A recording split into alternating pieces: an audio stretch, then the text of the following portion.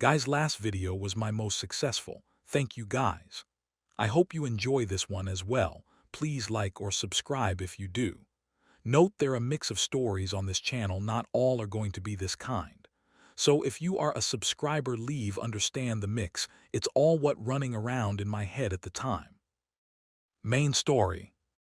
The hero returned to steal my wife. So I gave him the company and took the divorce money. I wasn't worried at all about my wife's first love coming back tomorrow. In fact, I had already prepared a welcome basket.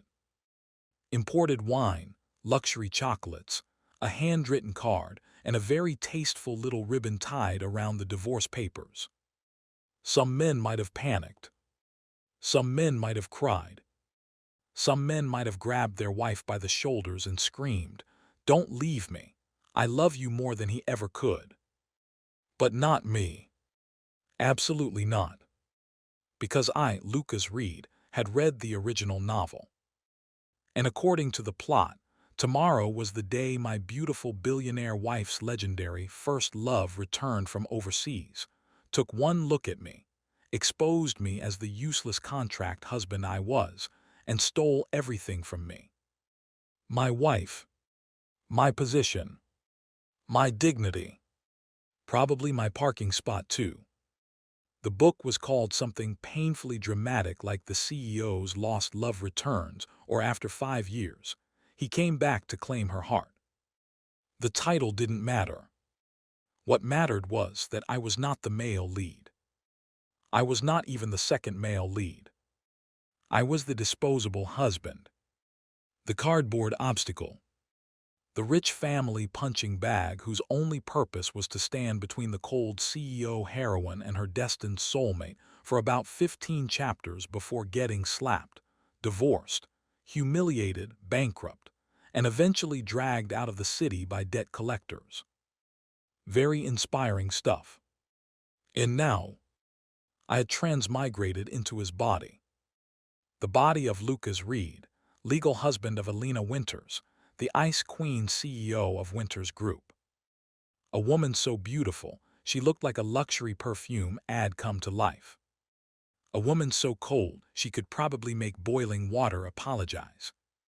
A woman so powerful that half the city feared her, the other half worshipped her, and the remaining sensible people avoided eye contact. And me. I was her contract husband. 3 years ago, Elena had needed a convenient marriage to stop her family from forcing her into a political alliance. Lucas Reed, the original owner of this body, had been chosen because he came from a decent but declining family, looked presentable in a suit, and had absolutely no power to threaten her. The marriage was fake. No love. No warmth. No romantic candlelit dinners. Just a contract, separate bedrooms, and the occasional public appearance where I smiled like a decorative vase. Unfortunately, the original Lucas had not treated the situation like a job.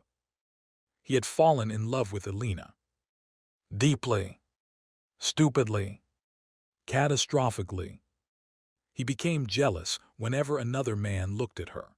He lost sleep whenever she came home late. He tried to force affection out of a woman who had built emotional walls high enough to require mountain climbing permits.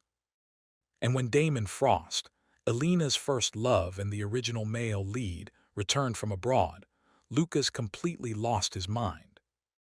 At the welcome banquet, Damon appeared in a white suit, smiled sadly at Elena and said, "I'm back." Elena froze. The guests gasped. The background music probably changed. Then Lucas, consumed by jealousy, threw wine at Damon, shouted that Elena was his wife and tried to punch the man. Damon dodged elegantly, countered with one hand, and sent Lucas crashing into the champagne tower. The video went viral overnight. Useless husband attacks returning genius. CEO Elena Winters trapped in loveless marriage. Damon Frost protects his first love from violent spouse. By the next morning, Elena filed for divorce. By the end of the week, the Reed family collapsed. By the end of the month, Lucas was a homeless joke, muttering Elena's name under a bridge while Damon and Elena stood together at the top of the city. Touching, tragic, terrible for him. But once again, I was not him. I had no intention of fighting destiny. If Damon Frost wanted Elena Winters, he could have her. If Elena wanted her first love back, wonderful. If the plot wanted me to exit the stage, I would not only exit, I would bow, wave, and leave a 5-star review.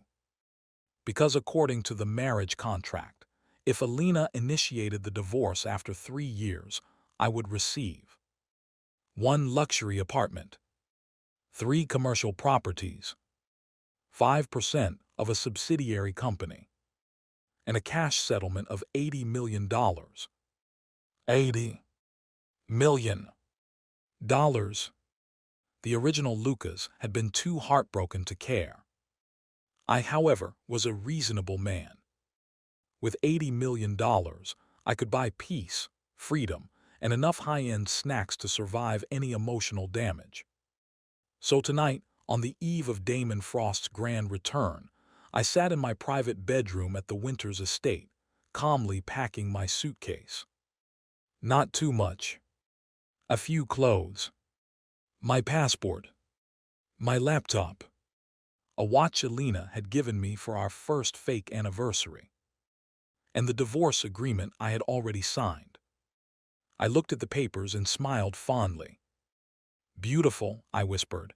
"This is what true romance looks like." Just then the bedroom door opened. No knock. No warning. Classic Elena. I looked up. There she stood. Elena Winters. My wife in name only. She wore a black silk blouse tucked into a fitted white pencil skirt, her long dark hair falling over one shoulder like polished ink. Her face was flawless, elegant, and unreadable. Her eyes were cold enough to lower the room temperature by several degrees. If beauty were a weapon, she would be banned by international treaty. Her gaze swept over the open suitcase on my bed, then to the neatly folded clothes, then to the divorce papers sitting beside them. The air went silent, dangerously silent. "Lucas," she said. One word. Flat. Calm. Terrifying. I immediately gave her my most innocent smile. "You're home early." Her eyes narrowed slightly. "What are you doing?" "Packing." "I can see that." "Then why ask?" Her gaze chilled. I coughed and quickly corrected myself. "I mean, yes, exactly. Very observant, truly CEO-level eyesight." She walked into the room slowly. The sound of her heels against the floor was crisp and controlled, like a countdown to execution. She stopped beside the bed and picked up the divorce agreement. For the first time since I transmigrated into this body, I saw Elena's expression change. Not much. Just the faintest twitch of her fingers. But for Elena Winters, that was basically screaming. "You signed this," she said. "Yes." "Already?" "Yes." Without discussing it with me. I blinked. Was I supposed to? Her eyes lifted to mine. For some reason, that made my back straighten automatically. Elena stared at me for a long moment. Then she looked down at the papers again. "Why?" What kind of question was that? Was this not obvious? "Your first love is coming back tomorrow, madam. The true male lead is about to descend from the heavens with perfect hair, tragic memories, and a background soundtrack. I am simply moving out of the way before the plot throws me through a glass table." But I couldn't say that. So I chose diplomacy. "Elena, we've been married for 3 years. I'm aware. Our agreement was always temporary. I'm also aware. And tomorrow is the Winters charity banquet." Her gaze sharpened. So, I smiled gently. I thought this was a good time to prepare for future changes. The room dropped 10 degrees. Future changes. Yes. What changes? I looked at her. She looked at me. Her eyes were calm. Too calm. The kind of calm that made people update their wills. I hesitated. Was she testing me? In the original story, Elena knew Damon was returning tomorrow. She had received the news from his assistant earlier that day. Even though she acted indifferent, her heart was supposed to be in chaos. Maybe she didn't want to admit it. Maybe she wanted me to say it first. Fine. I could be generous. Damon Frost is coming back tomorrow. The moment I said his name, Elena's face went completely still. There it was. The plot reaction. Her long-lost first love. The man she never forgot. The white moonlight in her heart. The one who got away. Elena stared at me. How do you know that? Oops. Right. In the original book, Lucas didn't know until the banquet. I maintained a calm smile. I heard it somewhere. From who? People. What people? Very talkative people. Her gaze became colder. Lucas. I sighed. Elena, does it really matter? Yes. No, it doesn't. Her fingers tightened around the divorce papers. I quickly continued before she could stab me with a fountain pen. Look, I know your relationship with Damon was complicated. I know you two had history. I also know our marriage was only ever a contract. So instead of making things awkward tomorrow, I thought we could handle this maturely. Maturely, she repeated. Yes. And by maturely, you mean packing your things in secret and leaving divorce papers on your bed. Well, when you say it like that, it sounds less mature. Elena's expression did not change. But somehow, I felt she wanted to throw me out the window. I cleared my throat and reached for the welcome basket on the table. I also prepared something. Her gaze shifted to it. What is that? A welcome basket. For who? Damon. Silence. Pure, heavy, deadly silence. If silence could file a lawsuit, this one would win. Elena looked at the basket. Then at me. Then back at the basket. You prepared a welcome basket, she said slowly, for Damon Frost. Yes. My ex. Technically your first love. Her eyes flashed. I immediately raised both hands. Allegedly, historically, narratively speaking. Elena placed the divorce papers back on the bed with great care. That was somehow scarier than if she had thrown them. Lucas, she said, her voice icy, do you want a divorce? Yes. The answer came out too fast. Her eyes darkened. I realized my mistake and tried to soften it. I mean, not because of anything personal. You're great, very successful, very intimidating, excellent posture. But our marriage was never real, and I think we both deserve to pursue happiness. And you think Damon is my happiness? Was this a trick question? In the original plot, yes. In this life, hopefully, yes. Because if not, my $80 million retirement plan was in danger. So I gave her a sincere nod. I support you. Elena stared at me as if I had just insulted her ancestors. You support me? Yes. With Damon? Yes. As my husband. Soon-to-be ex-husband. Crack. The pen in her hand snapped. I looked at the broken pieces. Then at her hand. Then at my suitcase. Maybe I should have packed faster. Elena took one slow breath. Then another. Finally, she turned around. We will discuss this after the banquet. Actually, I was hoping we could finalize it before. She looked back. I shut up. Smart men knew when to value their lives. The banquet is tomorrow, she said. You will attend as my husband. I nodded. Of course. You will not embarrass me. Never. You will not mention divorce. I hesitated. Her eyes narrowed. Lucas. Fine, no divorce talk. You will not give Damon a welcome basket.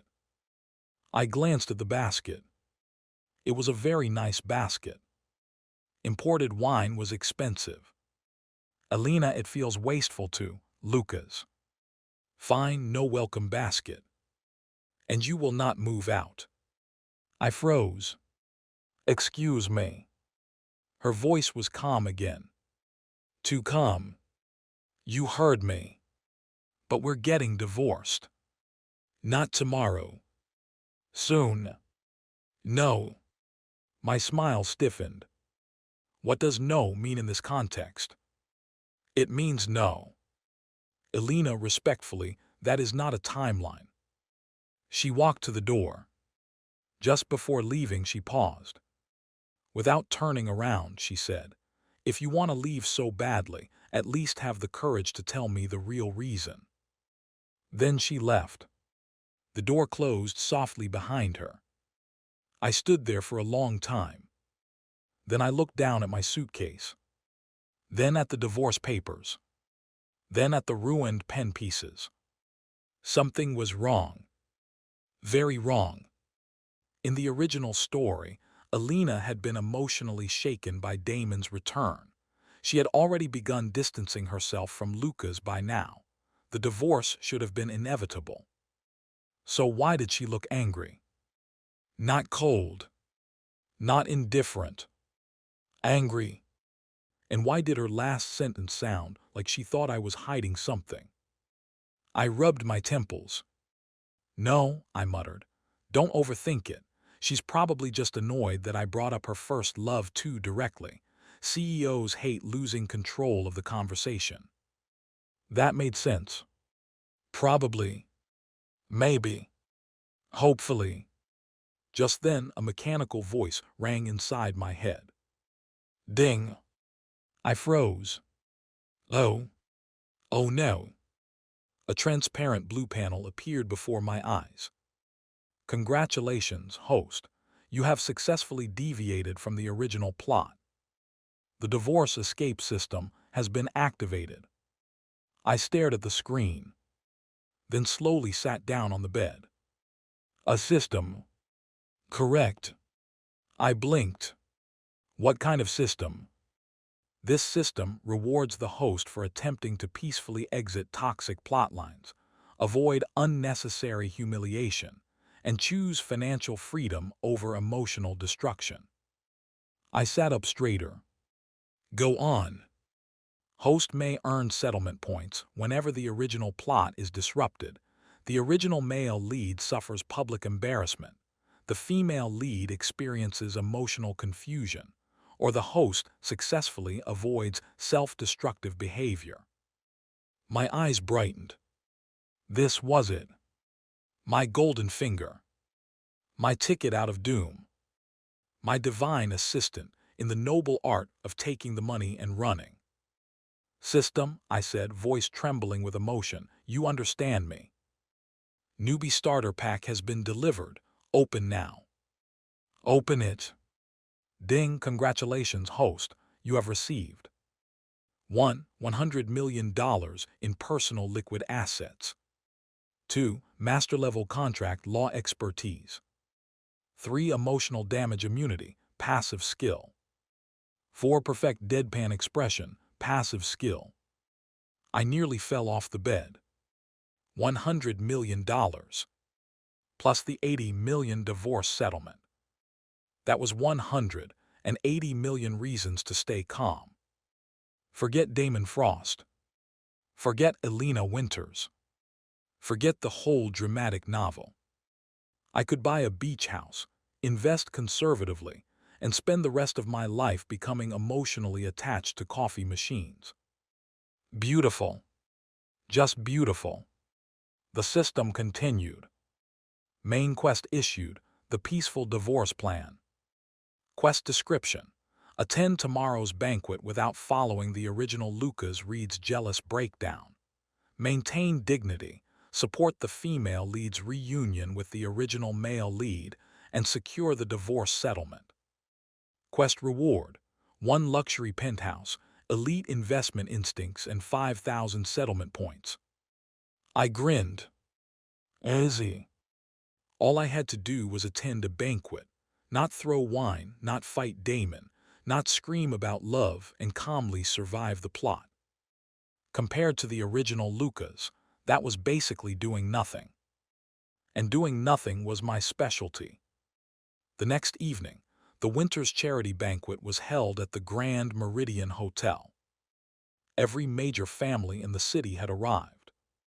Business tycoons, celebrities, old money heirs, socialites covered in diamonds, reporters pretending not to be reporters. The entire place smelled like perfume, champagne, and hidden motives. I arrived beside Elena in a black tailored suit. She wore a deep red evening gown that made half the room forget how breathing worked. Her hair was swept up elegantly, revealing a long, graceful neck and diamond earrings that probably cost more than my former dignity. The moment we entered, conversation quieted. All eyes turned to us. Elena Winters and her decorative husband. That was what people called me behind my back. Decorative husband. Honestly, not the worst title.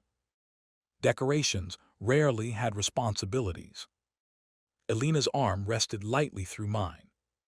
To outsiders, we looked like a perfect power couple. Elegant, cold, untouchable. In reality, her grip on my arm was slightly tighter than usual. "Remember what I said," she murmured. I smiled at a passing guest. No divorce talk, no welcome basket, no embarrassing you. And I thought carefully. Don't give Damon imported wine. Her nails pressed lightly into my sleeve. Lucas. I'm kidding. She looked at me from the corner of her eye. You seem different today. I froze internally. Outwardly, thanks to my new perfect deadpan expression, I looked calm. Different how? Too calm. I've matured. Overnight. Personal growth can be sudden. She clearly did not believe me. But before she could question further, an elderly man approached us with a broad smile. President Winters, Lucas, you two look splendid tonight. Chairman Hale, Elena said politely. I nodded. The old man looked at me with fake warmth and real contempt. Lucas, still enjoying life as President Winters' husband. Translation, still living off your wife, useless pretty boy. In the original novel, Lucas hated these insults. He would get defensive, drink too much, and eventually explode when Damon appeared. But I had emotional damage immunity now. Verbal attacks rolled off me like rain off a luxury umbrella. I smiled warmly. Very much, Chairman Hale. The benefits package is excellent. The old man choked. Elena's eyes flicked toward me. A few nearby guests heard and tried not to laugh. Chairman Hale forced a smile. You're quite humorous tonight. Thank you, I've been practicing. He walked away stiffly. Ding, minor social humiliation avoided. Settlement points plus 100. Nice. This banquet might actually be profitable. For the next half hour, I performed my role beautifully. Smile. Nod. Compliment people's companies without promising anything. Avoid champagne towers. Avoid emotional speeches. Avoid standing near fragile glassware. Elena seemed distracted. Every few minutes, Her eyes drifted toward the entrance. Waiting for Damon. The original plot was approaching. I gently patted her hand. She looked at me sharply. What? Nothing, I said kindly. Just relax, tonight is important. Her expression became strange.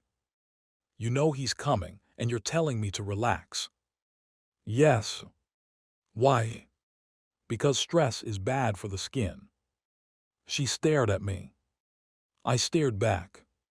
Perfect deadpan expression activated. Her lips pressed into a thin line. Before she could speak, the lights dimmed slightly. A ripple moved through the crowd. The entrance doors opened. And there he was. Damon Frost. The original male lead. He wore a white suit because apparently subtlety had died overseas. Tall, handsome, broad-shouldered, with the kind of face that made women write poetry and men reconsider their gym memberships. His dark hair was swept back elegantly.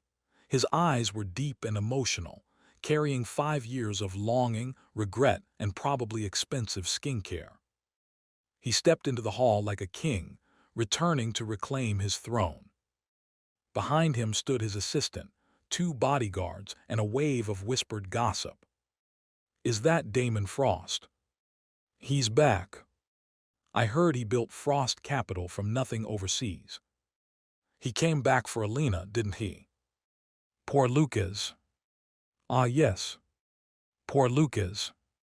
Poor Lucas currently had $100 million in the bank, and a pending divorce settlement worth $80 million more. Please pity me harder. Damon's gaze swept across the crowd. Then it landed on Elena. The entire hall seemed to hold its breath. Elena stood still beside me. Her expression remained cold, but her fingers tightened around my arm. Damon walked toward us slowly. Every step was dramatic. Every eye followed him. Finally, he stopped in front of Elena. For a long moment, he said nothing. Then he smiled faintly. Elena. A single word. Soft. Heavy. Loaded with history. Several women in the crowd nearly melted. Elena's face remained unreadable. Damon. His smile deepened, tinged with sadness. I'm back. There it was. The legendary line. The line that had triggered Lucas, Reed's jealous breakdown in the original story. This was where original Lucas shouted, "Who let you come back?" and threw wine. I glanced at the champagne tower nearby. Then deliberately took one step away from it. Safety first. Damon's eyes shifted to me. The warmth vanished. Lucas. His tone was polite. His gaze was not. Damon, I said cheerfully. The crowd grew even quieter. Everyone knew the history. Everyone expected sparks. Damon looked at my hand resting near Elena's arm, and a faint chill entered his eyes. I didn't expect you to be so calm seeing me. I smiled. I've been doing breathing exercises. A few guests coughed to hide laughter. Damon's expression flickered. He clearly had a script prepared. Something noble and restrained. Something like, I hope you've treated Elena well. But I had responded with breathing exercises.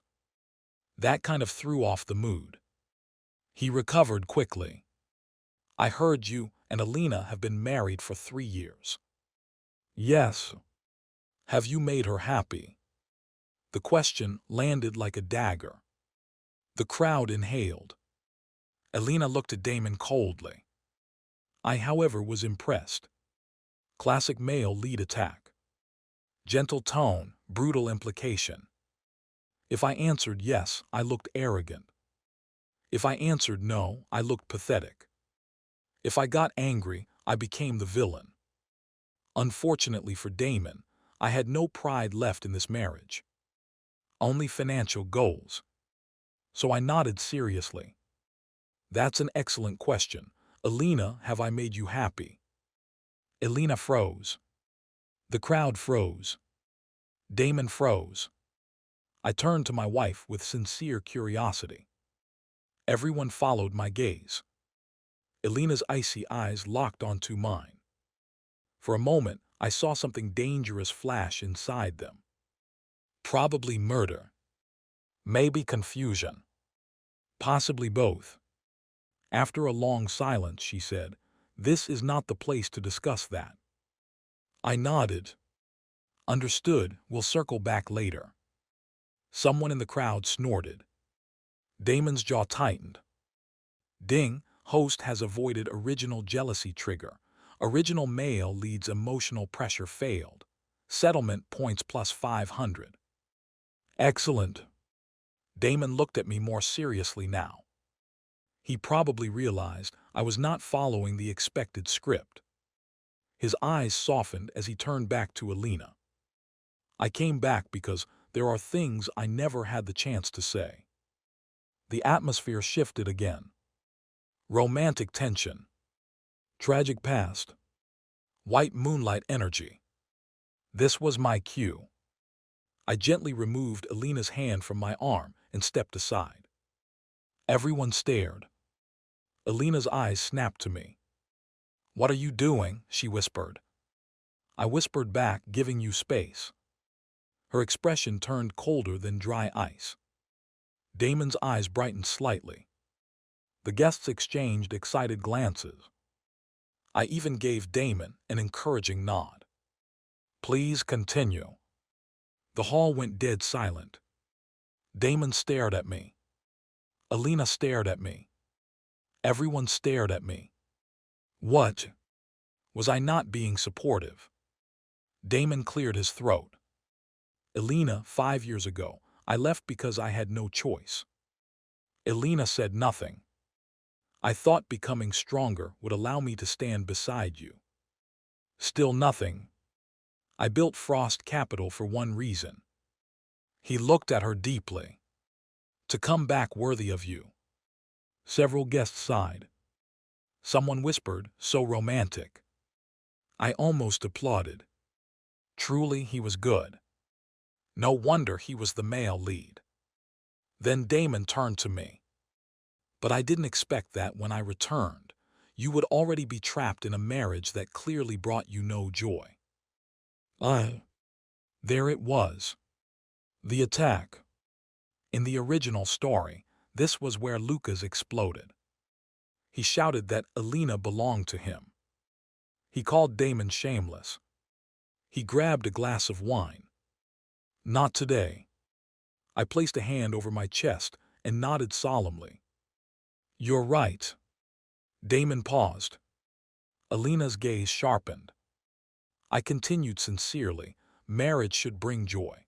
If Elena has been unhappy, then as her husband, I must reflect deeply."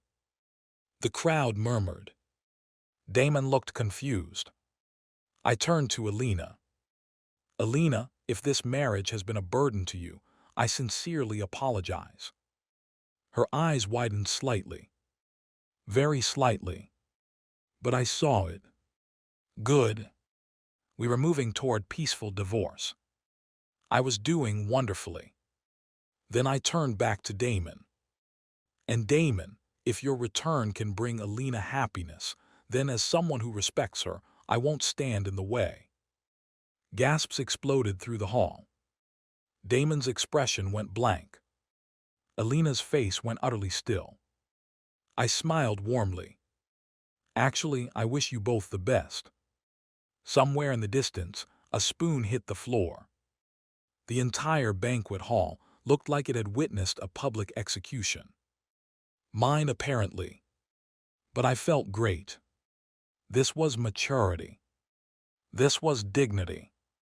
This was $80 million, gently waving at me from the horizon. Ding, major original plot deviation detected. Host refused jealousy meltdown. Settlement points plus 1500. Beautiful. I was about to add one final graceful sentence when Elena suddenly grabbed my wrist. Hard. Very hard. Her cold voice cut through the hall. Lucas. I looked at her. Yes. Her eyes were darker than I had ever seen them. Come with me. Now. Now. Before I could refuse, she turned and dragged me toward the side corridor. The crowd parted automatically. Damon stood behind us, stunned.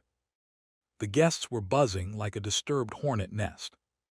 I tried to maintain a polite smile while being dragged away by my furious CEO wife. Elena, I whispered, people are watching. Good. That seems bad for your image. I don't care. Oh, that was new. Elena Winters always cared about control. Always cared about image. Always cared about never letting anyone see her emotional state. But right now, her grip on my wrist was tight enough to cut off circulation. She pulled me into an empty lounge and slammed the door shut. Click. Locked. I looked at the door. Then at her. Then at the nearest window. Too high to jump. Unfortunate. Elena turned around slowly. Her face was calm again. But her eyes were not. What was that? I blinked innocently. What was what? Her voice dropped. Don't play dumb.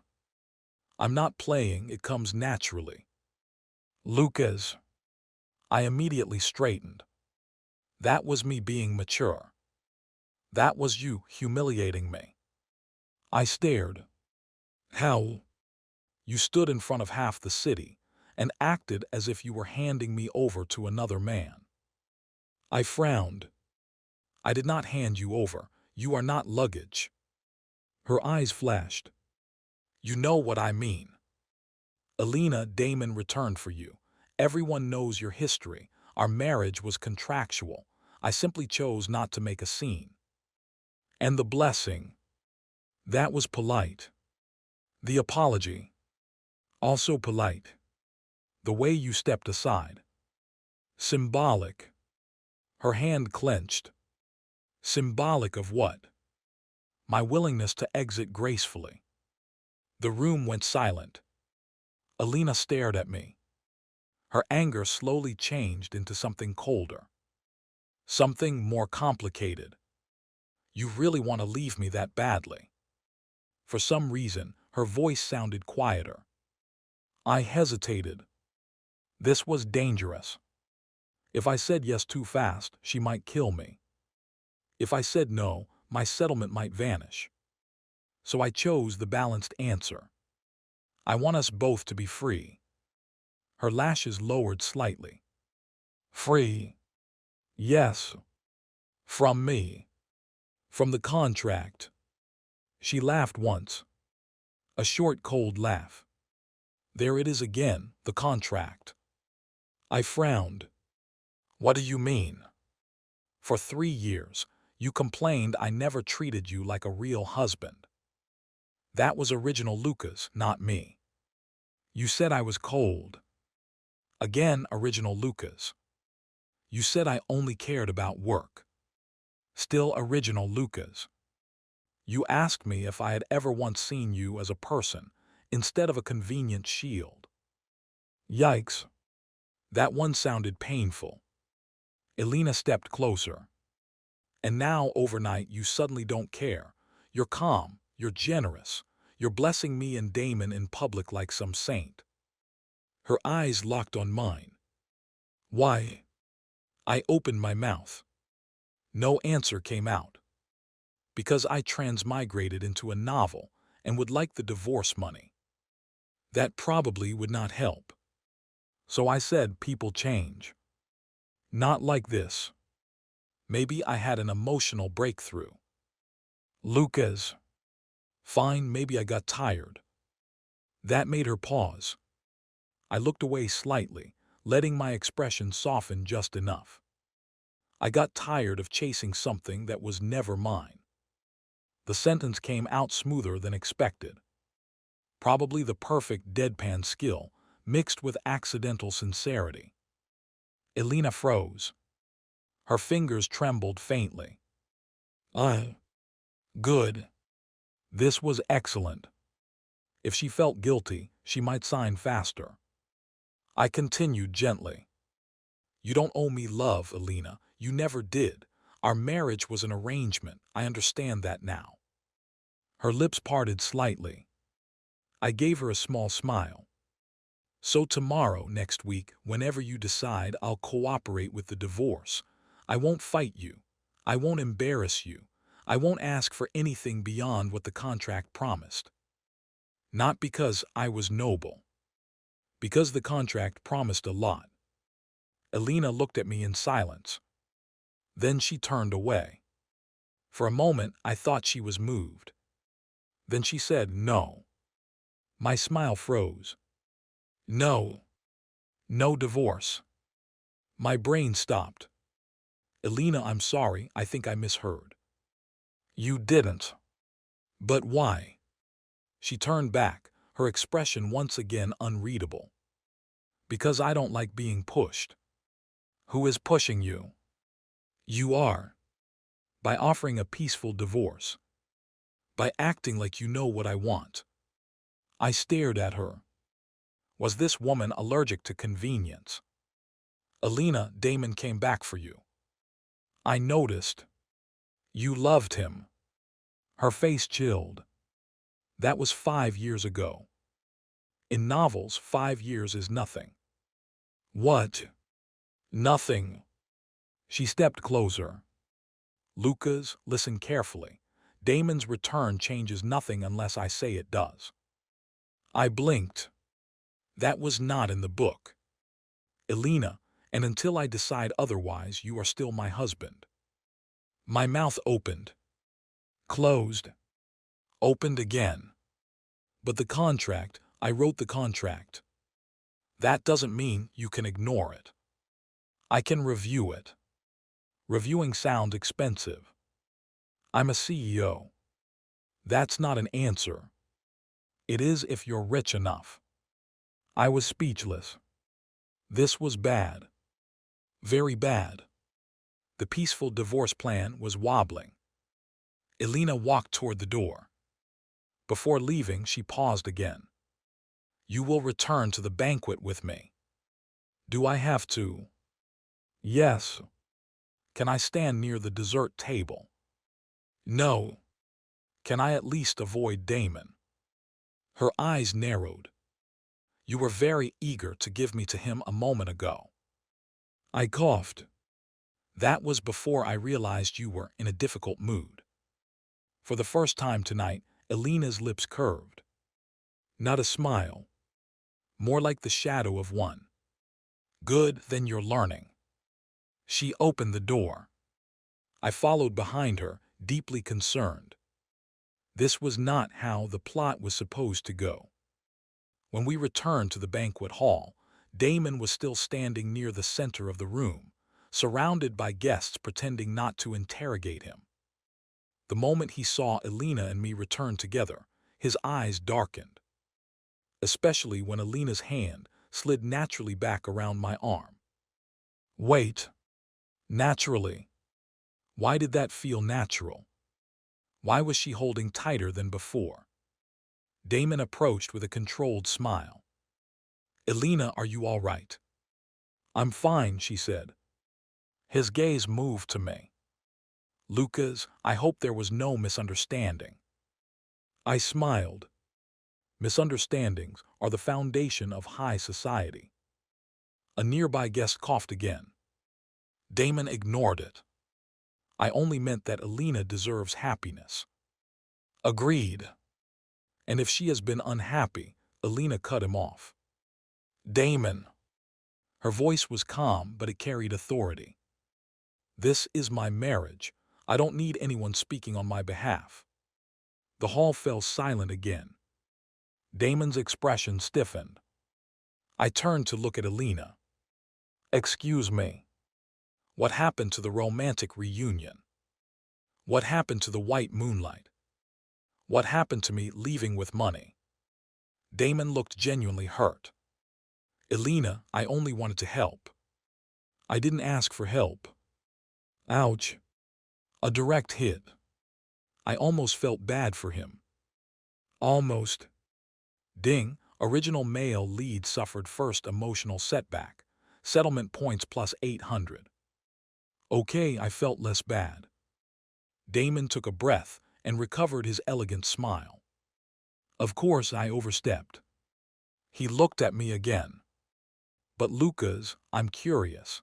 Since you claim to respect Elena's happiness so much, what have you done for her these past 3 years? Here we go again. The crowd leaned in. This was another classic trap. Original Lucas would have shouted, I love her more than you. I answered honestly. I attended events, signed documents, smiled in photos, and avoided interfering with her work. Damon stared. That's all. I nodded. I also once picked up her dry cleaning. Elena looked at me. I added it was raining, very heroic. Someone laughed out loud this time. Damon's jaw tightened. You think marriage is a joke? No, I think pretending to understand someone else's marriage after being gone 5 years is a joke. The words came out before I could stop them. The hall froze. Even Elena turned to look at me. Damon's face changed. Oops. That sounded a little too cool. I had meant to stay harmless. But honestly, he was getting annoying. Damon smiled slowly. There was no warmth in it now. You've developed a sharp tongue. Thank you, marriage helped. Elena's grip tightened again. But this time it felt different. Not warning. Almost approval. No. Impossible. Damon leaned closer, lowering his voice just enough that the surrounding guests could still hear. Enjoy your position while it lasts, Lucas. Some things were never meant to belong to you. There it was. The declaration of war. The original hero's first threat. I looked at him. Then at Elena. Then at the champagne tower. Still too close. I took another step away from it. Then I smiled at Damon. You're right. His eyes narrowed. I am. Yes. I raised my glass of sparkling water. Some things were never meant to belong to me. I looked around the room, making sure everyone heard. That's why I never force what isn't mine. Elena's expression changed again. Damon's smile faded. I continued calmly, but Damon, let me give you some advice. The crowd leaned in. Damon's gaze sharpened. If something truly belongs to you, you don't need to announce it in a room full of strangers. Silence. Absolute silence. Then ding. Critical verbal counterattack achieved. Original male leads dominance aura disrupted. Settlement points plus 2000. Wait. Counterattack. No. That was not the plan. I was supposed to be peaceful. Damon stared at me as if seeing me for the first time. Elena's eyes were fixed on my face. The guests whispered wildly. Did Lucas just challenge Damon? That was actually impressive. I thought he was useless. Maybe he was hiding his edge all along. No. Bad crowd. Stop interpreting. I quickly tried to repair the situation. But of course, I wish everyone happiness. Too late. The atmosphere had changed. Damon's assistant hurried over and whispered something in his ear. Damon's expression shifted. He looked at Elena. I prepared something for tonight. Elena remained silent. Damon lifted his hand. The lights dimmed again. A grand piano was rolled onto the stage. Oh, I remembered this scene. In the original novel, Damon played the song he had composed for Elena 5 years ago. The entire room was moved. Elena's icy heart cracked. Lucas, drunk and jealous, stormed onto the stage and ruined the performance, making himself look like a clown. Tonight, Damon had clearly decided to reclaim the romantic atmosphere. Smart move. Music was powerful. The guests murmured excitedly. Damon walked to the piano and sat down. Before playing, he looked at Elena. "This is the song I never got to finish for you." Several women clutched their hearts. The first notes rang through the hall. Soft, melancholic, elegant, annoyingly good. I had to admit Damon could play. The melody carried regret, longing, and 5 years of unsent love letters. The crowd was captivated. Even I felt like I should stare dramatically out a rainy window. Then the system dinged. Warning: original plot romantic recovery event detected. If successful, female lead's emotional focus may shift toward original male lead. I straightened. Wait. Wasn't that good? Wasn't that what I wanted? But then another notification appeared. Optional quest: ruin the atmosphere without personally taking the blame. Quest reward: luxury penthouse ownership transfer and 3,000 settlement points. I stared at the panel. A penthouse. A whole penthouse. For ruining one piano scene. System, you devil. I looked at Damon playing emotionally on stage. Then at Elena. She watched him with a neutral expression. Not moved. Not nostalgic. Just unreadable.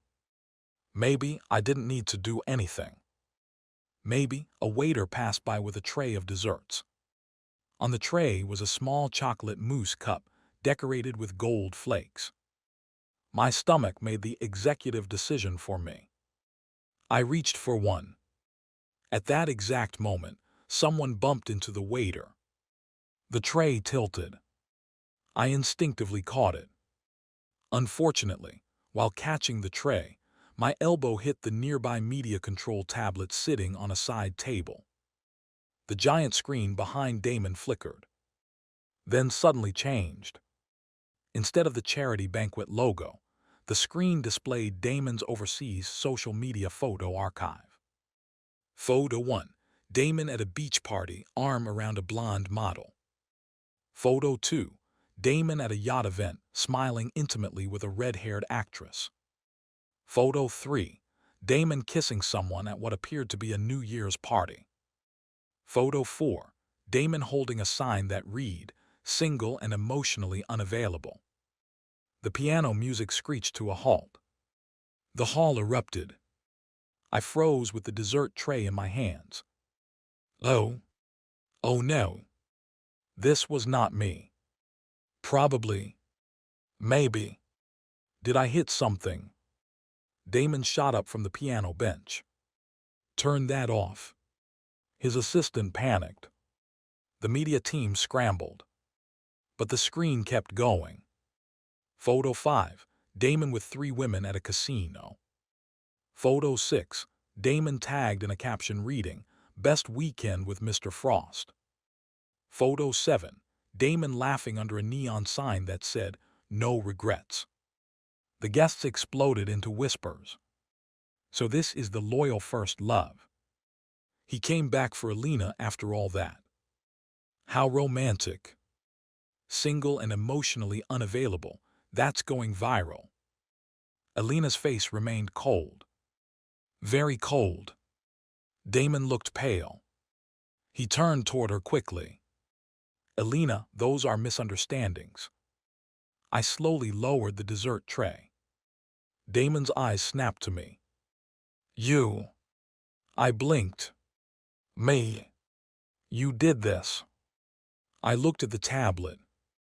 Then at the screen. Then at the mousse cup in my hand. I was getting dessert. "You expect me to believe that?" "Yes, it's chocolate." The crowd laughed. Damon's face darkened. Ding, optional quest complete. Atmosphere ruined without direct blame. Luxury penthouse ownership transfer complete. Settlement points plus 3000. I nearly smiled. Penthouse acquired.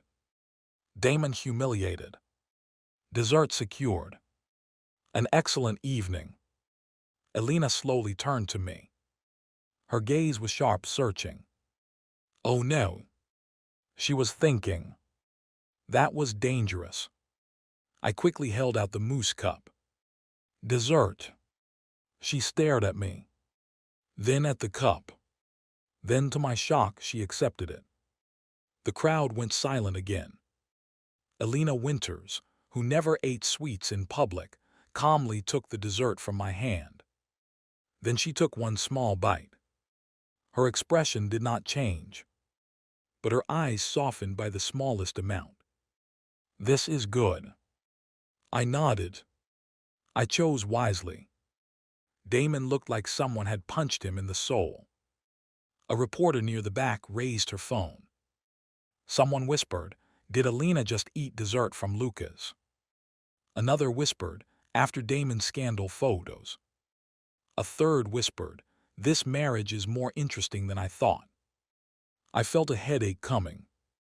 This was getting off track. Very off track. The banquet ended in chaos.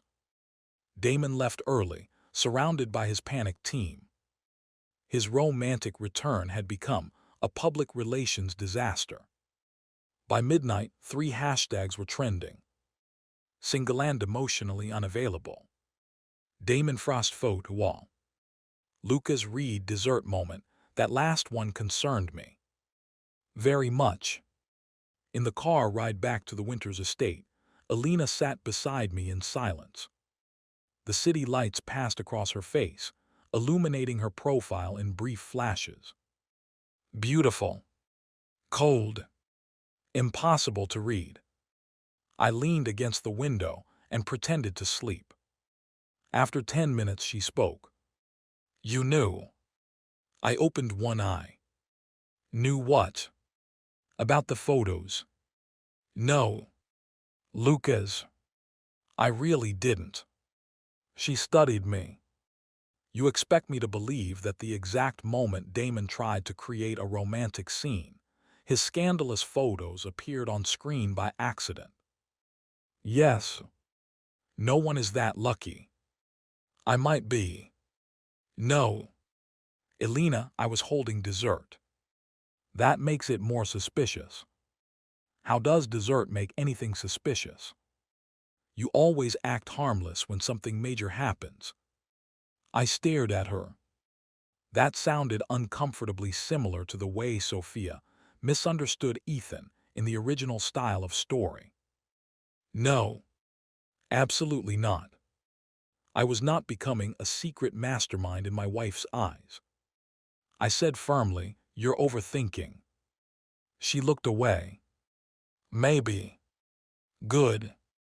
Then she added, "Or maybe I underestimated you." Bad. Very bad. I sat up.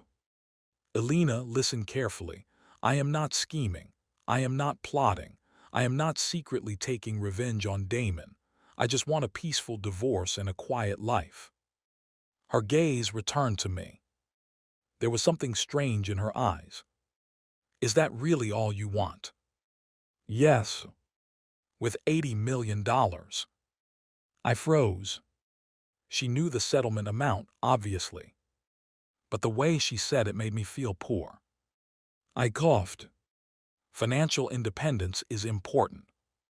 The corner of her mouth moved slightly. Was that amusement? Elena. She turned toward the window. We'll see.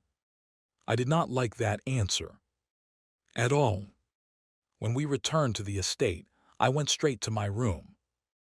The moment the door closed, I opened the system panel. Current balance, 7,900 settlement points.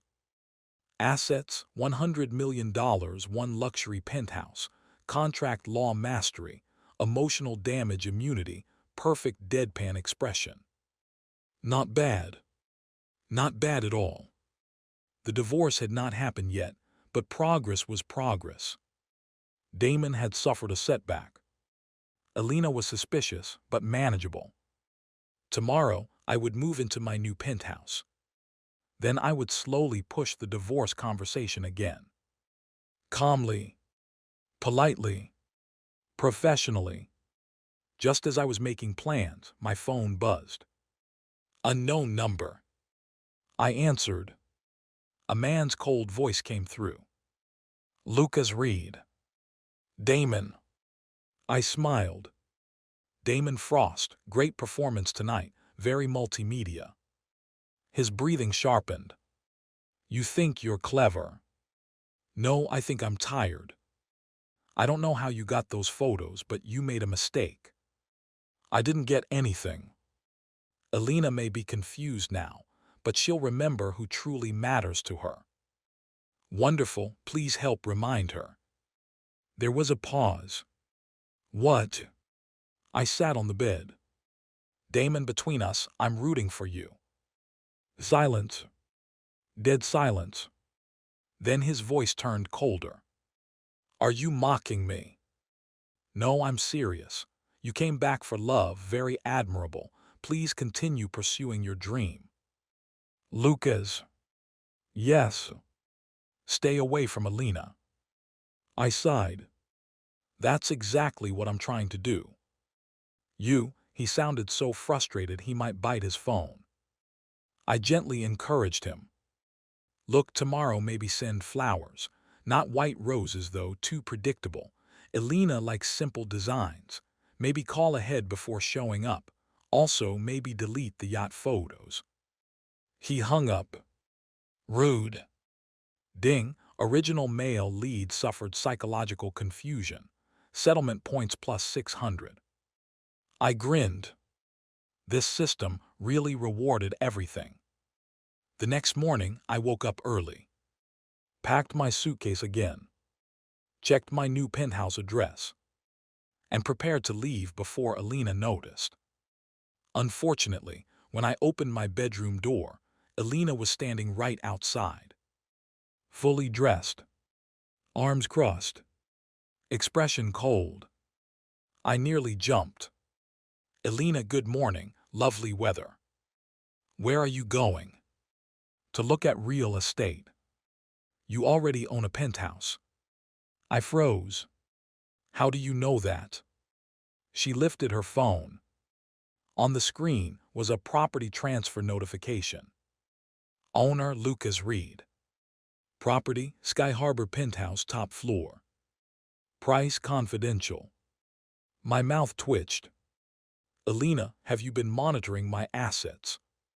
You are my husband. That is not a legal basis for surveillance. It is when the property was transferred at 2:17 a.m. after Damon's public humiliation. I stared at her. She stared back. I slowly said, coincidence. No. Gift from a friend. What friend? A private friend. Name.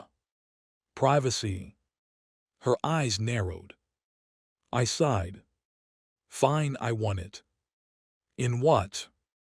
A moral victory. Lucas. I rubbed my temples. This woman was impossible. Elena, why are you blocking my door? Because you're not moving out. I am. You're not.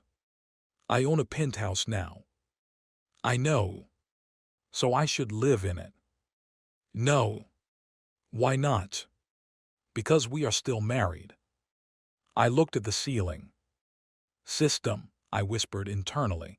Is there a reward for surviving difficult conversations? No response. Traitor. Elena stepped closer. I reviewed the contract last night. My heart lifted. And there is a clause requiring both parties to maintain the appearance of marriage until a mutually agreed dissolution date. My heart sank. What dissolution date? The one we haven't agreed on. I stared. She had trapped me with paperwork. My own contract law expertise confirmed it instantly. She was right. Of course she was right. She wrote the contract. Elena, I said carefully, are you delaying the divorce? Yes. So direct. So shameless. Why? Because I want answers. To what? To you. I pointed at myself. Me. Yes. I'm very simple. No, you're not. I like money, quiet places, and dessert. You also predicted Damon's return, prepared divorce papers before anyone mentioned divorce, publicly dismantled his emotional advantage, and somehow caused his scandal photos to appear during his piano performance. I opened my mouth. Closed it. Okay, when she listed it like that, it did sound suspicious. But still, Elena, you're giving me too much credit.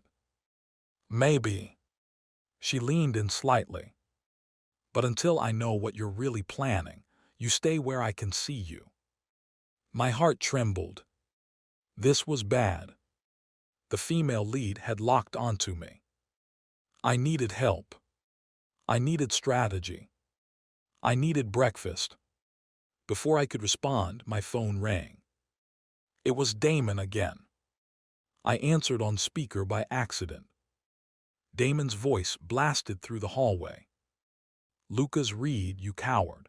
If you're a man, meet me at Frost Capital today. Let's settle this face to face. Elena's eyes turned cold.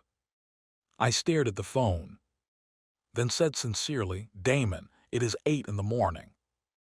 I don't care. Some of us have healthy routines. Stop hiding behind Elena. I looked at Elena. She looked at me. I said, technically, she is standing in front of me. Damon went silent.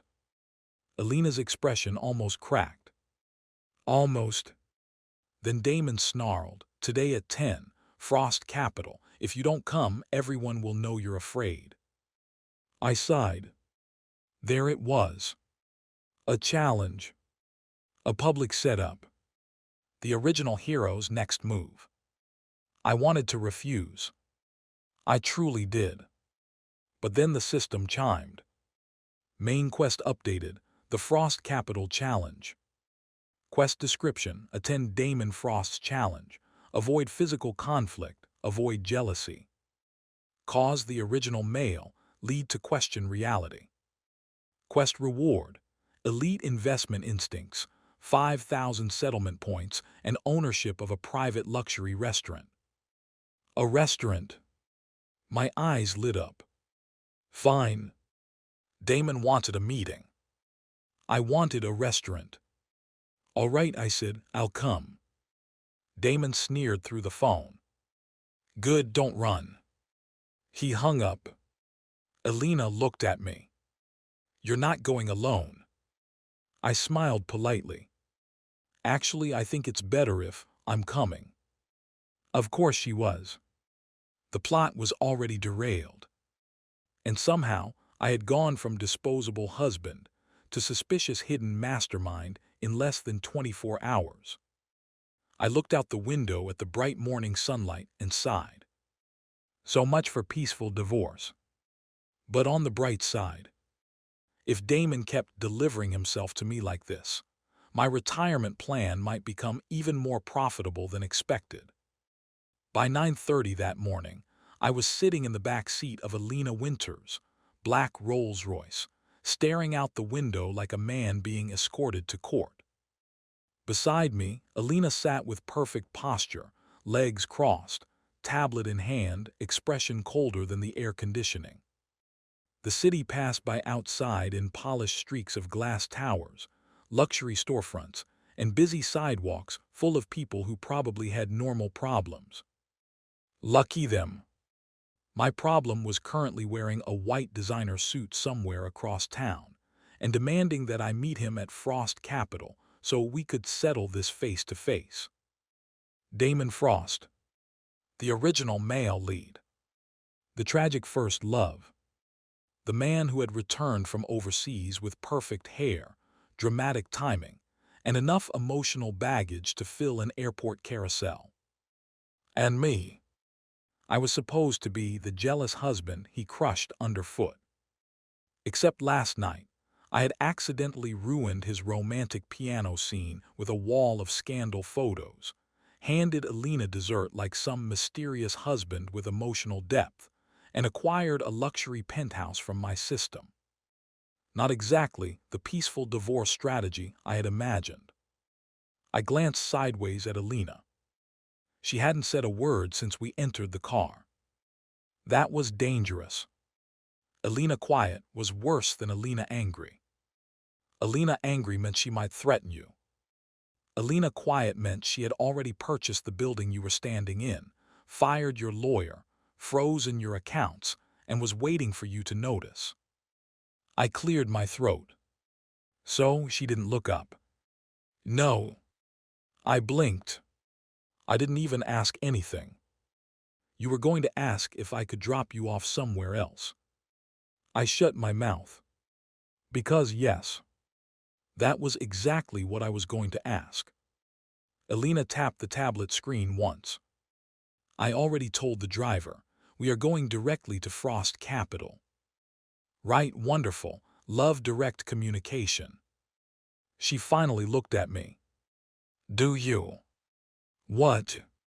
Love direct communication. I hesitated. That sounded like a trap wearing formal shoes. In moderation. Her eyes narrowed faintly. Lucas. Yes. Why did Damon call you a coward? I sighed. Because he lacks creativity. Why did he challenge you? Because he has male lead disease. Elena paused. Male lead disease. I coughed. I mean, he has a strong personality. No, she said slowly. You said male lead. My heart stopped. Oops. Small mistake. Tiny verbal landmine. I activated perfect deadpan expression and looked at her calmly. Did I? Yes. I must have meant leading personality. Lucas. Elena. Do not test me before coffee. You drink black coffee without sugar. That isn't coffee, that's punishment in a cup. For a split second, the corner of her mouth twitched. It vanished so quickly, I almost doubted I saw it. But I did. Progress. No. Danger. The more human she became, the harder this divorce would be. I had to stay focused. My goal was simple. Attend Damon's challenge. Avoid violence. Avoid jealousy. Cause him to question reality. Collect my reward. Return home.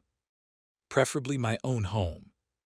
The penthouse I technically owned, but was not allowed to live in because my wife had decided I was a suspicious strategic asset. Very normal marriage. The car rolled to a stop in front of Frost Capital. The building was ridiculous. A silver skyscraper rising into the sky, all sharp angles and reflective glass, like someone had designed it specifically to intimidate interns. At the entrance, reporters were already gathered. Of course they were. Damon had turned this into a public event. Classic. Nothing said, I'm emotionally stable, like inviting media to a private confrontation with your first love's current husband.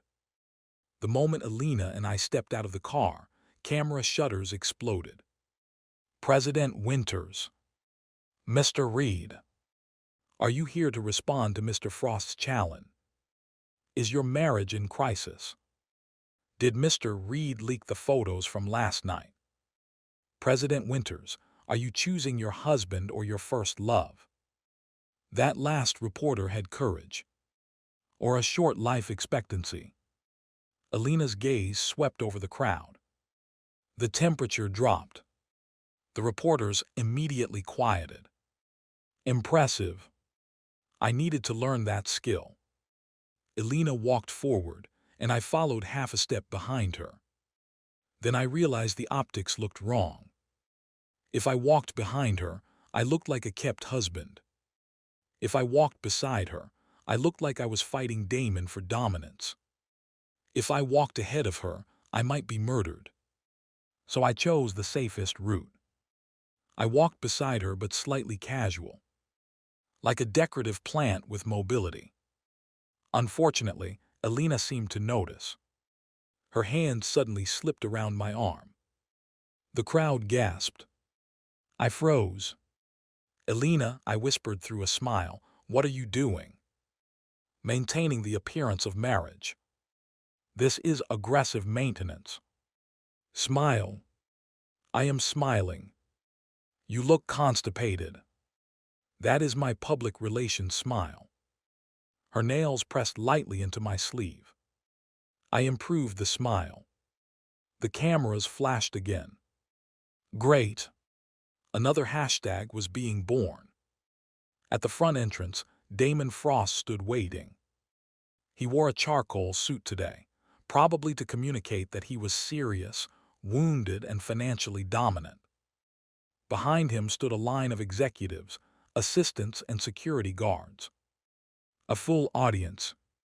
He had staged this. The second he saw Elena holding my arm, his expression tightened. "Good morning to you too, emotionally unavailable yacht enthusiast." Damon walked forward. "Elena." "Damon," she replied coolly. His gaze moved to me. "Lucas, I'm surprised you came." I smiled. "You invited me." "I didn't think you had the courage." I almost didn't. Then I remembered there might be coffee. The reporters murmured. Damon's jaw flexed. He clearly hated that I refused to take things seriously. Good. Seriousness was where male leads thrived. Nonsense was my territory. Damon raised his chin. "Last night, someone hacked into the banquet media system and displayed private photos from my past." I nodded. Terrible technology these days. "I believe that person was you." The cameras swung toward me. Elena's grip on my arm tightened. I blinked innocently. "Me?" "Yes." "Damon, I barely know how to connect a printer." That was a lie. Thanks to my system, I now had contract law expertise, not hacking skills. So technically, I still might not know how to connect a printer. Printers were dark magic. Damon sneered. "You expect us to believe it was coincidence." I expect nothing. Expectations lead to disappointment, like piano performances with photo slideshows. A sound escaped from one of the reporters. It was either a cough or a laugh trying to survive. Damon's eyes turned cold. "Enough jokes." "I agree, your hashtag was very serious." His face darkened. "Lucas Reed, you have hidden behind Elena's name for 3 years." I looked at Elena, then at Damon. "Actually, I mostly hid behind tax paperwork and charity dinners."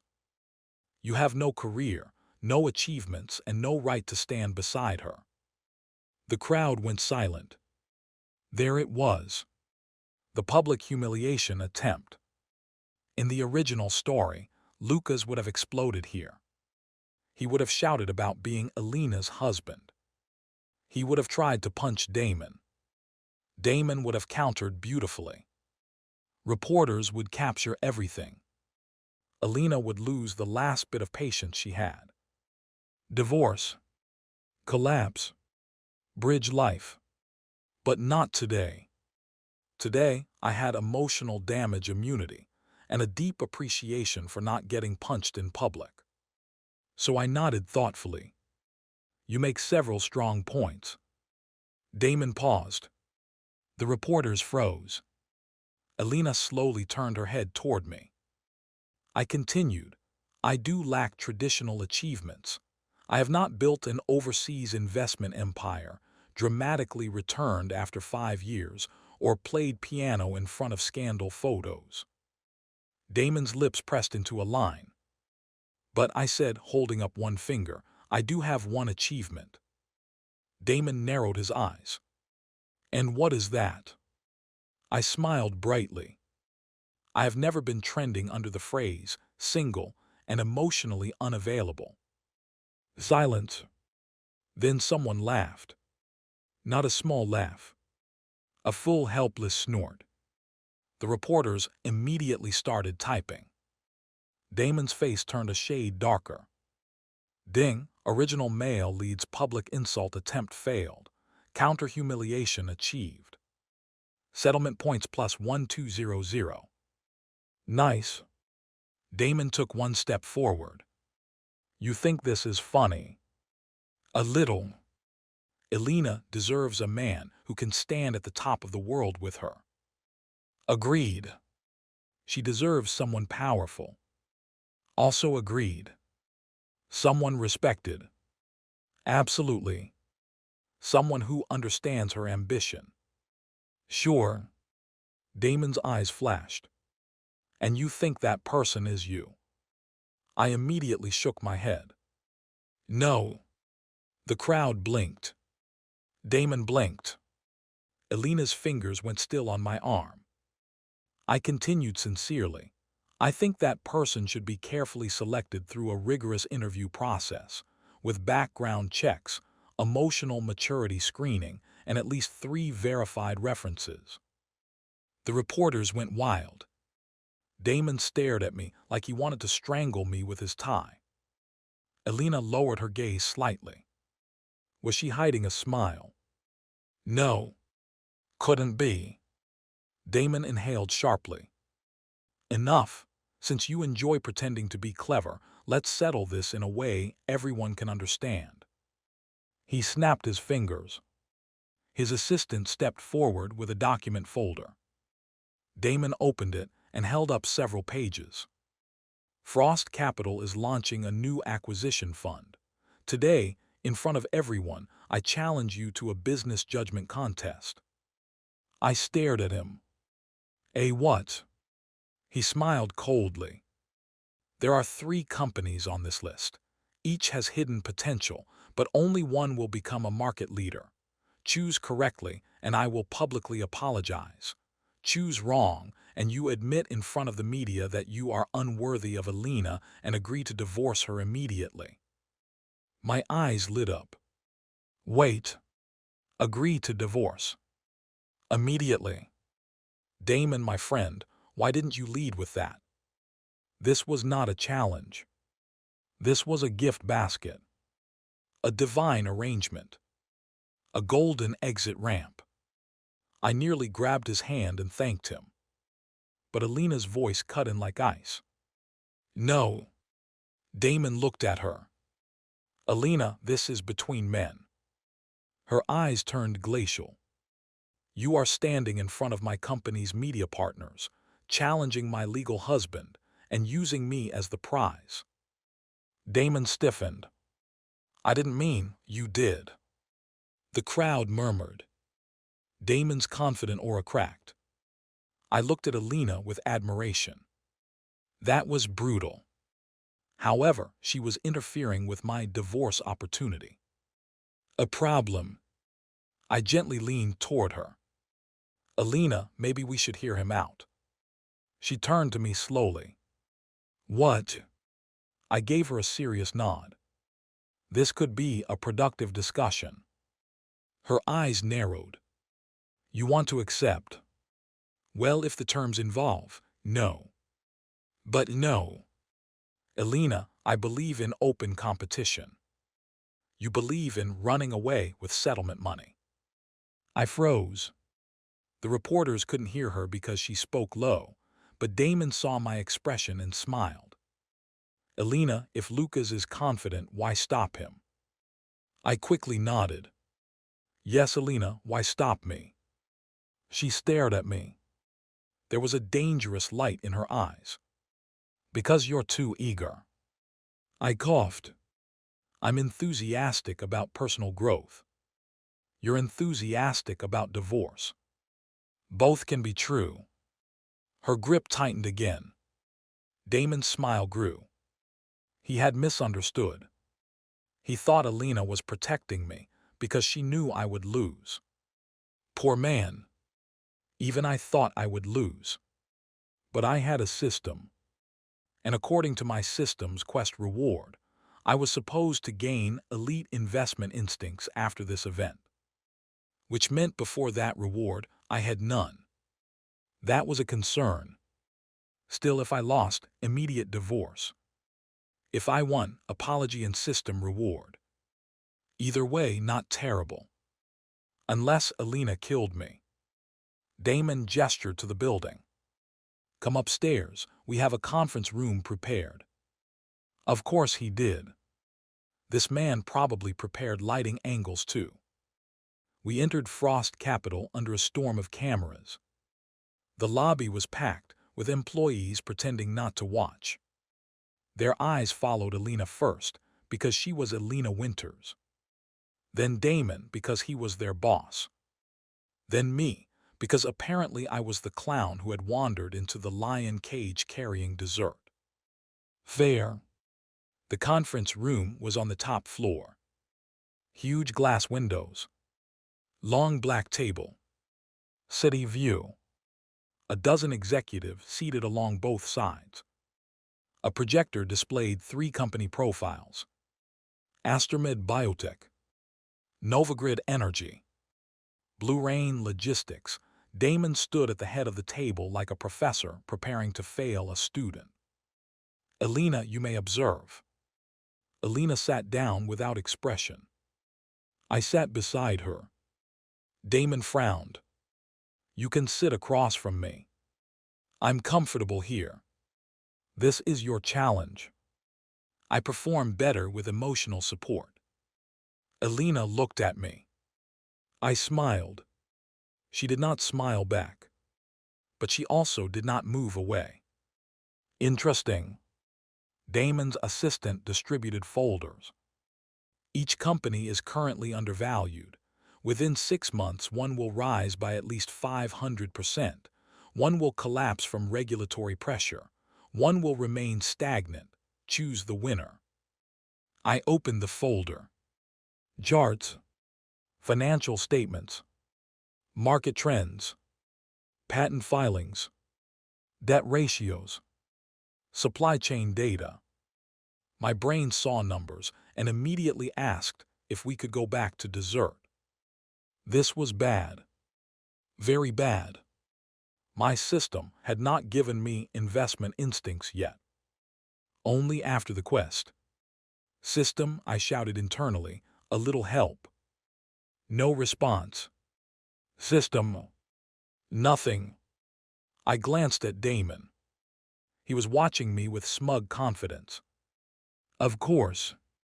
This was probably an original plot event.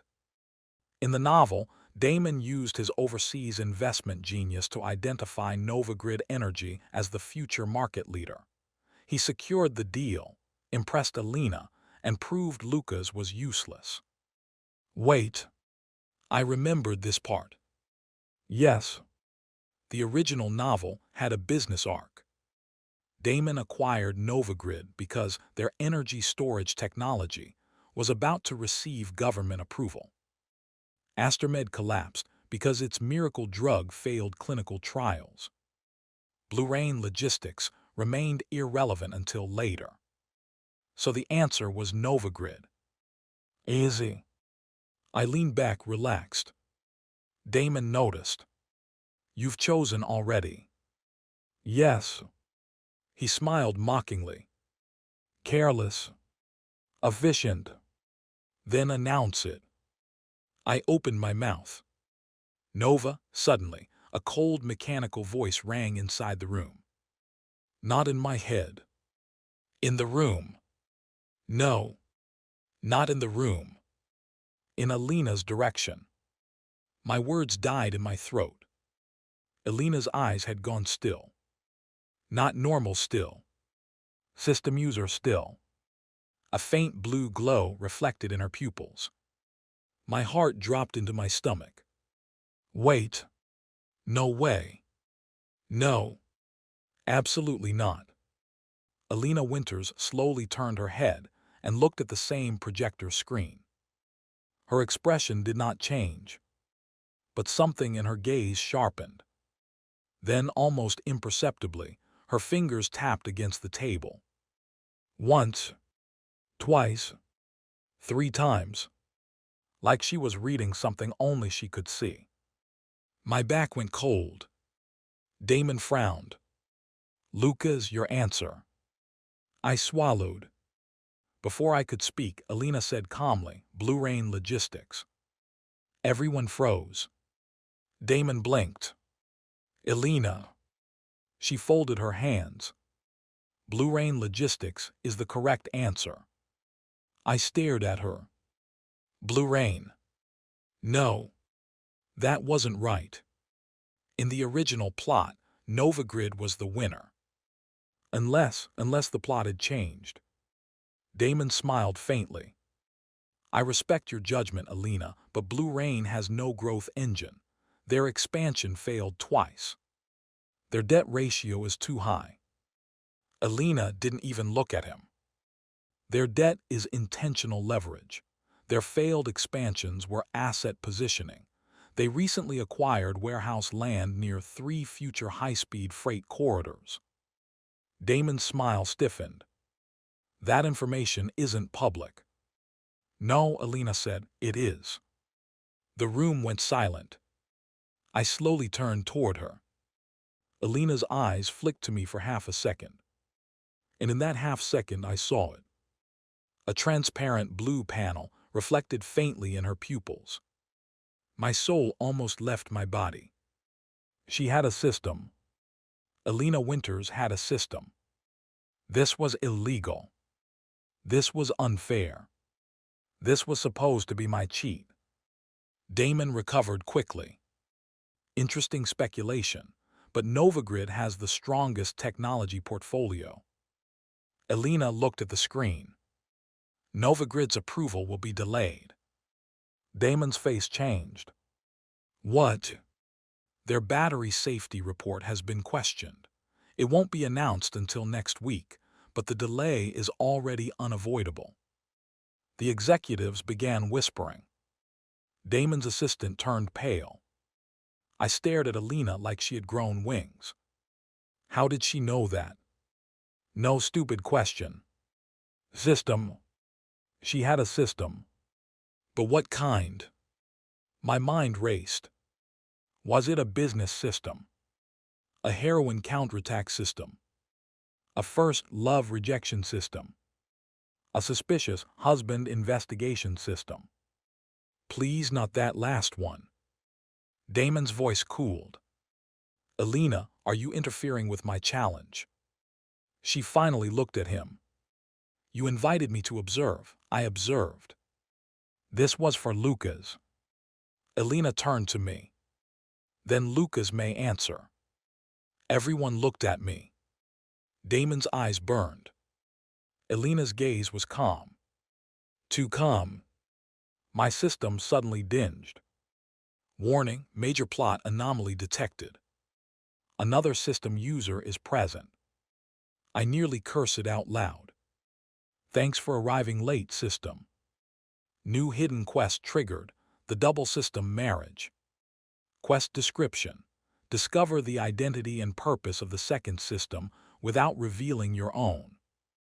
Reward.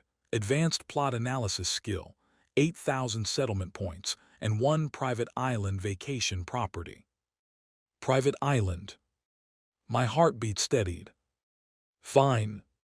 New priority. Investigate Elena. Do not expose myself. Also maybe acquire island. Damon crossed his arms. Well, Lucas, what is your answer? Originally, I planned to say Novagrid. But Elena had said Blue Rain. If I contradicted her and she was right, I looked stupid. If I followed her and she was wrong, I could still get divorced. But something told me Elena was not wrong. Not with that system glow. So I smiled calmly. My answer is Blue Rain Logistics. The room erupted. Damon's face darkened. You're just copying Elena. I nodded. Yes. The entire room went silent.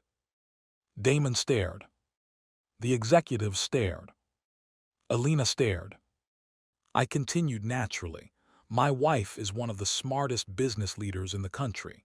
If she says Blue Rain, why would I pretend I know better? For a moment, nobody spoke. Then one of Frost Capital's older executives muttered, "That's actually logical." Damon shot him a death glare. The man immediately looked down. Elena's eyes remained on me. There it was again. That unreadable look. Only this time, I wondered if she was seeing a system notification. Damon slammed the folder shut. Fine, Blue Rain, then let's make this official. He pointed toward the legal team. Draft the agreement. If Blue Rain does not outperform Novagrid and Astermed within 6 months, Lucas will publicly admit defeat and sign the divorce papers. I straightened. Wait 6 months. Damon smiled coldly. Yes, investments require time. No. I thought this was immediate. He frowned. What? I mean, shouldn't we determine it faster? Today, tomorrow, maybe lunch. Elena's gaze sharpened. Damon looked suspicious. You're eager for divorce. I coughed. I'm eager for results. Elena said calmly, 6 months is reasonable. I turned to her in betrayal. Elena. She ignored me. The term should also go both ways. Damon's expression changed. What do you mean? If Blue Rain wins, you publicly apologize to Lucas, withdraw all inappropriate comments about our marriage, and transfer Frost Capital's minority stake in Blue Rain to him. The room exploded. Damon's assistant panicked. President Frost, that stake is worth. Damon raised a hand. His pride had been triggered. Good. Male leads in pride. An endless renewable energy source. Damon stared at me. Fine. I blinked. Fine. Just like that. Elena, I whispered, how much is that stake worth? Currently, around 30 million. Oh. Not bad. And if Blue Rain rises 500%? 150 million. Oh. Very not bad. Maybe 6 months was acceptable. Damon signed the agreement first. Elena reviewed it like a hawk. Then she pushed it toward me. I looked at the clause. If I lost, I publicly admitted I was unworthy and signed divorce papers. If I won, Damon apologized and transferred shares. Strangely, this was a win-win. I signed. Ding, Frost Capital challenge completed. Host avoided physical conflict, avoided jealousy, and caused the original male lead to question reality. Rewards issued. Elite investment instincts, 5,000 settlement points, private luxury restaurant ownership. A flood of financial knowledge slammed into my brain. Markets, valuations, risk models, asset cycles, mergers, behavioral finance. I suddenly understood the folder in front of me. And with that understanding came one chilling realization. Elena was right. Blue Rain was not just the winner. Blue Rain was about to become a logistics empire. Novagrid's approval delay would crush short-term valuation. Astermed's clinical trial failure was catastrophic. But Blue Rain had quietly acquired all the right infrastructure before a massive government freight modernization plan. In 6 months, its value would not rise 500%. It might rise 1,500. I slowly looked at Elena. Who are you really? Her gaze met mine. For once, I could not tell whether she was asking me the same thing. Damon, still confident, stood. 6 months, Lucas. Enjoy pretending until then. I smiled. Damon. He paused. Yes. Quick question. What? Are you emotionally available now, or is that still pending? A Frost Capital intern choked on water. Damon's expression twisted. Ding, original male lead suffered lingering #trauma.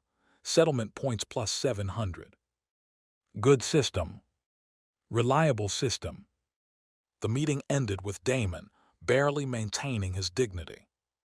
Elena and I left Frost Capital together, followed by another swarm of reporters. This time, the questions were even louder.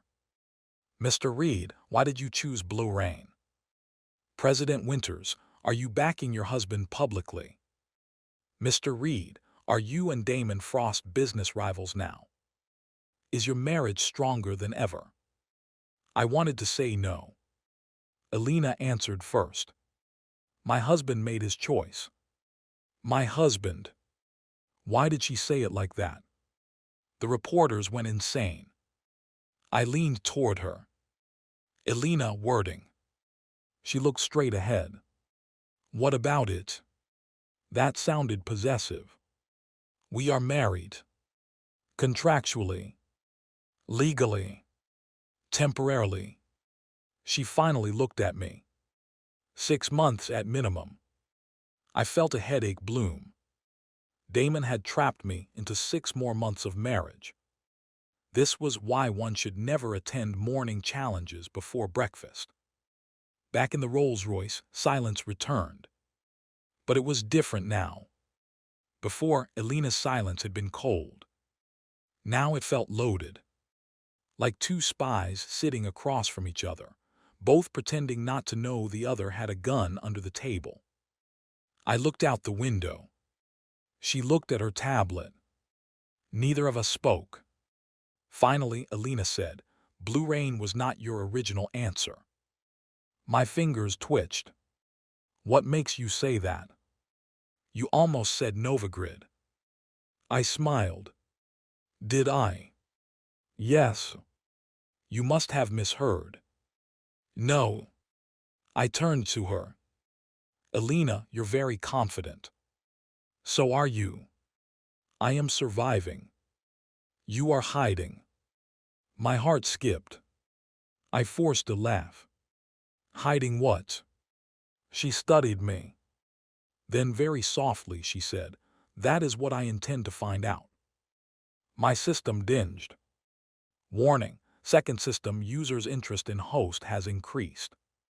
I nearly screamed internally. That was a warning. Thanks. Very useful. Then to my absolute horror, Elena's phone buzzed. She glanced at it. Her expression changed almost imperceptibly. Then she turned the screen away from me. Suspicious. Highly suspicious. I leaned slightly. She immediately locked the screen. Elena. Yes. What was that? Work. Really? Yes. Can I see? No. Why? Confidential. I narrowed my eyes. Elena Winters, are you hiding something from me? She looked at me calmly. Yes. At least she was honest. I stared. She stared back. Then my own phone buzzed. Unknown notification. Not from my system. A normal text message. From an unknown number. I know what you are. My blood went cold. A second message arrived. Stay away from Elena Winters, or your system won't save you. For the first time since transmigrating into this ridiculous novel, I felt genuine danger. My danger sense did not activate because I didn't have danger sense. Wrong story. I really needed to buy that. Elena noticed my expression. What is it? I quickly locked my phone. Nothing. Her eyes narrowed. Lucas. Work. You don't work. Ouch. Fair but ouch. I smiled. Personal work. Show me. No. Why? Confidential. Her gaze sharpened. We stared at each other in silence. Both hiding phones. Both lying badly. Both married. Both system users. This was becoming complicated. Very complicated. The car stopped at the Winters estate. I stepped out first, still thinking about the message. Someone else knew about systems. That meant Elena, and I might not be the only ones. Was it Damon? No. Damon was too emotionally busy. Was it someone from the original plot? A hidden villain? A system hunter? A reader like me? Before I could process, Elena stepped beside me. Lucas. I turned. Yes. Her expression was calm, but her voice was lower than usual. For the next few days, don't go anywhere alone. I blinked. What? Just listen. Are you worried about me? No. Then. She looked away slightly. You are still useful. Romantic. My wife considered me useful. Progress in the lowest possible direction. But then my system chimed. Hidden quest progress. Second system user has shown protective behavior toward host. Settlement points plus 1000. Protective. I looked at Elena again. She had already turned and walked toward the house. Her back was straight. Her steps controlled. Her face unreadable. But her hand, the one holding her phone, was clenched tightly. That was when the scene shifted.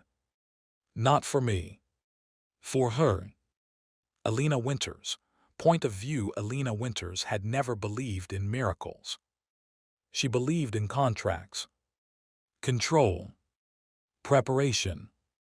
Leverage. Numbers did not lie. People did. That was why, 3 years ago, when she signed a marriage contract with Lucas Reed, she had believed she understood exactly what he was. A convenient shield. A harmless husband. A man from a declining family who wanted status, comfort, and perhaps, eventually, her affection. At first, Lucas had been easy to read. Too easy. He wore his emotions openly. His jealousy. His longing. His resentment. His loneliness. He tried to get close to her. She kept him at a distance. Not because she hated him. Because Elena Winters had learned very early that affection was a weakness other people used as a handle. Damon Frost had taught her that. 5 years ago, Damon left. No explanation that mattered. No goodbye that healed anything. Only ambition dressed up as sacrifice. When Lucas entered her life, Elena had expected nothing from him. But slowly, annoyingly, he became part of her routine. His complaints at breakfast. His terrible jokes during charity events. The way he always left a cup of warm tea outside her study when she worked past midnight, pretending it was made by the staff. She noticed. Of course she noticed. She simply never said anything. Then 2 nights ago, everything changed. Lucas stopped chasing her. No. That was not accurate. He stopped looking at her like she was his entire world. And somehow that was worse. When she found the signed divorce papers on his bed, Elena felt something unfamiliar. Panic. Cold, sharp, humiliating panic. Lucas had always threatened to leave during arguments, but he never prepared. This time his suitcase was packed. His documents were ready. His expression was calm. Too calm. And when he mentioned Damon's return before anyone should have known, Elena realized something was wrong. Then at the banquet, Lucas behaved impossibly. No jealousy. No rage. No breakdown. Instead, he stepped aside with a smile and blessed her reunion with Damon. It should have relieved her. It made her furious. Because for the first time, Elena understood something she had never wanted to admit. She did not want Lucas to step aside. She wanted him to stay. That realization was still sitting like a blade beneath her ribs when the system appeared. Ding! The husband preservation system has awakened. At first, Elena thought exhaustion had finally damaged her mind. Then the blue panel appeared before her eyes. Host Elena Winters. Current relationship status, contract marriage at critical risk.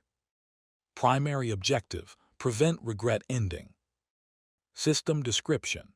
This system assists the host in identifying hidden emotional truths, preventing avoidable separation, and protecting the current husband from original plot threats. Elena had stared at the panel in silence. Then at Lucas, who was holding a dessert cup and pretending not to have destroyed Damon's romantic comeback. The system issued its first notification.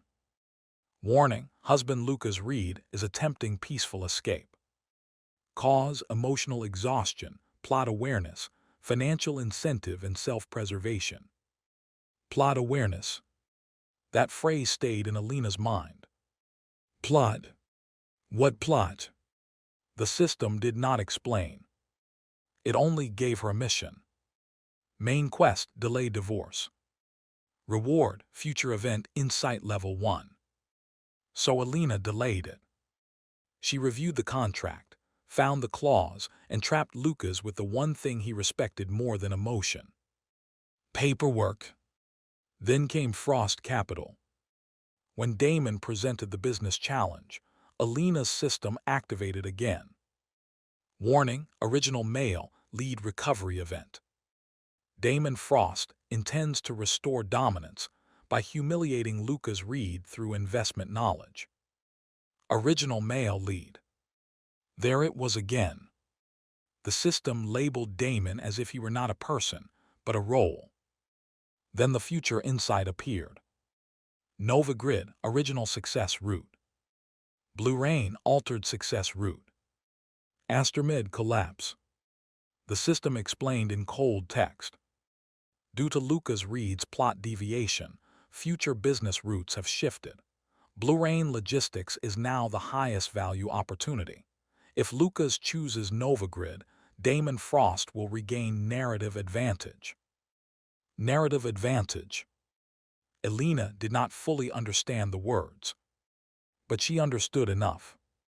Lucas knew things he should not know. Damon's return. The divorce timing. The original emotional traps. And now perhaps future events. But he was not malicious. If he were, he would have used that knowledge to seize power. Instead, he used it to run away. That irritated Elena more than she wanted to admit. After leaving Frost Capital, her system issued another alert. Threat detected. Third system interference suspected. Unknown user has contacted Lucas Reed. Risk level high. Elena's phone buzzed at the same moment. A message appeared from an unknown number. Your husband is not from this world. Elena's fingers tightened around the phone. A second message followed.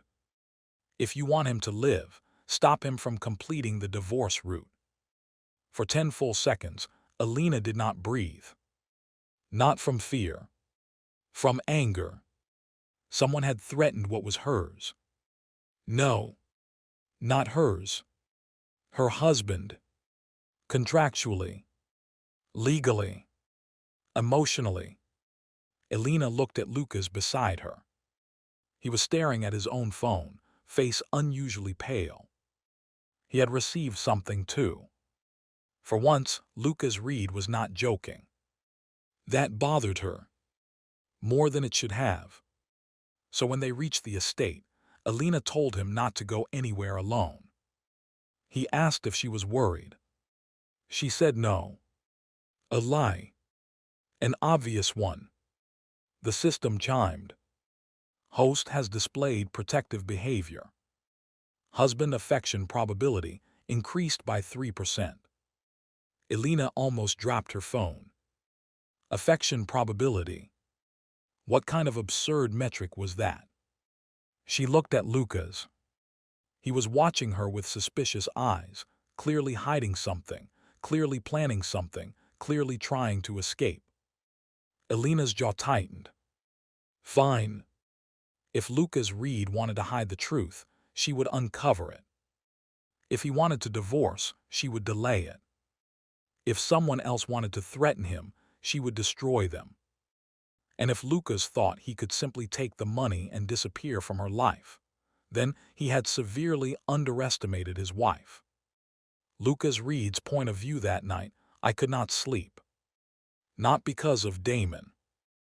Damon was annoying but manageable. Not because of Elena. Elena was terrifying but at least familiar. No. It was because of the message. I know what you are. Stay away from Elena Winters, or your system won't save you. I sat on my bed, staring at the phone like it might grow teeth. My room was quiet. Too quiet.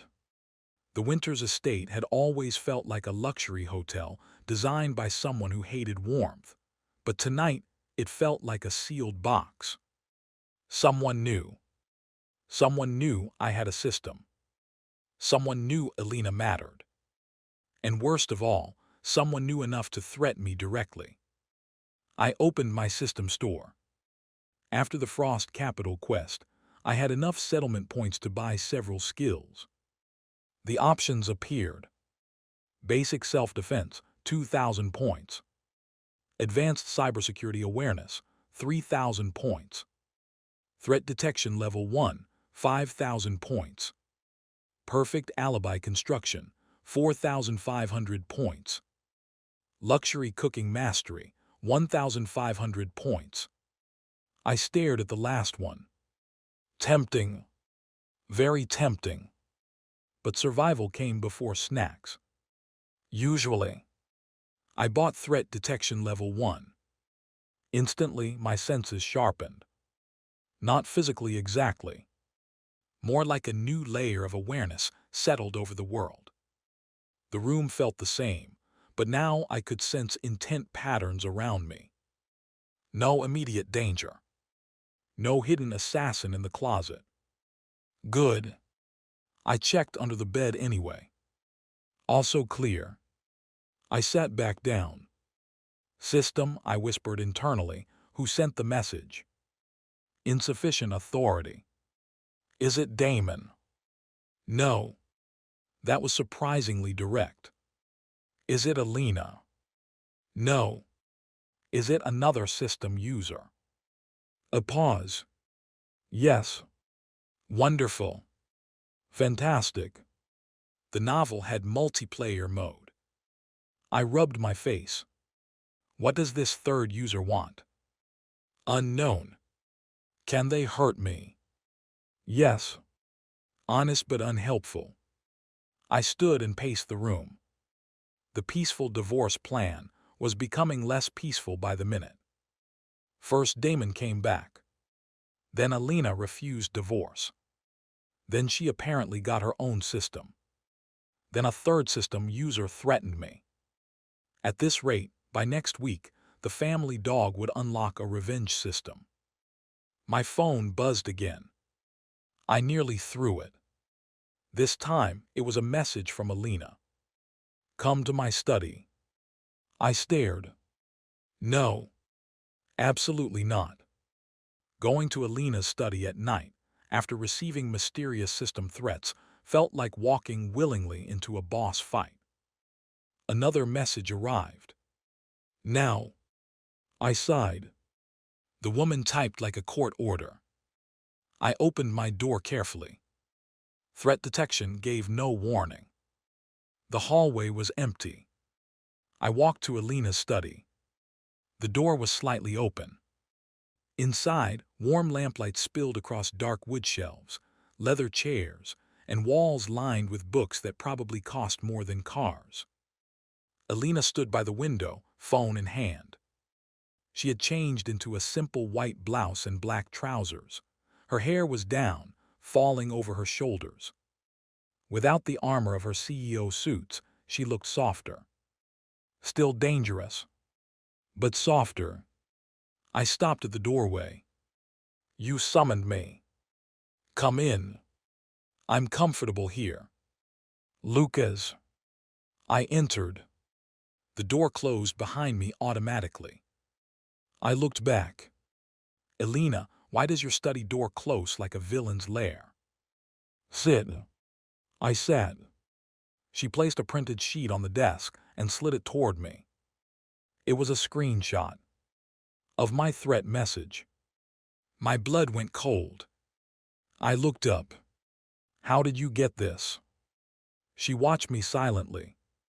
Elena. You received it at 10:47 a.m., she said. Unknown sender, encrypted route. The message passed through 7 relay servers. I stared. You traced my phone. Yes. That is illegal. So is threatening my husband. The words hit me strangely. My husband. Again. Not contract partner. Not Lucas. Husband. I swallowed. You shouldn't involve yourself. Her eyes chilled. Wrong answer. Elena, someone threatened you. I noticed. And your first instinct was to hide it. Yes. Why? Because I have a system. Because you have a system. Because this story has officially gone off the rails. Because I don't know if trusting you will save me or trap me. I said none of that. Instead, I leaned back and smiled. I didn't want to worry you. Elena stared. Then said flatly, lie. I sighed. Fine, I didn't want you asking questions. Better. Elena, this doesn't concern you. Her expression turned colder. Lucas Reed, you are my legal husband. You live in my house. You were threatened after being challenged by my ex. It concerns me.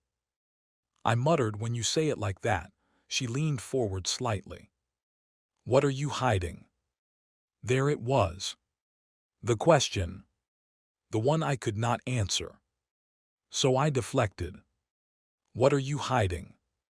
Her eyes narrowed. Me. Yes, you knew Blue Rain was the right answer today. I made an analysis. No, you didn't. Her gaze sharpened. I continued. You knew about Novagrid's approval delay. That wasn't public.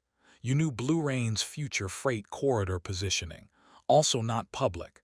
And you looked at that projector like you were reading invisible subtitles. The room went silent. Elena's face did not change. But the air did. Heavy. Sharp. Electric. She said softly, invisible subtitles. Oops. Too specific. I smiled. Metaphorically. Lucas. Elena.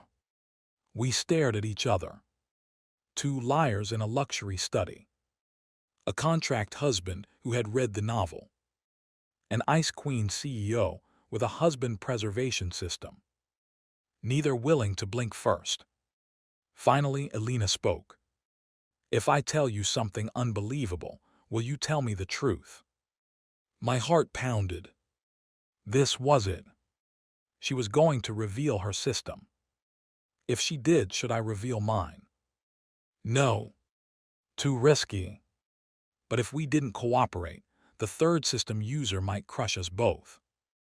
I took a breath. Depends how unbelievable. Her eyes stayed locked on mine. Yesterday, something appeared in front of me. My fingers tightened on the chair.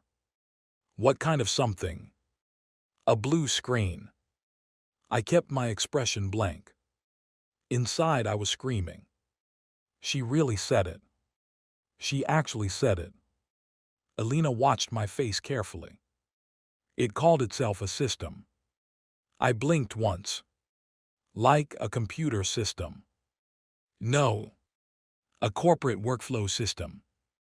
No. A mental health warning system. Lucas. I raised both hands. Sorry, continue. It gave me information about Damon, the divorce, and future events. I pretended to process this. Very carefully. Very normally. Like a man hearing his wife say she had a magical system for the first time. Not like a man who had been yelling at his own system for 2 days. That is unusual. Her eyes narrowed. You're not surprised. I am internally. No, you're not. I have a calm face. You have a guilty face. I have a handsome face. Do not change the subject. I sighed. This woman was too sharp. Elena stood and walked around the desk. She stopped in front of me, close enough that I could smell her perfume. Cool. Clean. Dangerous. Lucas, she said quietly, what are you? My throat tightened. Not who. What? The unknown message had said something similar. I know what you are. I looked up at her. For the first time, I did not joke. I'm someone who doesn't want to die because of someone else's story. Elena went still. Her eyes changed. Not with confusion. With understanding. The system had told her enough. Maybe not everything. But enough. She whispered story. I smiled bitterly. Forget I said that. No. Elena. No. Of course. She crouched slightly so our eyes were level. Is that why you wanted divorce? I looked away. Partly. Because of Damon. Because of what happens after Damon. Her voice softened just barely. What happens? I hesitated. If I told her the original plot, would the world punish me? Would the system block me? Would I trigger some narrative correction? I tried. In the original, my throat locked. The words vanished. A sharp pain stabbed through my head. I gripped the chair. Elena's expression changed instantly. Lucas. I tried again. In the book, the pain intensified. My vision blurred. Warning, direct disclosure of original plot restricted. Great. Wonderful. Now my own system had a censorship feature. Elena grabbed my shoulder. Stop. The pain faded. I exhaled hard. She stared at me, eyes dark. You physically can't tell me. I nodded slowly. Looks that way. Her hand remained on my shoulder. Warm. Steady. For once, Elena didn't look cold. She looked furious. Not at me. At whatever had hurt me. Her system must have chimed, because her gaze unfocused for half a second. Then she said, fine, don't tell me directly. I looked at her. What? You're good at sarcasm, metaphors, and saying everything except the point. That sounded like an insult. It was a strategy assessment. Elena, are you asking me to weaponize my annoying personality? Yes. I stared. Then laughed. I couldn't help it. A real laugh. The tension cracked for half a second. Elena watched me. Something in her face softened. Just a fraction. I leaned back. Okay, hypothetically, if there were a very badly written romance drama, she nodded slowly. And hypothetically, there was a decorative husband character, her eyes sharpened. And hypothetically, this character was destined to be humiliated, divorced, financially ruined, and possibly destroyed after the return of the heroic first love. The room went cold. Elena's fingers tightened. Destroyed how? I smiled weakly. Badly. Her jaw set. And you knew? Yes. So you tried to leave first? Yes. With the settlement money? Also yes. Her gaze became complicated. For a moment, she looked like she wanted to slap me and hug me. I preferred neither. Maybe snacks. So, she said quietly, your sudden maturity was survival. Mostly. Your blessing at the banquet was survival. Yes. Your eagerness for divorce was survival. And financial planning. Lucas. What? It was a lot of money. She closed her eyes briefly. When she opened them again, they were colder than before. But this time, the cold was not aimed at me. Who destroys you? I hesitated. Damon is involved. Your family pressures you. Public opinion turns. The Reed family collapses. A bunch of business enemies pile on. Original me makes everything worse by acting insane. Elena listened silently. Then she said, and me. I paused. What about you? What do I do? That was the dangerous part.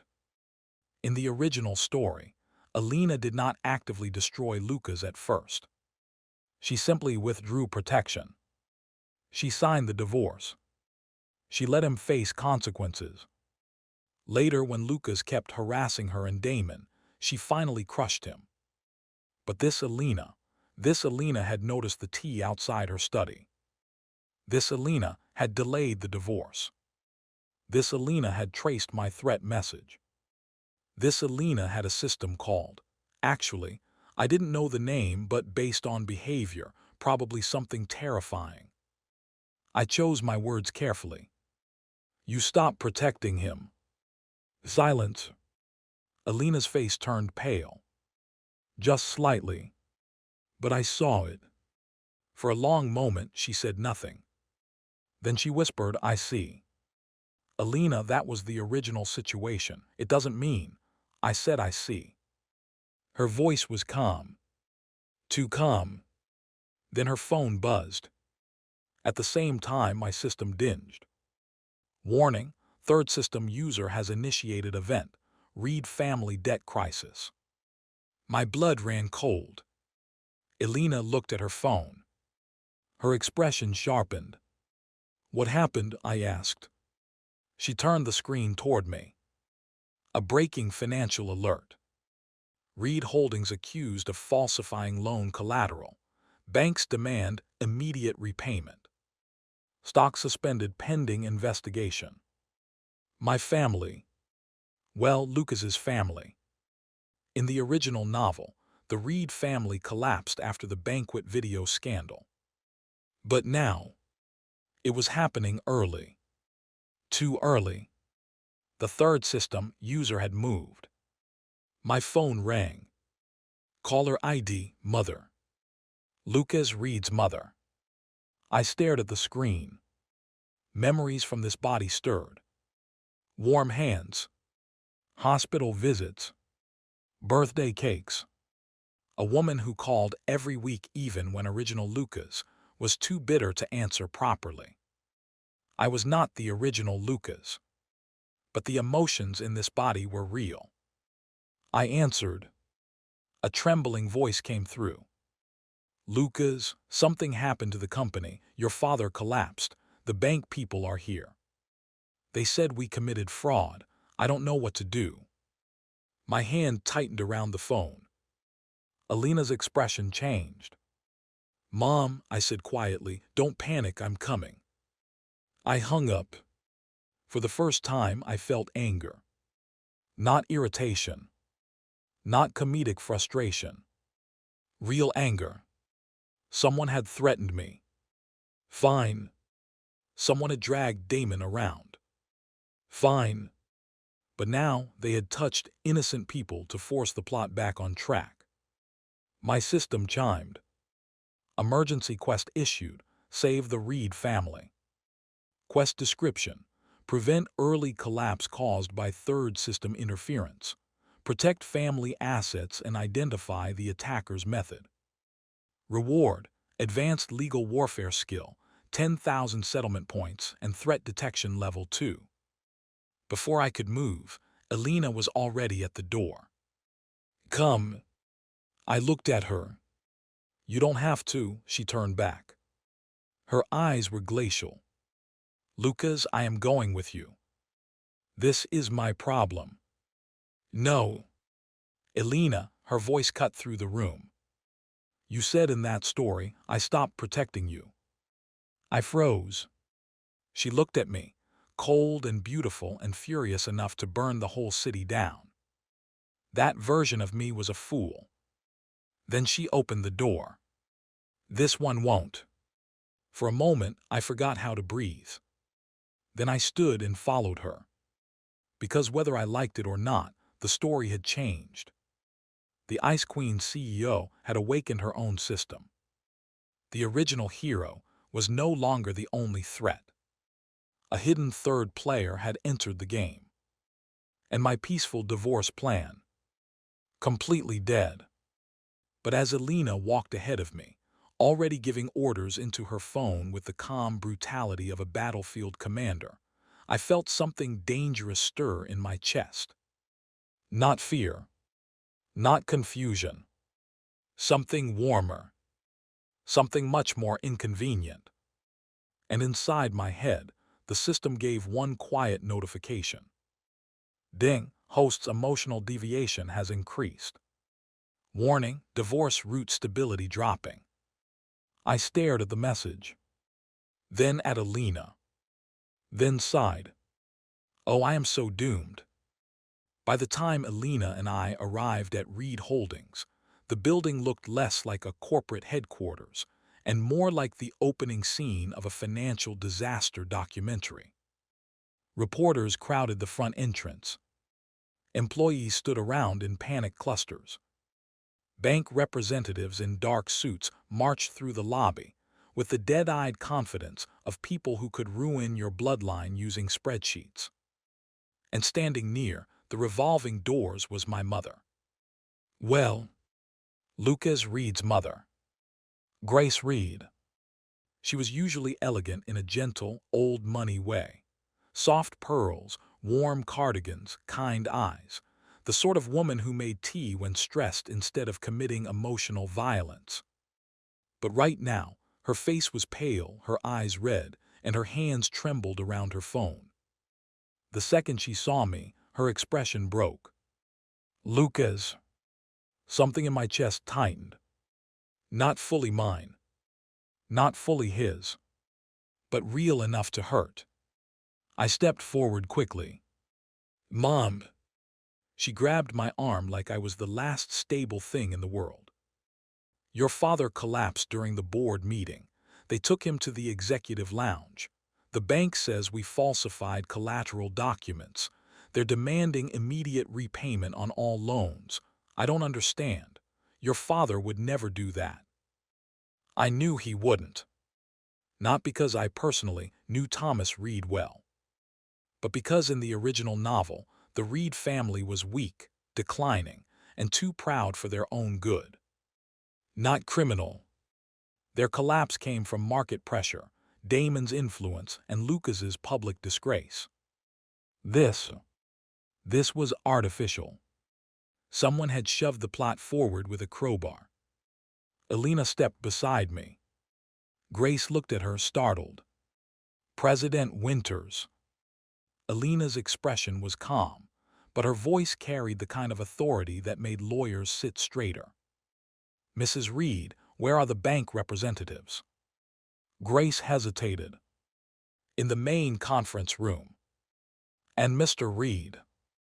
The lounge. Elena looked at me. You check on your father. I'll handle the bank. I blinked. You'll handle the bank.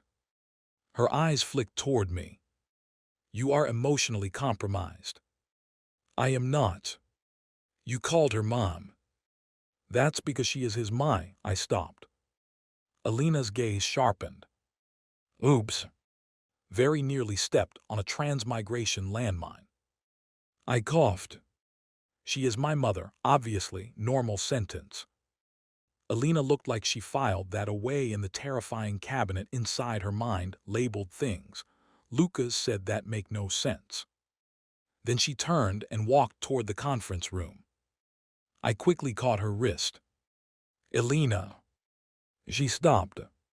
The entire lobby seemed to freeze at the sight of me, grabbing the Ice Queen CEO's wrist.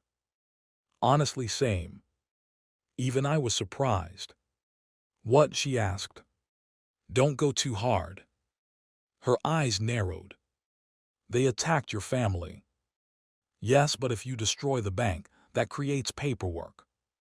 For a second, she stared at me. Then the corner of her mouth twitched. Again. Tiny. Almost invisible. But there. Noted, she said. I'll leave enough of them for paperwork. Then she pulled her wrist free and strode away. Grace watched her go, stunned. She came with you. Yes. She looked angry. That's her supportive face. Grace turned to me slowly. Lucas, are things between you and Elena better? I opened my mouth. Closed it. How did I answer that? My wife had delayed our divorce with contract law, awakened a husband preservation system, discovered I was trapped in a story, and was currently marching into a conference room to financially execute people on my behalf. So naturally I said, complicated. Grace squeezed my hand. Complicated is better than hopeless. I had no response to that. Instead, I followed her to the executive lounge. Thomas Reed lay on a sofa, looking gray and exhausted. A company doctor checked his blood pressure while two senior employees whispered anxiously nearby. The moment Thomas saw me, shame crossed his face.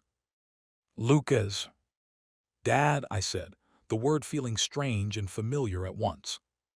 He tried to sit up. I pressed him back down. Don't, you look like a ghost who lost money. Even in his weakened state, Thomas gave me a tired glare. Still talking nonsense at a time like this. Consistency is important. Grace let out a shaky laugh.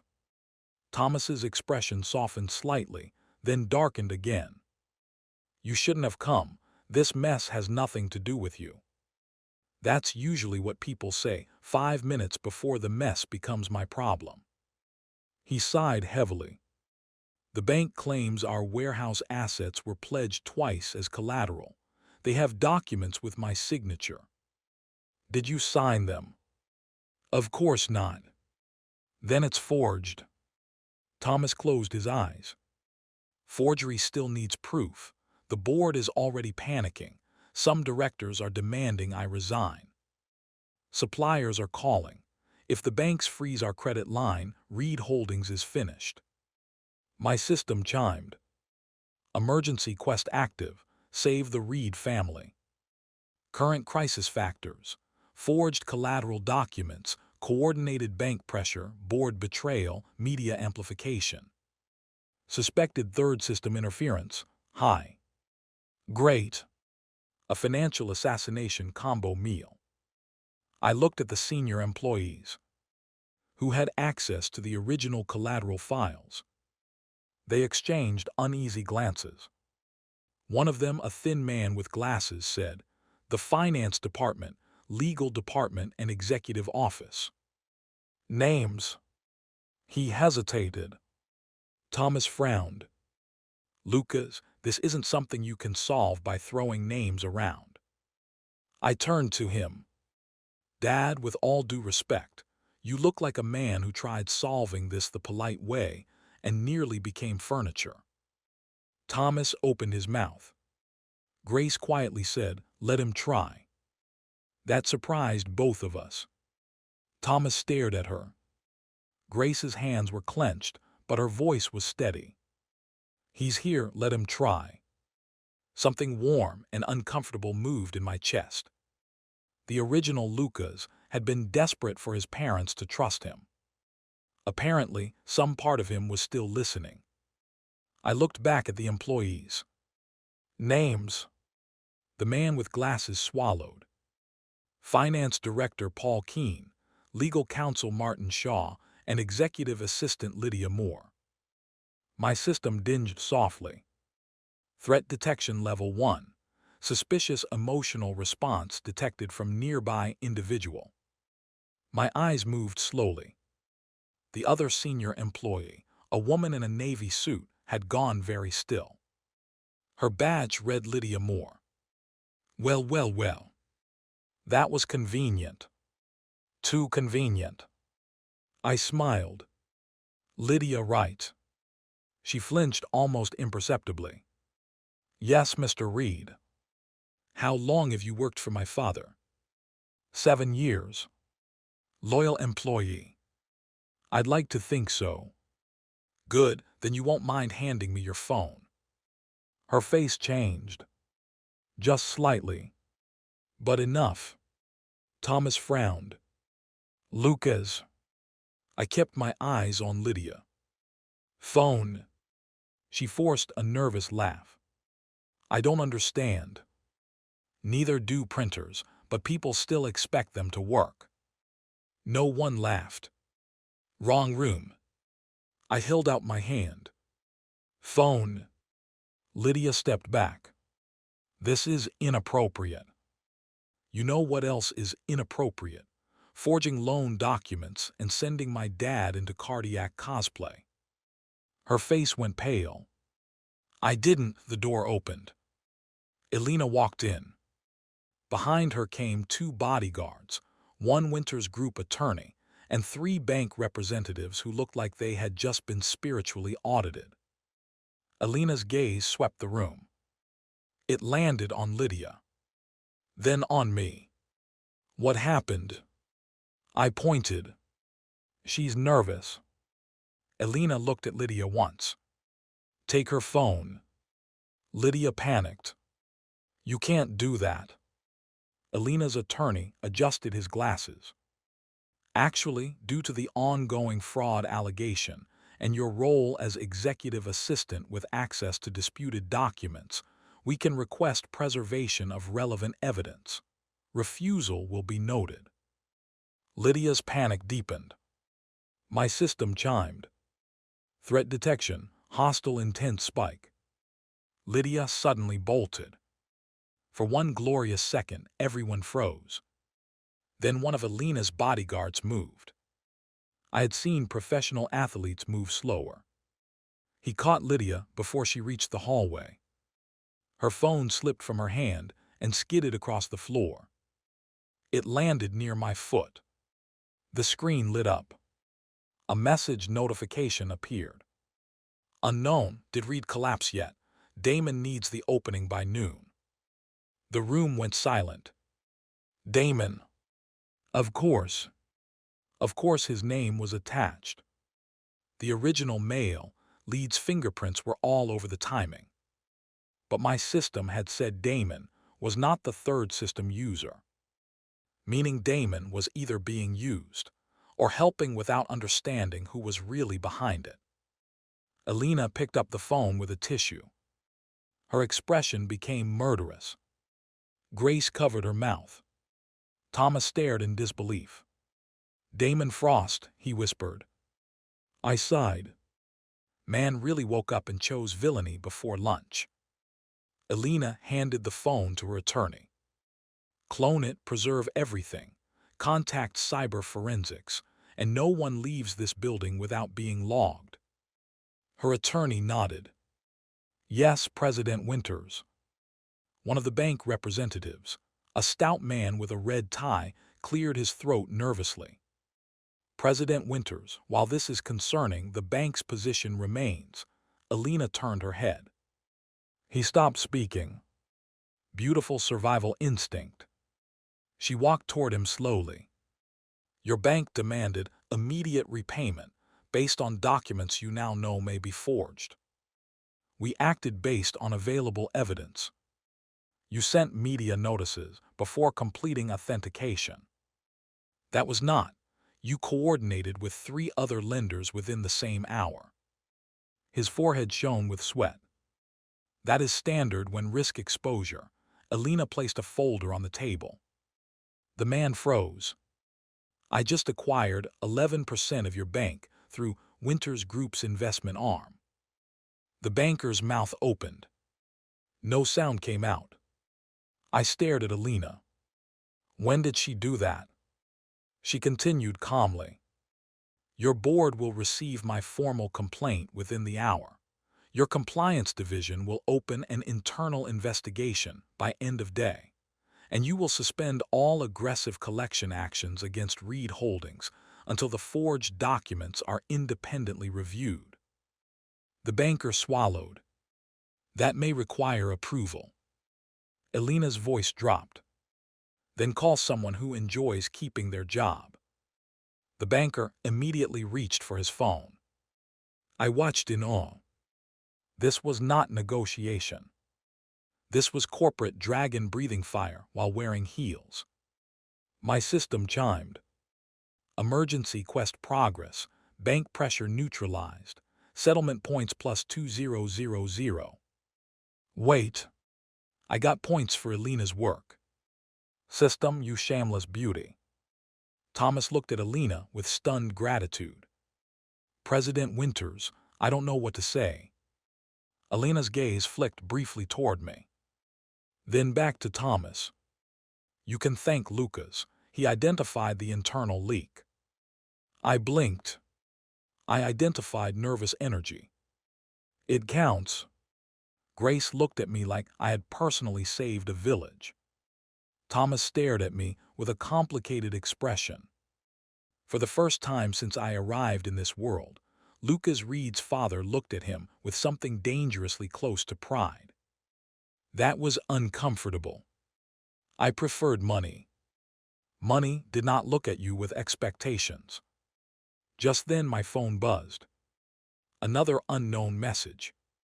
You saved them this time, cute. I stepped away slightly and opened it.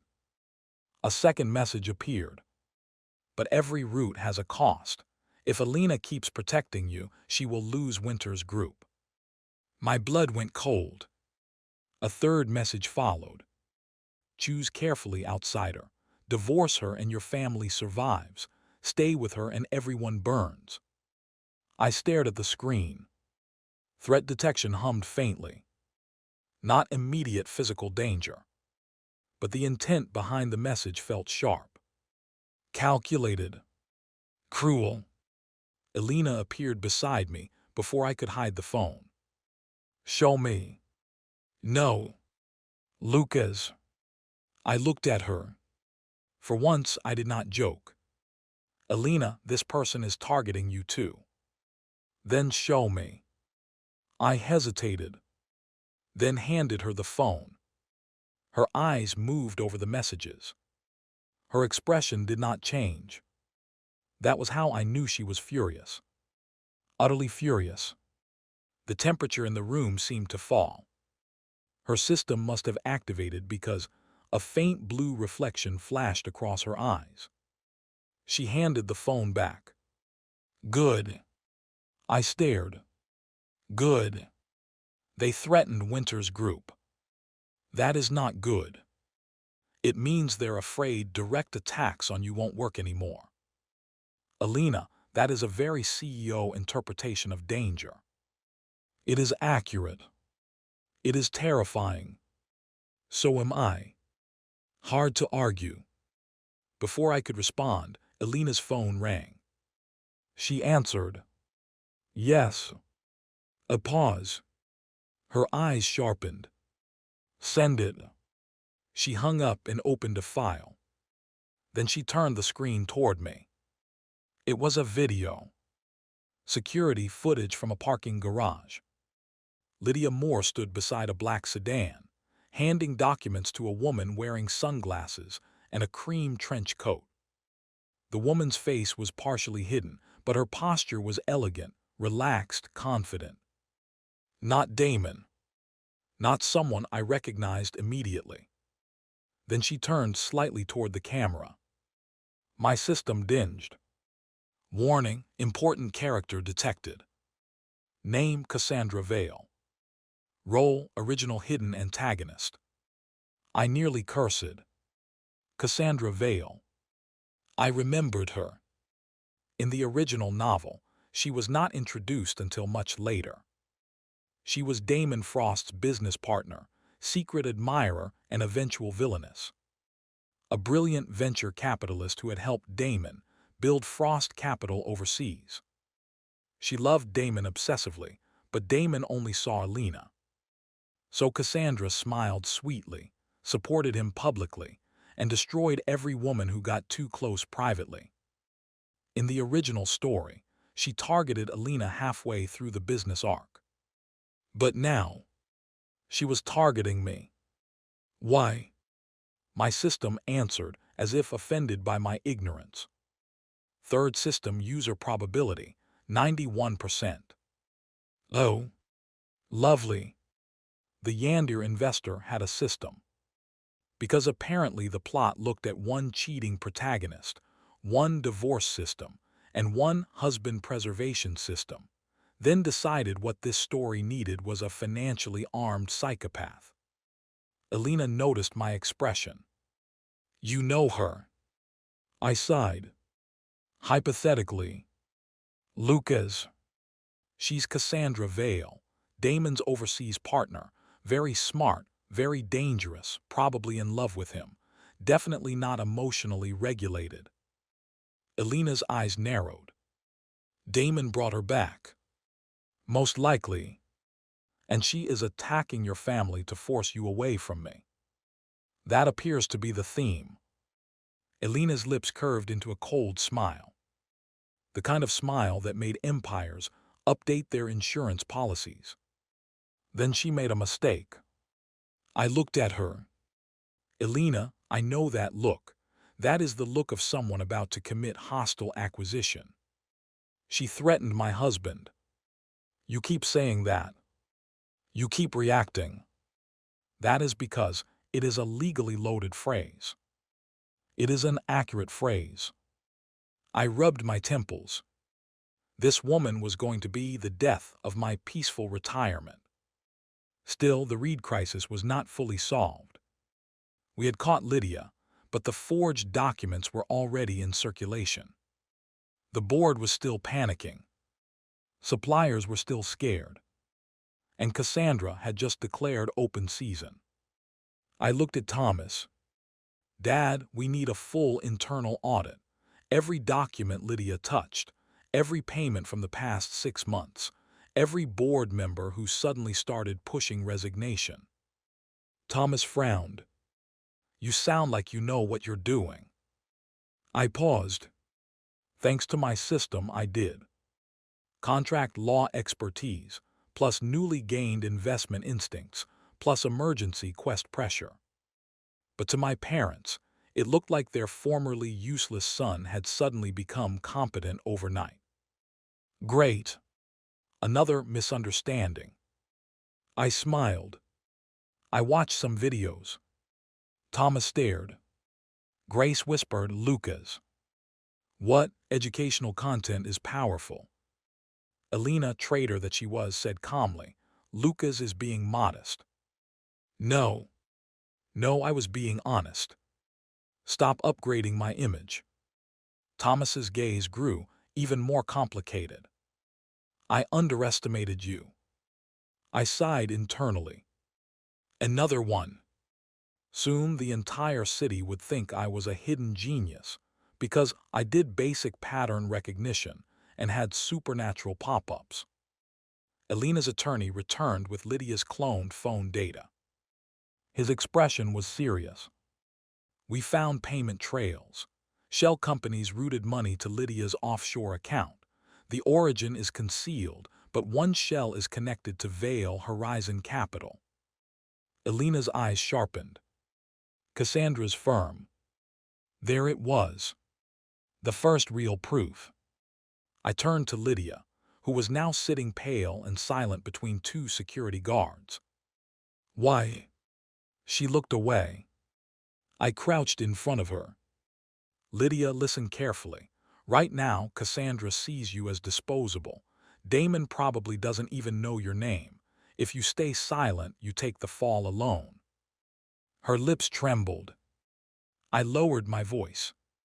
But if you talk, you become useful. Elena looked at me. I could feel it. That intense gaze. She was probably thinking, he knows exactly how to pressure a traitor. No, Elena. I watched crime dramas and received one legal skill book. That was all. Lydia finally broke. She said Reed Holdings had to collapse today. She said if Mr. Reed lost his family support, he would be forced to divorce President Winters. Grace gasped. Thomas's face darkened. Elena's eyes became lethal. I asked, why does Cassandra care if I divorce Elena? Lydia shook her head. I don't know. She said President Winters was supposed to be isolated. She said Mr. Frost needed to become her only option again. Supposed to. That word landed like a hammer. Elena heard it too. Her gaze flicked toward me. Cassandra knew the plot. Or at least her system did. Lydia continued, voice shaking. She also said if the first plan failed, she had another one. My stomach tightened. What plan? Lydia swallowed. The Winters board. She has people preparing to challenge President Winters' leadership. Elena's phone rang at that exact moment. The timing was so perfect it was disgusting. She answered. Her assistant's panicked voice was loud enough for me to hear. President Winters, emergency board meeting has been called. Several directors are demanding review of your decision to intervene in Reed Holdings.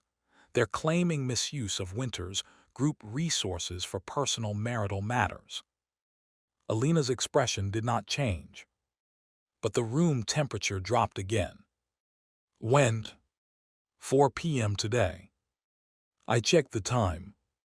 It was 1:30. Cassandra moved fast. Very fast. Elena hung up. My system chimed. Emergency event triggered. Winters board coup. Cassandra Vale is attempting to punish Elena Winters for protecting host. Recommended action. Avoid involvement to preserve divorce route. I stared at the system. Avoid involvement. Let Elena handle it alone. Wasn't that exactly how the original Elena abandoned Lucas? Only reversed. If I stayed out of it, she might win anyway. She was Elena Winters. But Cassandra had a system. And Elena had already exposed herself protecting me. My divorce route would be safer if I stepped back. My peaceful future would be easier if I let her fight her own battle. That was the logical choice. The profitable choice. The survival choice. Elena looked at me. For once, she didn't order me to come. She didn't demand support. She simply said, stay here with your family. I'll handle Winters' group. There it was. An exit. A clean one. I could stay. Protect the Reeds. Let Elena return to her battlefield. Keep distance. Stabilize the divorce route. My system flashed again. Recommended action. Stay away from Winters' board conflict. Divorce route stability will increase by 12%. 12%. That was a lot. I looked at Grace, still shaken. Thomas, still weak. The Reed employees, still panicking. Then I looked at Elena. Cold, composed, untouchable Elena Winters. Except now I knew better. I knew she had panicked when she found my divorce papers. I knew she had awakened a system to preserve our marriage. I knew she had traced my threat message. I knew she had said, "That version of me was a fool, this one won't." Damn it. I hated character development when it happened to me. I stood. Elena's eyes narrowed. "What are you doing?" I sighed. "Making a terrible financial decision." Her expression shifted. "Lucas." I looked at Thomas. "Dad, cooperate with Elena's legal team. Don't resign. Don't sign anything. Don't trust anyone who suddenly says they're doing this for the good of the company." Thomas stared at me. "And you?" I adjusted my jacket. "I'm going to my wife's board meeting." Grace's eyes widened. Elena went completely still. The system in my head practically screamed. "Warning, host is deviating from divorce route." "Warning, emotional involvement increasing." "Warning, recommended action ignored." I mentally told it to shut up. Elena walked toward me slowly. "You don't have to come." "I know. This is not your fight." "It became my fight when Cassandra used my family to attack you." Elena's eyes searched mine. "And your divorce?" I smiled weakly. "Postponed due to hostile plot activity." For 3 full seconds, Elena said nothing. Then she turned away. But not before I saw it. The faintest color at the tips of her ears. "Oh no. Danger." Cute Elena was dangerous. Her system must have chimed too, because she suddenly straightened as if offended by invisible text. I narrowed my eyes. "What did your system say?" She froze, then slowly looked at me. I froze too. Oops. We had not officially admitted we both had systems. Elena's eyes became sharp. "My system." I coughed. I said, "Assistant, what did your assistant say?" "No, you didn't." "I have a speech problem under stress." "Lucas." "Elena." She stepped closer. "You have one too." I looked away. "I have many things." "A system." "I have a nervous system." Her gaze turned icy. "Do not." I sighed. "Fine." The secret was basically lying dead on the floor anyway. "Yes." Her eyes darkened. "You should have told me." "You should have told me." "I did." "Only after cornering me in your villain study." "It is not a villain study." "The door closes by itself." "It is automated." "Villainously automated." Despite everything, her lips twitched again. Then she whispered, "What is yours called?" I hesitated. "The divorce escape system." Elena's expression froze. A deep, terrifying silence followed. I immediately regretted everything. "Let me explain." Her voice was very calm. "Divorce escape system. Elena, your supernatural guide is encouraging you to divorce me. Technically, it rewards peaceful exits from toxic plotlines." "Toxic." I didn't name it.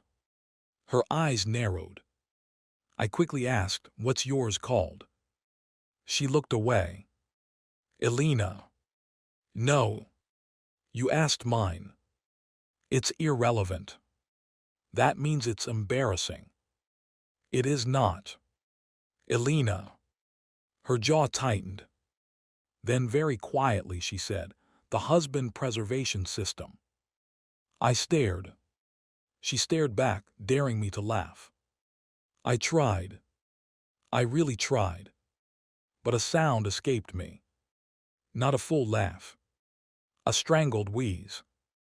Elena's eyes became deadly. Lucas, I'm sorry. It's just your system and my system are natural enemies. It seems so. My system wants me to leave. Mine wants you to stay. That explains a lot. It explains nothing. It explains why you trapped me with contract clauses. That was my own idea. Of course it was. We stood there in the ruined headquarters of Reed Holdings, arguing about supernatural marital software while a corporate conspiracy unfolded around us. This was my life now. Elena lifted her chin. At least mine has good judgment. My system gave me $100 million. Her expression flickered. What? And a penthouse. Her eyes narrowed. The penthouse came from your system. Yes. I knew it. Please don't confiscate supernatural property. I'm considering it. Before I could respond, both our systems chimed at once. Mine. Joint event detected. Winters board coup. Hers, judging by her sudden expression. Probably the same. Then my panel updated. Temporary alliance mode available. Condition: cooperate with second system user to defeat third system interference. Warning: alliance may reduce divorce root stability. Reward: shared plot resistance, 15,000 settlement points, advanced legal warfare skill, and couple synergy level 1. I stared. Couple synergy? Absolutely not. No. Unacceptable. I looked at Elena. Her eyes had that same blue reflection. She was reading something. Then she slowly turned toward me. What does yours say? I asked cautiously, what does yours say? She paused, then said, temporary alliance mode. My heart sank. Mine too. And I looked away. Nothing important. Lucas. It mentioned rewards. What rewards? Legal skill, points, plot resistance. And I coughed. Something called couple synergy. Elena's expression went blank. Then, to my horror, her ears turned pink again. Her system must have said the same thing. I pointed at her. You saw it too. No. Elena. No. This is serious. We may be forced into teamwork by supernatural marriage software. She took a breath. Focus, board meeting first. Right, corporate coup first, supernatural couple mechanics later. Grace, who had been listening with increasing confusion, finally spoke. Lucas, are you and Elena all right? I turned to my mother with the calmest smile I could manage. Absolutely, just normal marital communication. Thomas muttered from the sofa, doesn't sound normal. It's modern. Elena was already walking toward the exit. I followed. As we entered the elevator, she pressed the underground parking button. The doors closed. For a moment, we were alone. No parents. No lawyers. No reporters. Just me, my wife, and two conflicting systems trying to turn our marriage into a battlefield alliance. Elena looked straight ahead. Lucas. Yes. At the board meeting, do not joke unless necessary. How do we define necessary? If someone deserves it. That is dangerously broad. And do not mention divorce. I wasn't planning to. She glanced at me. Really? I sighed. Really? Her gaze lingered. Then she looked forward again. Quietly she said, thank you. I blinked. For what? For coming. Oh. That. I suddenly found the elevator numbers very interesting. No big deal. It is. Elena, if Cassandra wants to use me to hurt you, then hiding won't solve anything. She may target you more. She already did. She may target your family again. Then we beat her faster. Elena turned to me. For once her cold mask had cracks. Small ones. But real. You sound different. I smiled. Personal growth can be sudden, remember. This time she did smile. Not the shadow of one. Not a twitch. A real small, beautiful smile. It hit me harder than any system notification. My brain short-circuited. My heart did something deeply irresponsible. Then my system chimed.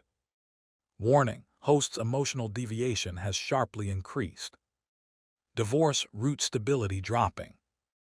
I closed my eyes. Not now. Please, not now. The elevator doors opened. Elena's smile vanished instantly, replaced by the Ice Queen CEO. But I had seen it. And that was a problem. A huge problem. Because Damon Frost had returned to steal my wife. Cassandra Vale had arrived to restore the plot. My system wanted me to escape. Her system wanted me preserved.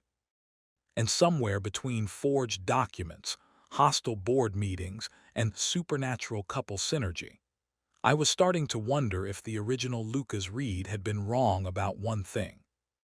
Maybe Elena Winters was not impossible to reach. Maybe she had just been waiting for someone stubborn enough to stay. Too bad I had built my entire strategy around leaving. At 4 sharp, we entered the Winters Group boardroom. The long table was filled with directors. Old men in expensive suits. Cold-eyed shareholders. Legal advisors. And at the far end, sitting gracefully in a cream trench coat with a faint smile on her lips, was Cassandra Vale. The woman from the security footage. The hidden antagonist. The third system user. She looked at Elena. Then at me. Her smile deepened. President Winters, Mr. Reed, how lovely that you both came. My threat detection skill pulsed. Danger. Not physical. Narrative. Cassandra's eyes gleamed with the confidence of someone who knew the script and had already rewritten the next scene. Elena sat at the head of the table. I sat beside her. The directors murmured immediately. Cassandra tilted her head. Mr. Reed, this is a Winters Group board meeting. Are you sure you belong here? The old Lucas would have flinched. The original plot would have isolated him. But I had emotional damage immunity, a wife with a preservation system, and absolutely no patience left. So I smiled. Honestly, no. The room went quiet. Cassandra's smile widened. Then I leaned back and added, but people keep dragging me into boardrooms, so at this point I assume it's destiny.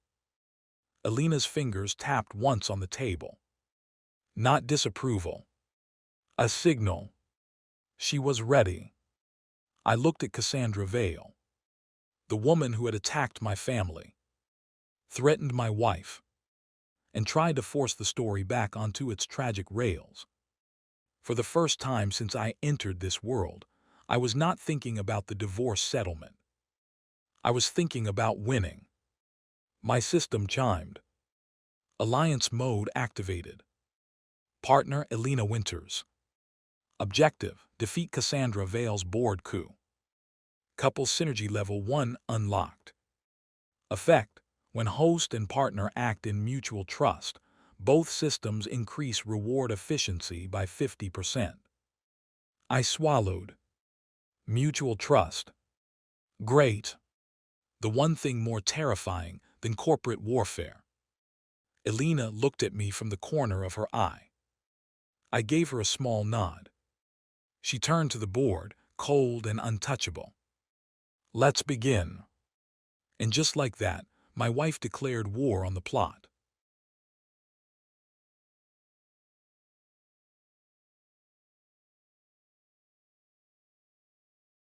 This is the first time I had fans of the channel request a sequel. Thank you for listening and hope you enjoy.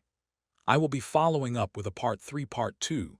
The Winters Group boardroom was silent in the way expensive rooms became silent before rich people started committing legal violence. At the head of the table sat Elena Winters, Ice Queen CEO, my contractual wife, owner of the terrifying husband preservation system.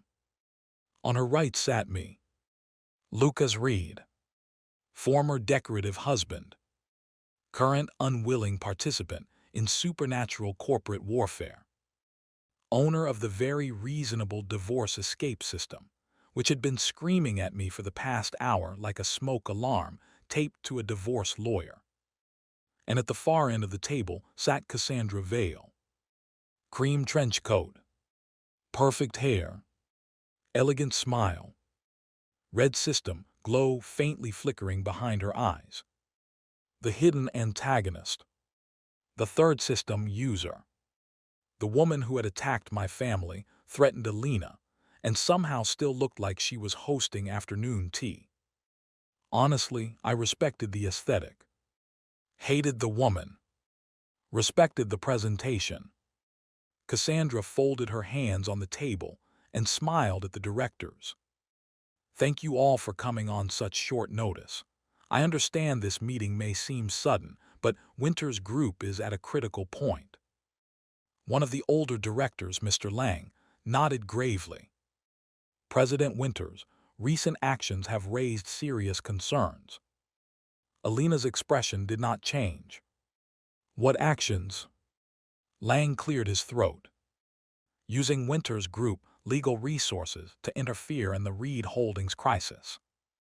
Another director added, a crisis involving your husband's family. The word husband made several people glance at me. I gave them a friendly little wave. Nobody waved back. Rich people were no fun. Cassandra sighed softly, like she was deeply pained by the burden of being evil in couture. No one questions President Winters' ability, but shareholders may wonder whether personal feelings are beginning to influence corporate decisions. Elena looked at her. Personal feelings. Cassandra's smile widened. Yes, your attachment to Mr. Reed. The boardroom temperature dropped. My soul politely tried to leave my body. Attachment. To me. Wrong topic, Cassandra. Dangerous topic. Elena's fingers rested lightly on the table. Choose your next words carefully. Cassandra tilted her head. Oh, I mean no offense, but only yesterday Mr. Reed was regarded as a contract husband with no role in Winters' group. Now, after Damon Frost's return, after public scandal, after Reed Holdings' sudden crisis, you personally intervened. She paused beautifully.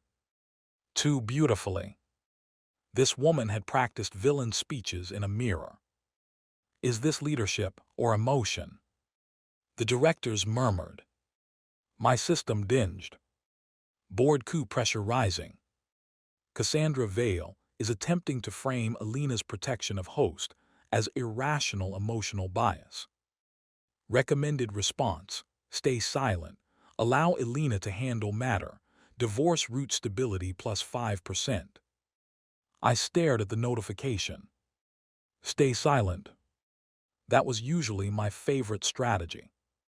But Cassandra had just called Elena emotional in front of her own board. Elena Winters had many flaws.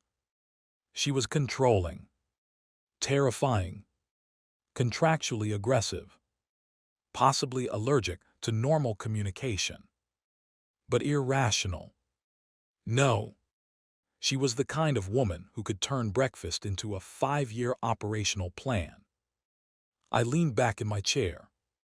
Elena, may I say something? Her eyes flicked to me. For a moment, I could see the warning in them. Do not make it worse. Unfortunately, making it worse had become my brand. I smiled. Directors, Cassandra makes an excellent point. The room shifted. Cassandra's eyes brightened slightly. Elena went still. My system chimed approvingly. Divorce route stabilizing, I continued. A terrible point, but an excellent example of what desperation sounds like in designer clothing. The system stopped mid-notification. The boardroom went silent. Cassandra's smile froze. Elena lowered her gaze. Was she hiding amusement? Good. Worth it. Mr. Lang slammed his palm on the table. Mr. Reed, this is a serious board meeting. I know. That's why I'm concerned you invited someone who launders corporate sabotage through shell companies. The room exploded. Cassandra's eyes sharpened. Elena's attorney slid a folder across the table. At the exact same time, Elena tapped the screen in front of her. The wall display lit up. Security footage appeared. Lydia Moore in the parking garage, handing documents to Cassandra. Then financial records.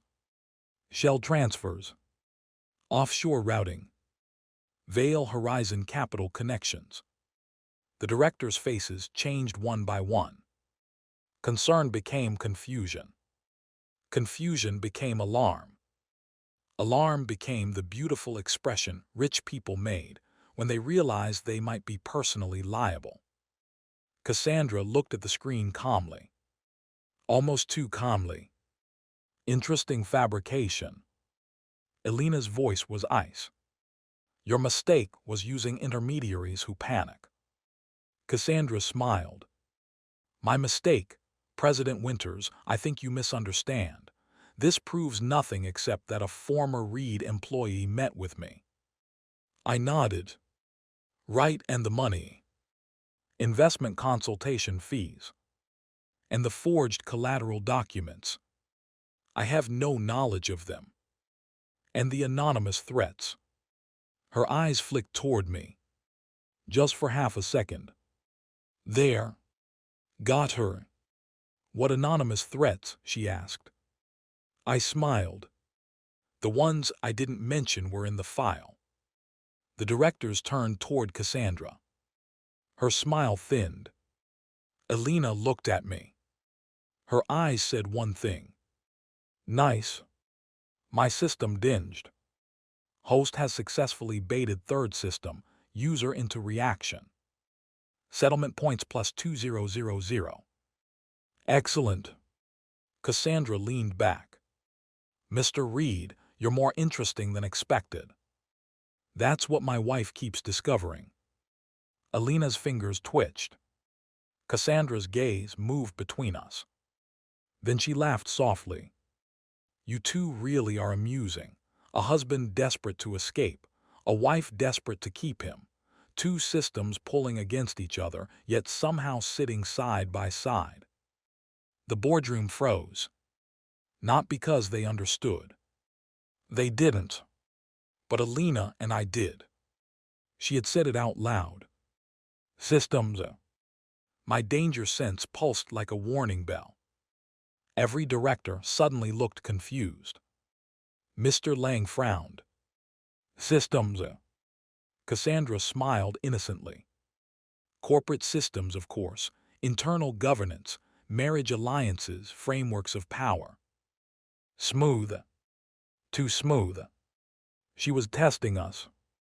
Elena's face remained unreadable. I was less talented, so I picked up a glass of water and drank to hide my expression. Cassandra continued, but let's be direct. President Winters has exposed Winters Group to reputational risk. Reed Holdings is damaged. Damon Frost's fund is already preparing to acquire weakened assets.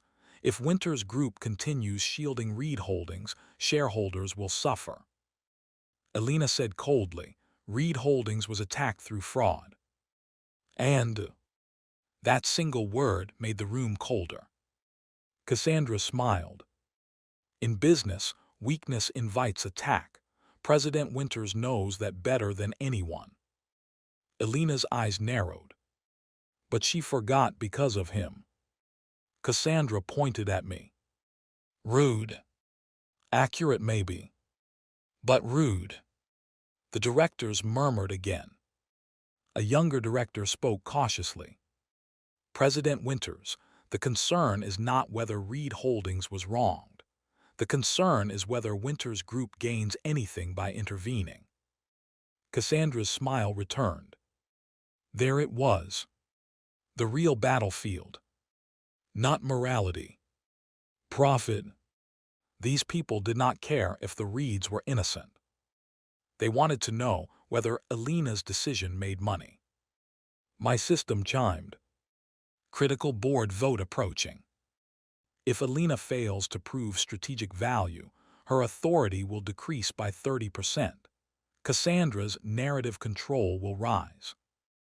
Elena's system must have said something similar, because I saw the faint glow in her eyes. She opened a folder.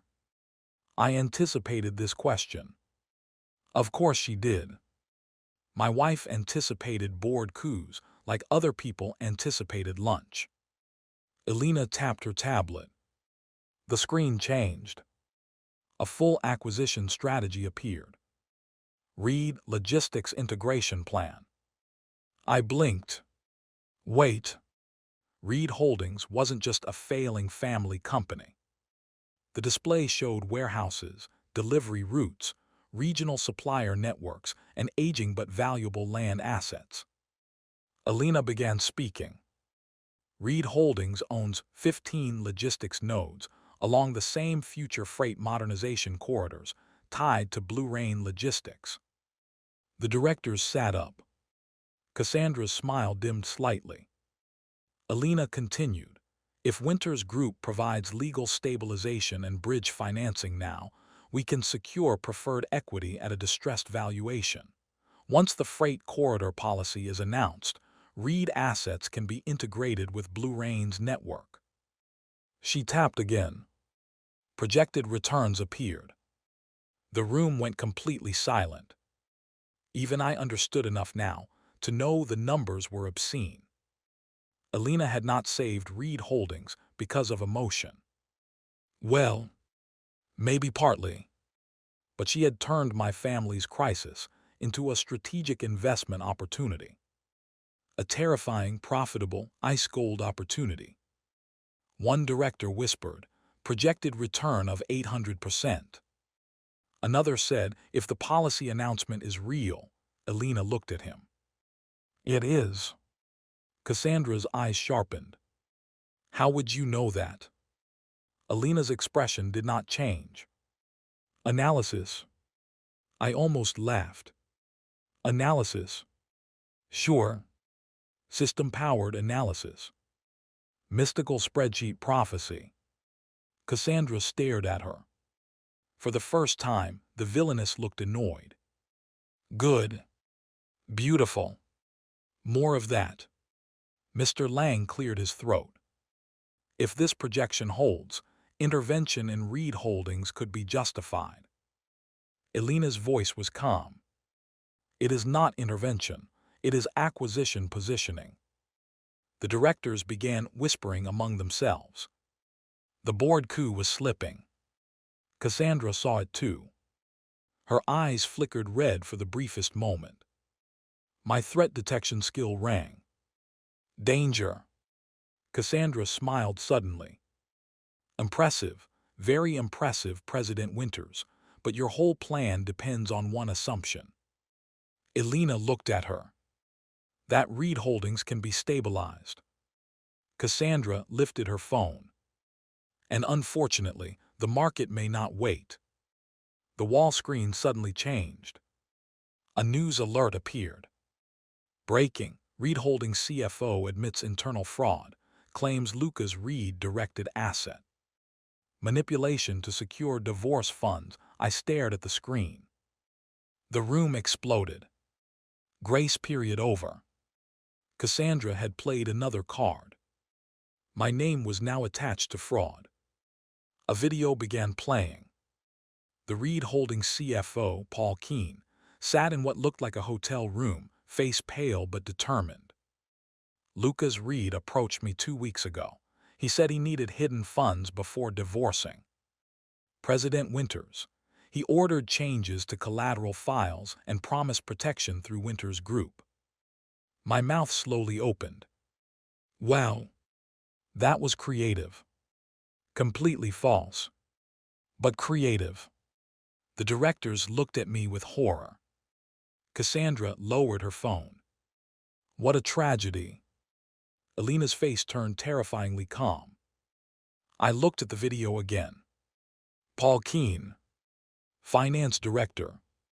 One of the names from Lydia's access list. So Lydia was the leak. Paul was the scapegoat weapon. And I was the target. My system screamed. Emergency reputation crisis. Host accused of fraud. Recommended action. Accept temporary separation from Elena to reduce damage. Divorce root stability plus 20%. There it was again. The exit. The logical move. If I told the board Elena knew nothing and distanced myself from her, I could reduce the pressure. Cassandra wanted exactly that. Separate us. Isolate Elena. Force me back onto the ruined husband path. Elena stood. Turn it off. The video stopped. Mr. Lang looked shaken. President Winters, if there is any truth to this, there is. You cannot know that. Elena's eyes became glacial. I know my husband. My heart skipped. The room went silent. I turned to her. Elena, she didn't look at me. She looked at the board. Lucas Reed did not commit fraud. Cassandra smiled. That's emotion speaking. No, Elena said, that is certainty. Cassandra's voice softened. Then prove it. A challenge. The system chimed. Joint quest triggered. Clear host's name before board vote. Time limit 30 minutes. Reward, couple synergy level 2, advanced legal warfare skill, 20,000 settlement points. Failure penalty. Elena loses board authority. Host becomes primary fraud suspect. Divorce route forcibly activated. Forcibly activated. That sounded less like divorce and more like execution with paperwork. Elena turned to me. Our eyes met. For once, neither of us joked. 30 minutes. A false confession. A hostile board. A system villainous. I took a breath. Elena. Yes. I need access to Reed Holdings' finance server. Her eyes sharpened. You can use the boardroom terminal. And I need your legal team to subpoena Paul Keene's hotel security footage. Already sending. And I need Damon Frost's recent transaction records. The room stared. Cassandra's smile thinned. Elena asked why Damon. I looked at Cassandra. Because Cassandra is too smart to pay Paul directly, but Damon is arrogant enough to believe money solves loyalty. Cassandra laughed softly. Careful, Mr. Reed. Accusing Mr. Frost without evidence could be dangerous. Cassandra, I woke up today with a peaceful divorce plan, and now I'm in a boardroom fighting magical corporate terrorism. Danger has lost meaning. Several directors looked deeply confused. Elena coughed lightly. Lucas. Right, legal terrorism. I sat at the terminal. Thanks to my newly gained investment instincts and contract law expertise, I could follow financial structures better than before. But I still wasn't a hacker. Unfortunately, I needed one. My system store flashed. Emergency discount available. Forensic accounting mastery, 8,000 points. Temporary cyber investigation skill, 6,000 points. Sarcastic boardroom dominance aura, 1,000 points. I stared at the last one. Tempting. No. Focus. I bought forensic accounting, and cyber investigation. A brutal wave of knowledge flooded my head. Transaction tracing, metadata review, document version history, server access logs, digital signatures, fraud pattern reconstruction. For 10 seconds, I forgot how to blink. Then the financial server opened in front of me like a crime scene with labels. "There," I muttered. Elena leaned closer. Her hair brushed near my shoulder. "Very distracting. Terrible timing. What did you find?" The forged collateral files were uploaded from Paul Keene's credentials, but the document templates were generated elsewhere. "Where?" I clicked through metadata. A server address appeared. Then a device signature. Then a familiar corporate certificate. I smiled. "Oh, Damon, you handsome idiot." The screen displayed. Frost Capital Internal Legal Archive.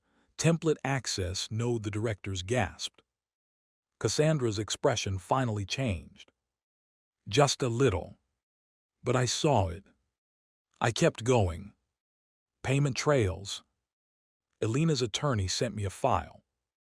I cross-referenced timestamps. Shell companies. Consulting invoices. Bridge accounts. And then a transfer authorization. Not from Cassandra. From Damon Frost's private assistant office. Not enough to prove Damon personally ordered it, but enough to prove Frost Capital Infrastructure was involved. I put it on the wall screen. The board exploded. Mr. Lang stood. Frost Capital was involved. Cassandra said calmly, or someone framed them. I nodded. Exactly, that's why we need Paul Keene. Elena's phone buzzed. Her attorney had found him. Paul was at the Meridian Grand Hotel. Room 2708. Booked under a shell company connected to Veil Horizon. Security footage showed Cassandra's aide entering the room 40 minutes before the confession video was uploaded. I displayed that too. Cassandra's smile vanished. Not completely, but enough for me to enjoy it. Still circumstantial, she said. You're right, I said. Then I opened one final file. Paul's confession video metadata. Created at 3:13 p.m. Edited at 3:22 p.m. Uploaded at 3:40 p.m. But the original audio file had a hidden track. I isolated it. Cleaned the background noise. Played it. Paul's voice came through first. I did what you asked. You promised my family would be safe. Then a woman's voice. Smooth. Elegant. Cassandra's voice. Then read the statement exactly. Once Lucas Reed is isolated, Elena Winters will have no choice but to retreat. The boardroom went dead silent. Cassandra did not move.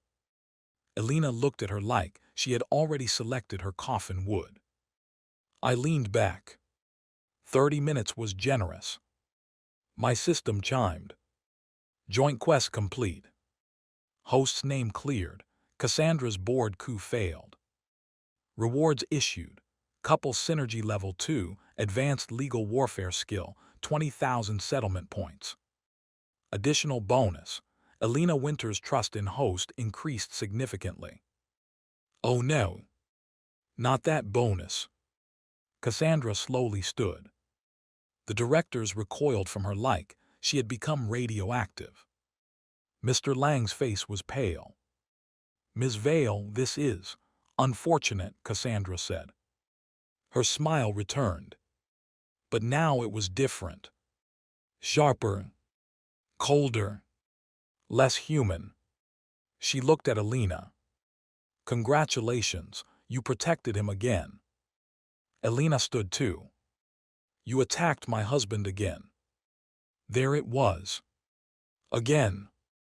My poor divorce root coughed blood somewhere in the corner. Cassandra's eyes moved to me. You really don't understand what role you're playing, do you? I smiled. You know, people keep saying that, and yet nobody gives me a script. Her eyes glowed faintly red. You are not supposed to exist. My smile faded. The room blurred slightly. Not physically. Narratively. That was the only word for it. As Cassandra spoke, the air itself seemed to tighten. You were a discarded character, a tool, a broken husband meant to clear the path, but you woke up and now everything is wrong. Elena stepped closer to me. Cassandra laughed. And you, Elena, you were supposed to choose Damon. You were supposed to become the untouchable queen beside the true male lead. Instead, you're protecting the wrong man. Elena's voice was cold. There is no wrong man. Cassandra tilted her head. Your system tells you that. Elena's face did not change. My judgment tells me that. Woof. Critical hit. Even I felt that one. Cassandra's smile trembled. Just slightly. Then she looked at me again. Enjoy this victory, Lucas Reed, but the plot corrects itself, it always does. My system pulsed. Warning, third system, user activating escape event. The boardroom lights flickered. Security rushed forward.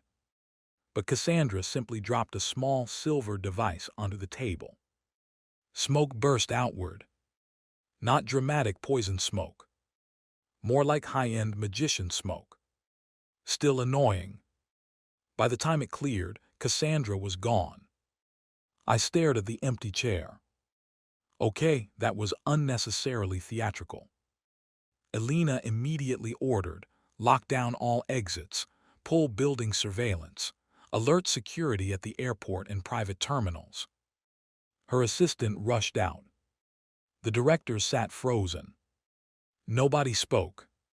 Finally, Mr. Lang stood slowly. President Winters, on behalf of the board, I believe we owe you an apology. Elena looked at him. Yes. He froze. I covered my mouth. She did not soften it. She did not say unnecessary. She did not say it's fine. She just said yes. Beautiful. Terrifying. The board vote was held immediately. The motion to review Elena's leadership was withdrawn. Her authority was reaffirmed unanimously. Several directors looked like they wanted to crawl under the table. Cassandra's evidence of sabotage was formally sent to legal authorities. Frost Capital's involvement became the next looming bomb. And Damon Frost. Oh, Damon was about to have a very bad evening. As we left the boardroom, Elena walked beside me in silence. The hallway was empty, except for her security team trailing behind us. I glanced at her. You okay? She looked forward. Yes. That means no. I am fine. That means extremely no. She stopped walking. I stopped too. For a moment she said nothing. Then she turned to me. When Cassandra said you weren't supposed to exist, I shrugged lightly. Villainous monologue, very common. Lucas. I looked away. Her voice softened. Did it hurt? That question was unfair. Deeply unfair. Because yes. It did.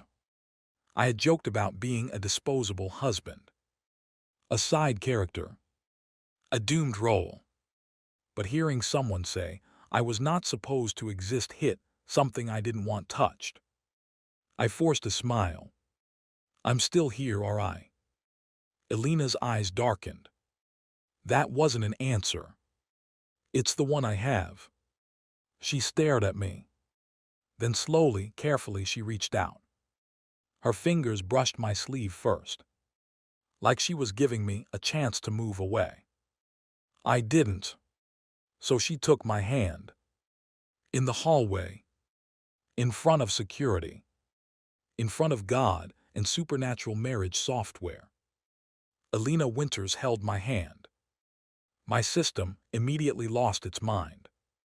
Warning, emotional contact detected. Divorce root stability dropping rapidly. Warning, host appears unwilling to withdraw. No kidding. Her hand was cool, steady, real. For once, I didn't make a joke. Elena said quietly, "You exist." I looked at her. She continued, each word calm and certain. "You are not a tool, you are not a discarded character. You are Lucas Reed, my husband." My chest tightened. Dangerously. Inconveniently. Irreversibly. I opened my mouth. Nothing came out. Elena's ears turned faintly pink. Then, as if embarrassed by her own sincerity, she released my hand and walked ahead. "Come, we still need to deal with Damon." I stood there for half a second, malfunctioning. Then hurried after her. Wait, was that emotional support? No. It felt like emotional support. It was clarification. Very romantic clarification. "Lucas." "Yes, President Winters." "Keep talking, and I'll make you attend tomorrow's Finance Committee meeting." I shut up immediately. Cruel woman. My phone buzzed as we entered the elevator. A news alert. Breaking, evidence links Frost Capital to Reed Holdings fraud scandal. Another alert followed. Damon Frost denies knowledge, calls allegations ridiculous, then a message from Damon himself. "You and Elena think you've won. Come to Frost Capital tonight, alone." I stared at the message. Then laughed. Elena looked at me. "What?" I showed her the phone.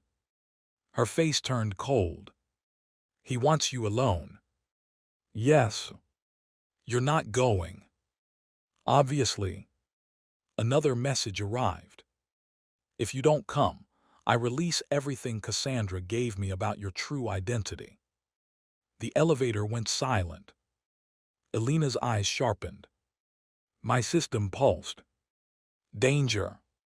A third message appeared. "You have 1 hour, outsider." This time, it was Damon's usual tone. Too cold. Too precise. Cassandra. Using Damon's phone. I exhaled slowly. So, Elena stared at the screen. Then at me. "No. Elena. No. We need to know what she has. We will not walk into her trap." I wasn't planning to walk, maybe drive. "Lucas." I smiled weakly. But inside the fear had returned. True identity. Outsider. Cassandra knew. Maybe not everything. But enough. Enough to expose me. Enough to turn Elena's suspicion into fear. Enough to make everyone wonder what Lucas Reed had become. Elena stepped closer. Her voice was low. "You are not going alone." The system chimed. New joint quest triggered. Frost Capital Night Trap. Objective: confront Damon Frost and Cassandra Vales. Next move without allowing host's identity to be exposed. Failure penalty: host's transmigration secret revealed to major characters. Elena relationship root unstable. Third system user gains narrative dominance. Reward: plot resistance level 2, threat detection level 3, shared system link unlock. Shared system link. I looked at Elena. She was already watching me. She had seen the same thing. Her expression was calm, but her eyes burned with determination. I sighed. So much for staying home. Elena pressed the elevator button for the underground garage. "We go together." I looked at her. "And if Cassandra exposes me?" Elena did not hesitate. Then I stand beside you. My heart did that irresponsible thing again. The elevator doors opened. A fleet of black cars waited below. Security moved into formation. Elena walked forward like a queen heading to war. I followed beside her, no longer half a step behind. For once, I did not think about divorce money. I did not think about the settlement. I did not think about running. I thought about Cassandra Vale, Damon Frost, the plot, and every invisible force that had decided my life was disposable. Then I smiled. Fine. If the plot wanted a fight, it could have one. But it had made one fatal mistake. It gave the disposable husband a system. And it gave the Ice Queen CEO a reason to keep him. The underground garage of Winters' group looked like the staging area for a presidential extraction. 3 black SUVs idled beneath fluorescent lights. Security guards stood in formation. Elena's assistant hurried beside her with 2 tablets, 1 phone, and the expression of someone who had accepted that sleep was a myth. And me. I stood beside my wife, staring at Damon Frost's message like it was an invitation to a very expensive trap. You have 1 hour, outsider. Outsider. That word sat in my stomach like a stone. It wasn't just an insult. It was proof. Cassandra Vale knew I wasn't the original Lucas Reed. Or at least, she knew enough to weaponize it. Elena took the phone from my hand and read the message again. Her expression was calm. Too calm. The calm of a woman deciding whether to destroy a person's company, reputation, bloodline, or all 3 before dinner. We're not going to Frost Capital directly, she said. I blinked. We're not. No. I immediately relaxed. Great, excellent decision. Let's go home. Maybe order noodles, very strategic. Elena looked at me. We're going to Damon's private residence first. I stopped relaxing. That is the opposite of noodles. He won't expect it. Neither did I. Cassandra had told me to go to Frost Capital, which meant Frost Capital was either a trap, a distraction, or both. Elena was right. Going somewhere unexpected was smarter. Annoying but smarter. I sighed. Elena, has anyone ever told you that being married to you is stressful? Yes. Who? You. Recently. Frequently. Fair. We got into the center SUV. Elena sat beside me. Her security chief, Marcus, sat in the front passenger seat and began giving orders through an earpiece. Team 1, Frost Capital perimeter only. Do not enter. Team 2, Frost residence. Silent approach. Digital team, monitor all outgoing media packets from Frost servers. I leaned toward Elena. You prepared all of this in 5 minutes. She didn't look up from her tablet. 4. Terrifying. Efficient. Both can be true. Her lips almost moved. Almost. Then her phone displayed a faint blue glow. Her system. She read something silently. I narrowed my eyes. What does husband preservation say? She glanced at me. You named it so casually.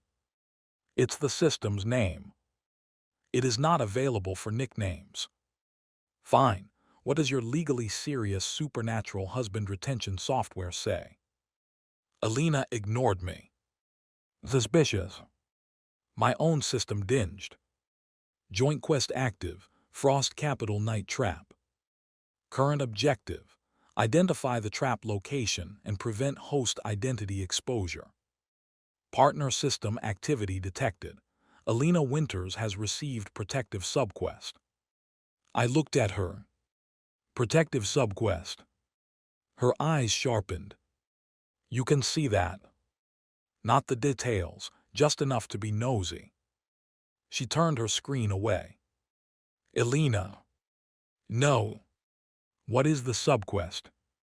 Unimportant. If it's about me, it's probably important. It says I should keep you within 3 meters. I stared, then slowly looked around the SUV.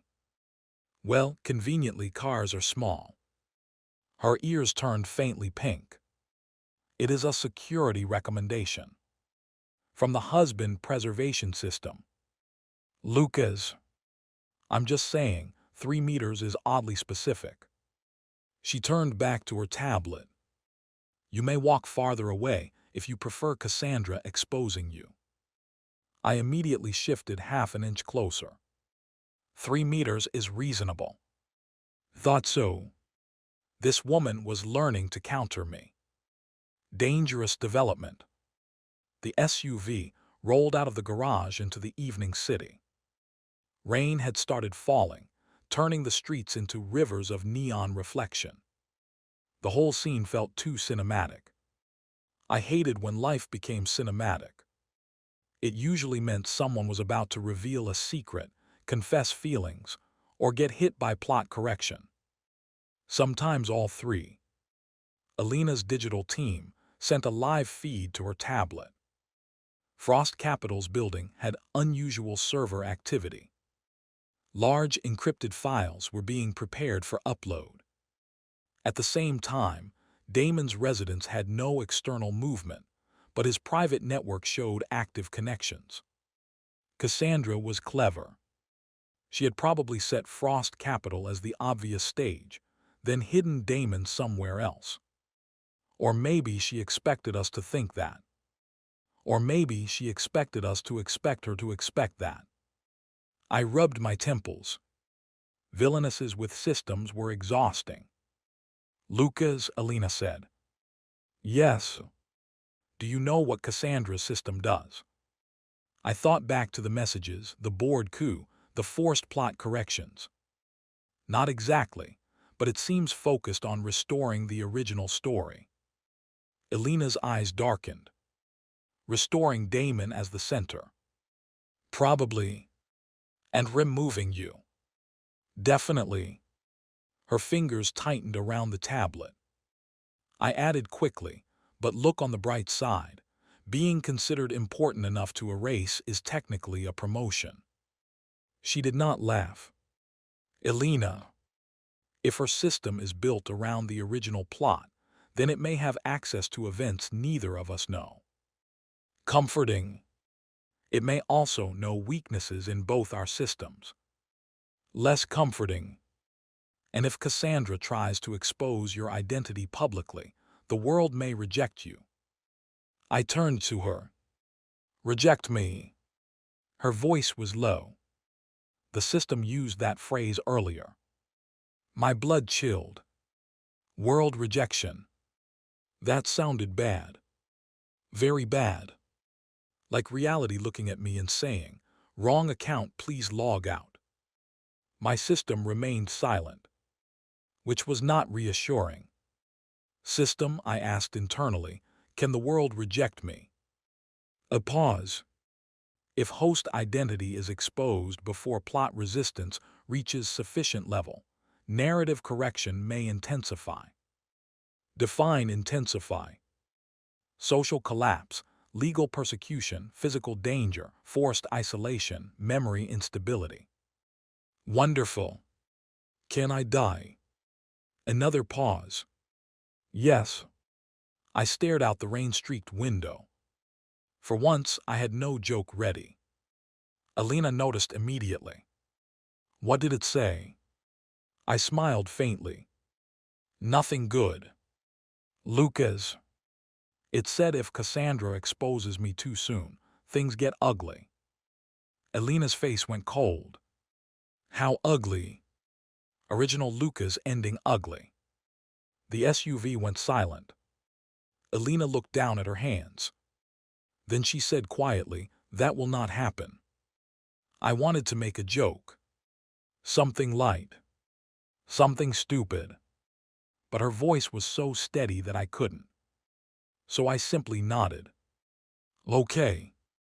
Her gaze lifted to mine. Do you trust me? That was unfair question number 2. Trust. The couple's synergy requirement. The thing both our systems kept pushing. The thing I had spent this whole story avoiding because trust led to emotional involvement. Emotional involvement led to staying. And staying led to the destruction of my clean, beautiful divorce plan. But Cassandra was waiting. Damon was involved. The plot was tightening. And Elena was sitting beside me, eyes serious, asking not as a CEO, not as the Ice Queen, not even as the heroine. As my wife. So I exhaled. Yes. Her expression changed. Just slightly. But enough. My system chimed. Couple synergy level 2 activated. Mutual trust confirmed. Shared tactical insight available for 10 minutes. Suddenly, a blue thread of light appeared between my system panel and a second faint panel near Elena. A stream of information unfolded in my mind. Not thoughts. Not memories. More like instincts aligning. Elena's system highlighted likely trap structures. Mine highlighted escape routes, legal liabilities, and narrative pressure points. Together, the two systems mapped the situation. Frost Capital, public exposure trap. Frost Residence, emotional confrontation trap. Third site unknown. Wait. Third site. I sat up. Elena. I see it, she said. Her eyes were glowing faintly blue. The shared interface displayed a third location. Meridian Grand Hotel, Presidential Suite 2708. The same hotel room where Paul Keene recorded the false confession. Cassandra had used it once. And now the system highlighted it as the true origin point of the upload. Elena immediately spoke to Marcus. Change route, Meridian Grand Hotel, quiet approach. Do not alert Frost Residence team. Marcus responded instantly. Yes, President Winters. I leaned back. Huh. Elena looked at me. What? Our systems work well together. She looked away. Temporarily. Right, temporary, very temporary, emotionally meaningless tactical marriage synergy. Lucas. Stopping. The SUV changed direction. Rain intensified. The city blurred outside the windows. 10 minutes later, we arrived beneath the Meridian Grand Hotel through a private entrance used by VIP guests and people with secrets. Which tonight was apparently us. Marcus led the security team. Elena walked beside me. Not behind. Not ahead. Beside. And yes, within 3 meters. Possibly 1 meter. For security. Obviously. We entered through the service elevator. The ride-up was tense. Too tense. So naturally, I made it worse. Elena. Yes. If we survive this, can I move into my penthouse? No. Even after mutual trust confirmation. Especially after mutual trust confirmation. That feels backwards. You are more likely to run if unsupervised. Accurate but hurtful. Then don't be accurate. The elevator dinged. Presidential floor. The doors opened. The hallway was empty. Thick carpet. Soft golden lighting. The unnatural quiet of luxury spaces where every vase cost enough to judge you. Threat detection pulsed. Chinese letter, Chinese letter.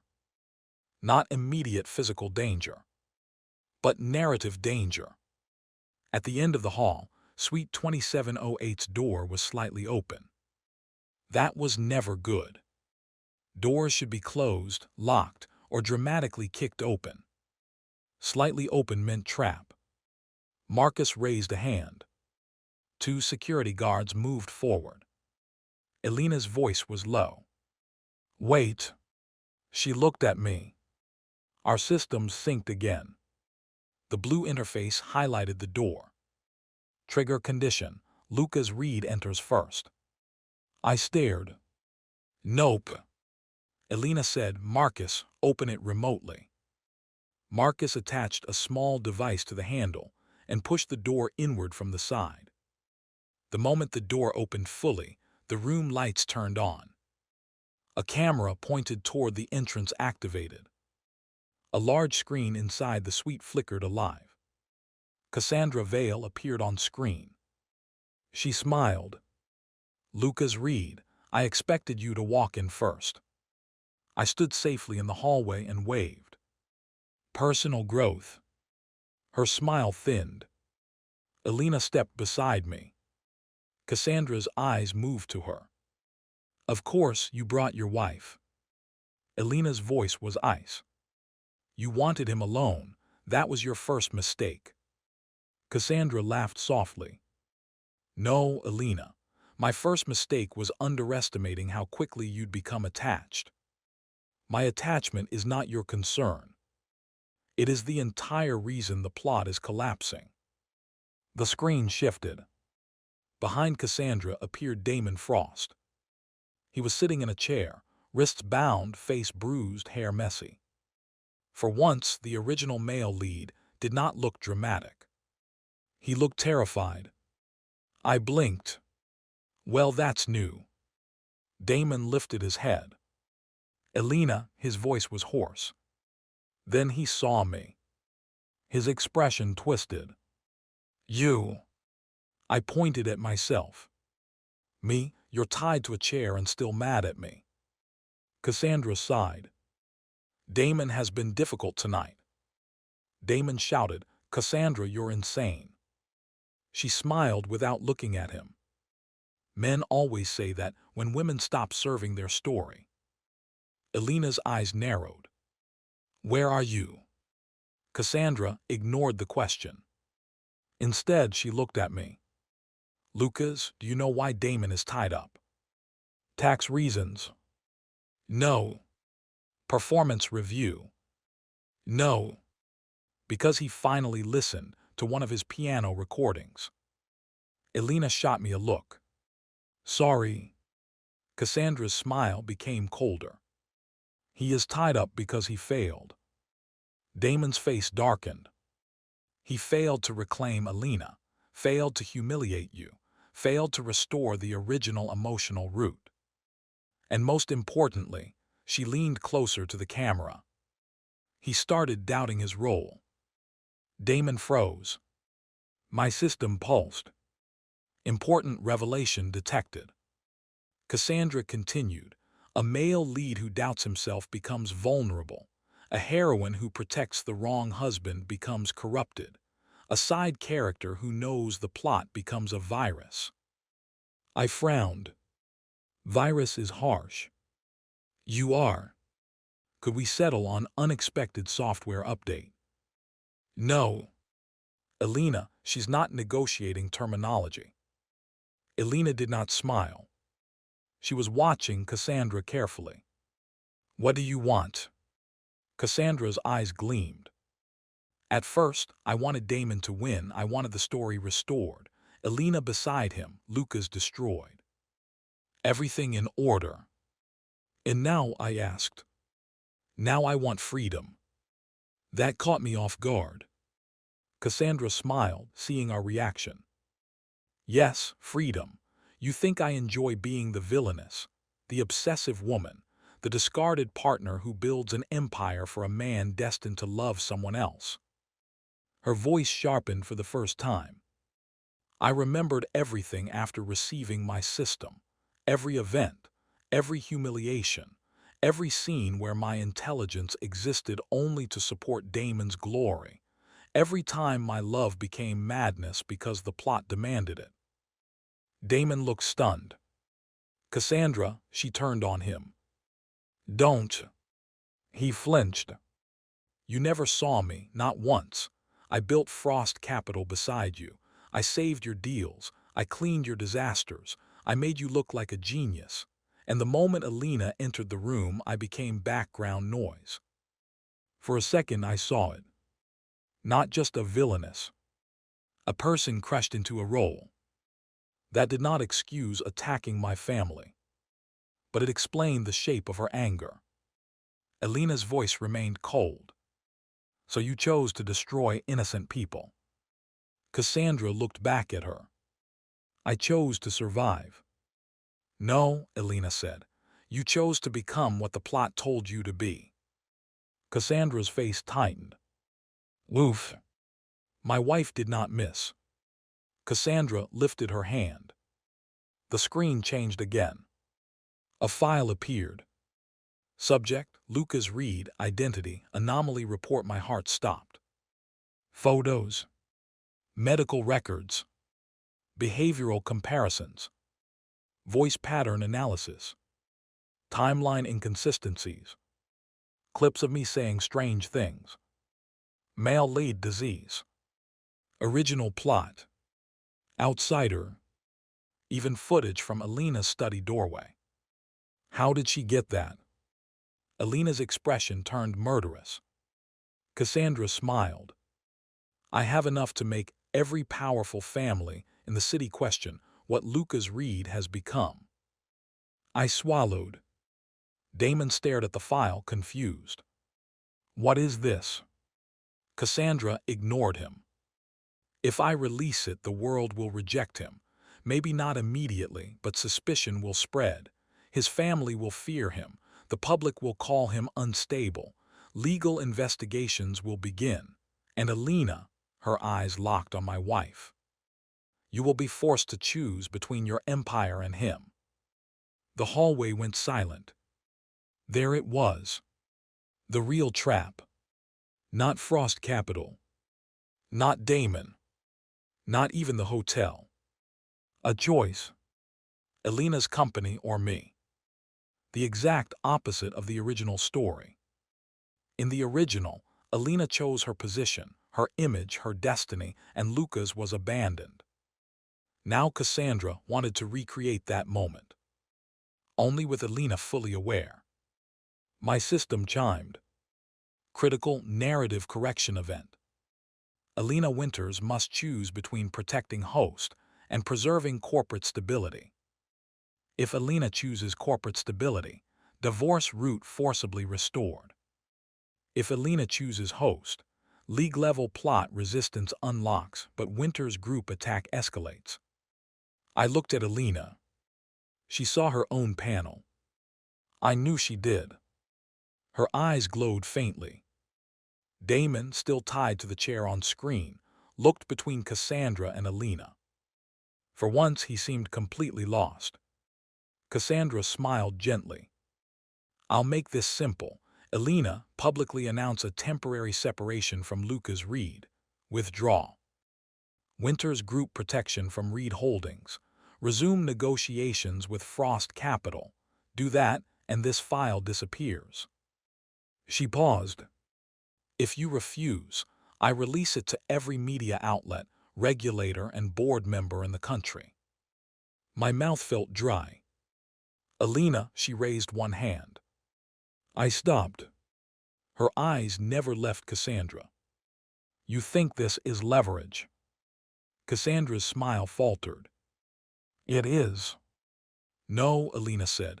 It is blackmail with poor timing. Cassandra's eyes narrowed. Elena stepped forward, her heels silent on the carpet. Yesterday, maybe I would have hesitated. Her voice was calm. Deadly. 3 days ago, perhaps I would have calculated risk, reputation, shareholder reaction. She glanced at me. Briefly. Softly. Then back to Cassandra. But today, I know exactly what happens when I let the plot decide for me. My chest tightened. Elena, I said quietly. She ignored me. I will not announce separation. I will not withdraw protection.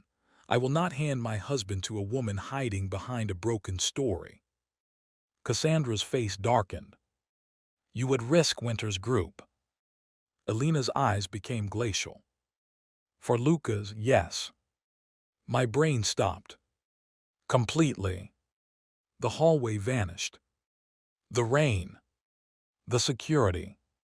The systems. Damon. Cassandra. Everything muted under those 3 words. For Lucas, yes. My system screamed. Critical emotional event detected. Divorce root stability collapsing. Host unable to maintain emotional detachment. No kidding. I was busy trying to remember how lungs worked. Cassandra stared at Elena in disbelief. You're insane. Elena's voice sharpened. No, I'm done being written. Then she turned to me. Lucas.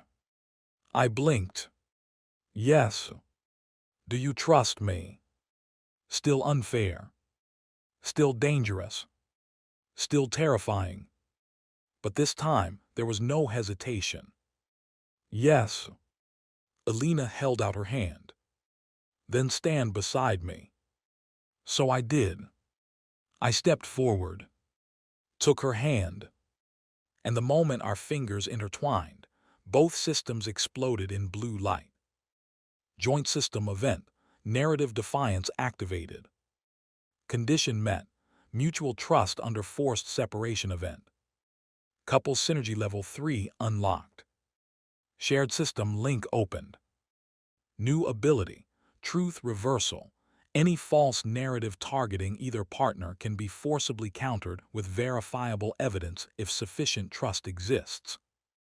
I stared at the notification. Elena. I see it.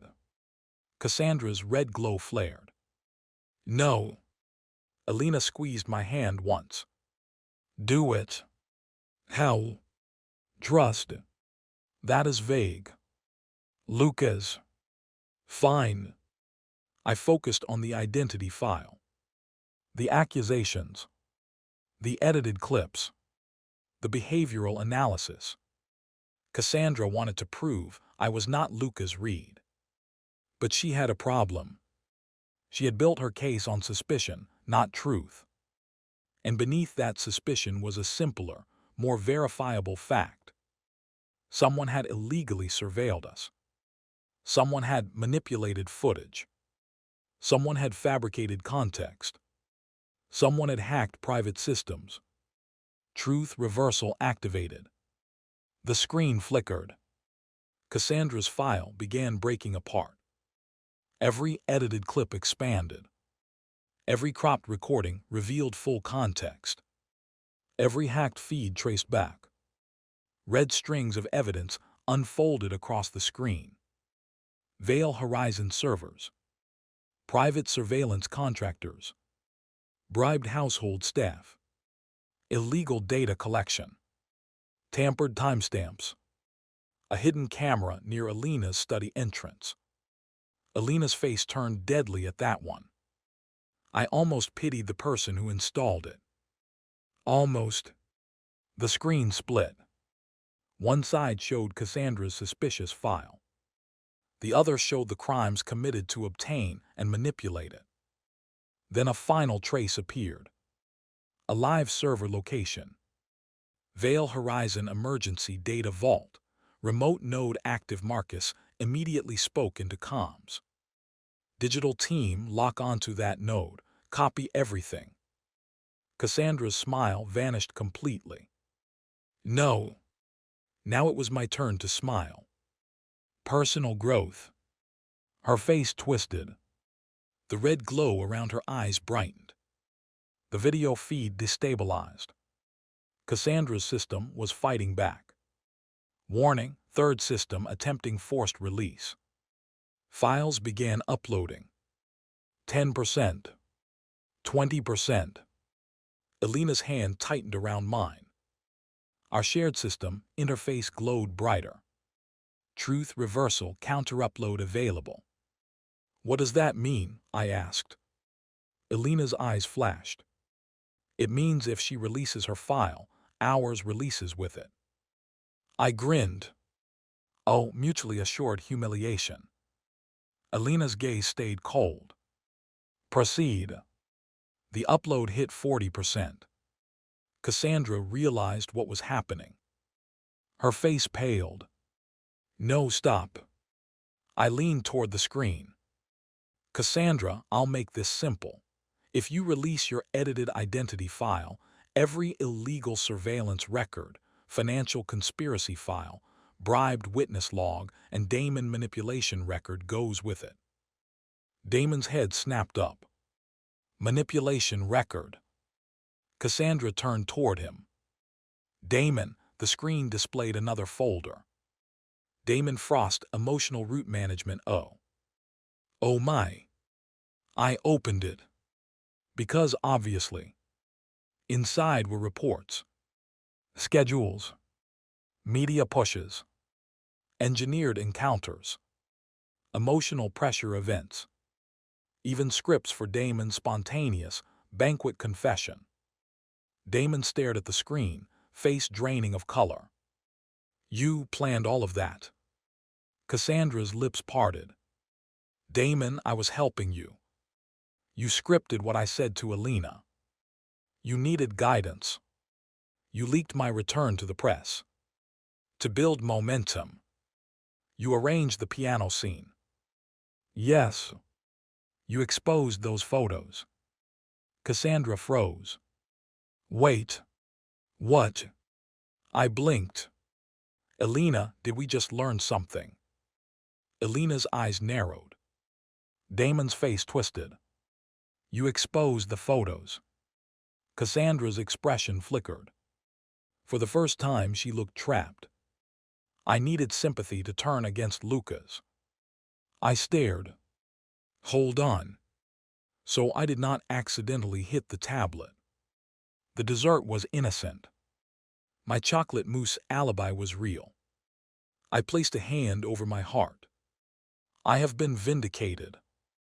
Elena glanced at me. That is your takeaway. It haunted me emotionally. No, it didn't. Briefly. Damon was shaking. You humiliated me publicly. Cassandra snapped. You were supposed to recover from it. You were supposed to become pitied, then admired when you rose again. Damon laughed once. A broken sound. So I was never the genius. Cassandra went silent. Damon's voice lowered. Was Frost Capital even mine? No answer. That was answer enough. For the first time since Damon Frost returned, I saw the male lead Aura crack completely. Not because I mocked him. Not because Elena rejected him. Because he realized his greatness had been managed. Curated. Manufactured. By the woman he ignored. My system chimed. Original male lead has suffered existential collapse. Settlement points plus 5000. I almost told the system to read the room. Almost. Cassandra's eyes filled with rage. You ungrateful fool, I made you. Damon looked up. No, you used me too. The words hit Cassandra harder than any evidence. For 1 second, she looked genuinely hurt. Then the hurt vanished beneath fury. Fine. Her red system glow intensified. If none of you will follow the story, I'll burn the entire route. The upload jumped to 90%. Elena's voice cut through the chaos. Counter-release. I squeezed her hand. Counter-release. 100%. The files released. But not as Cassandra intended. Every media outlet, regulator, Frost Capital board member, Winters director, and law enforcement tipline received the full package. Not just Cassandra's edited identity anomaly file. Everything. Her surveillance. Her fraud. Her board coup. Her manipulation of Damon. Her attack on Reed Holdings. Her blackmail attempt. Her system references were automatically converted into coded language about behavioral prediction models and narrative manipulation frameworks, making the supernatural parts look like corporate jargon. Useful. Very useful. Cassandra watched her empire detonate in real time. Her face went white. News alerts began exploding across Elena's tablet. Breaking: Veil Horizon Capital implicated in Reed Holdings fraud.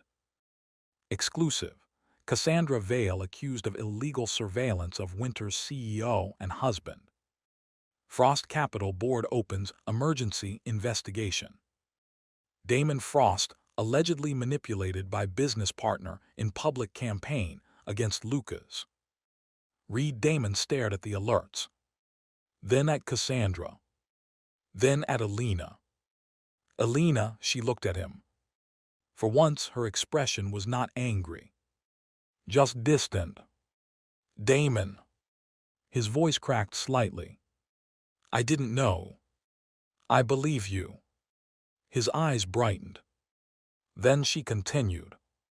But ignorance does not erase harm. The brightness faded. He lowered his head. I know.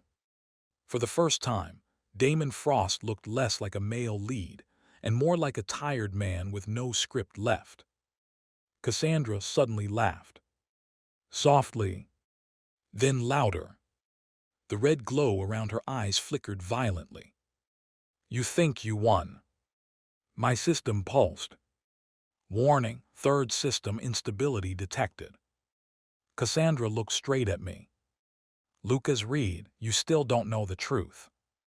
I frowned. What truth? She smiled through the static. You think you transmigrated into Lucas Reed by accident. My blood froze. Elena's hand tightened around mine. Cassandra leaned closer to the camera. You were brought here. The words hit like thunder. My system went silent. Too silent. Elena's system awakened because of you. Mine awakened because of you. Damon's root collapsed because of you. The screen flickered. Cassandra's face distorted. There is no original Lucas anymore. There hasn't been since the night before Damon returned. I stopped breathing. What do you mean? Cassandra smiled. Ask your system what happened to him. Then the feed cut. The screen went black. Silence. Heavy. Suffocating. For a long moment, nobody moved. My hand was still in Elena's, but my fingers had gone cold. Original Lucas.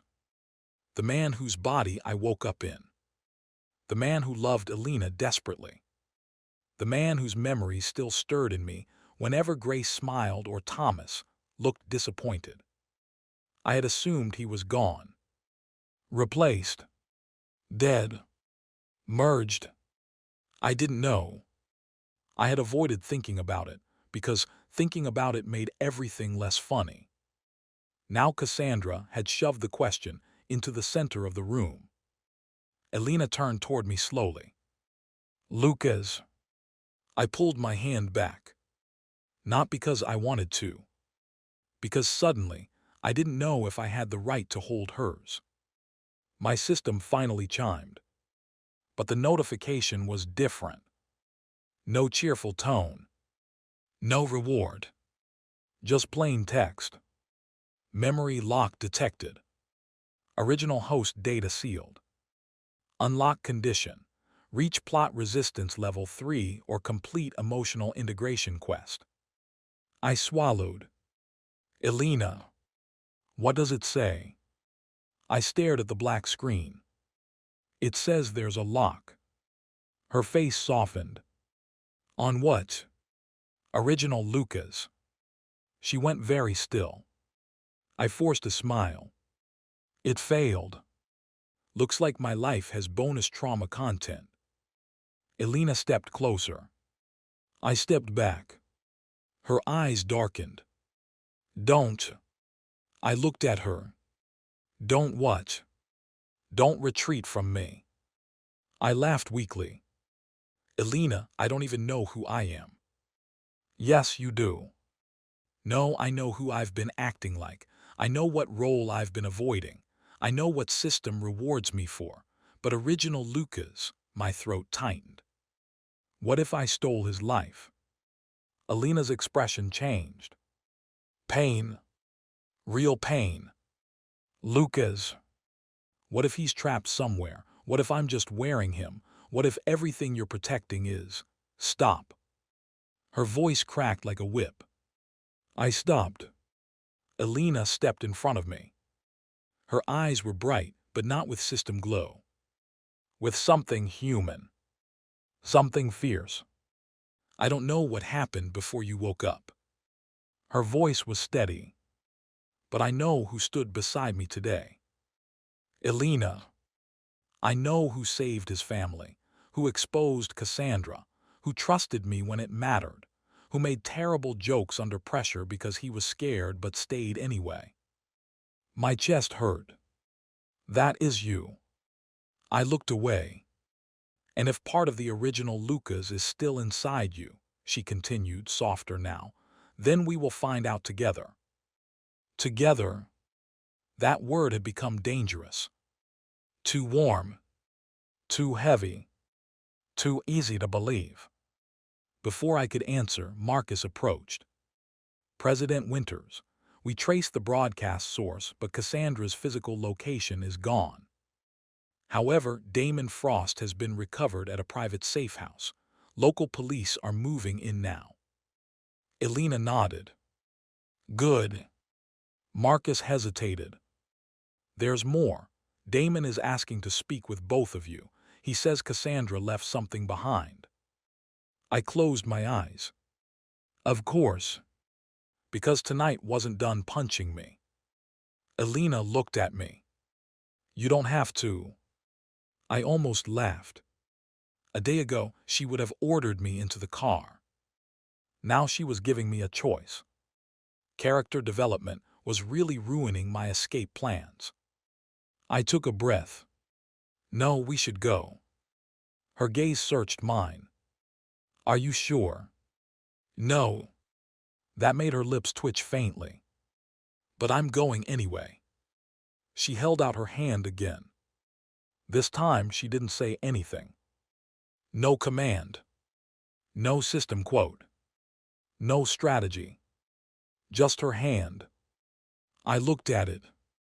Then took it. My system chimed softly. Emotional integration quest initiated. Objective: discover the truth of Lucas Reed's original fate. Partner support detected. Divorce route suspended. I stared at the last line. Suspended. Not failed. Not canceled. Suspended. Somehow that made me smile.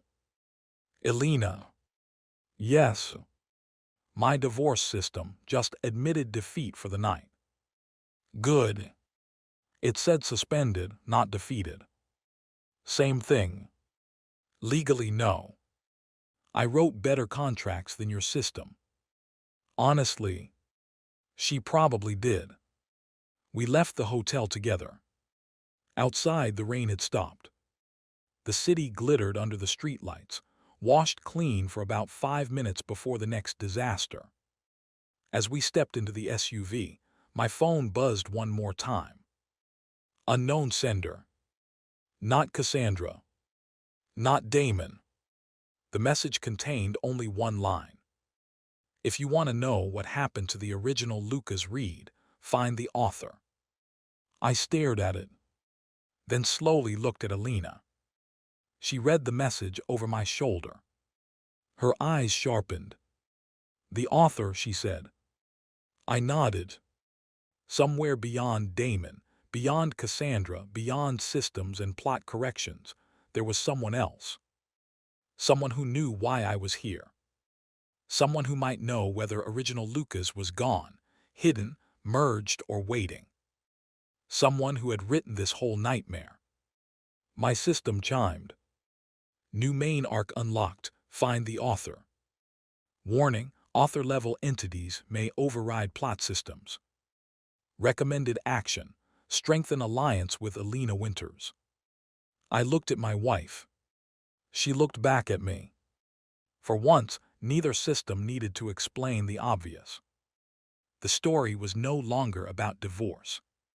It was about survival, truth, and maybe, if I was honest with myself, the woman who refused to let the plot take me. I leaned back against the seat and sighed. Elena.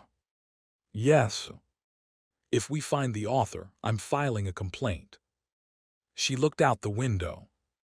Get in line. And for the first time that night, we both laughed. There were many things I expected after receiving a mysterious text telling me to find the author.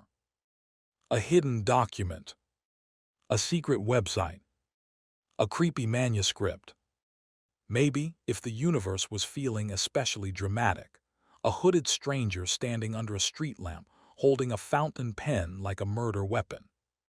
What I did not expect was Elena Winters calmly opening her laptop in the back seat of the SUV and saying, "Do you remember the full title of the novel?" I stared at her. Elena. Yes. You just found out we may be living inside a written reality controlled by an author-level entity, and your first instinct is a research query. Yes. That is both terrifying and attractive. She paused.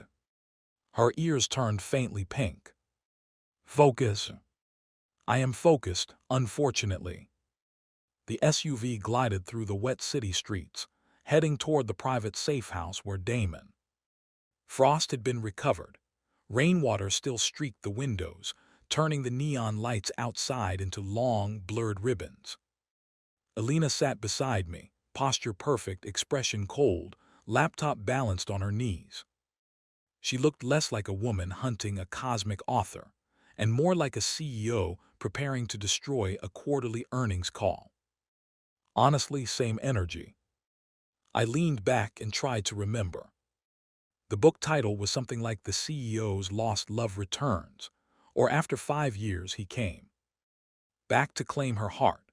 It was one of those titles that sounded like someone threw emotional damage into a blender. Elena typed. Nothing useful came up. She tried several variations.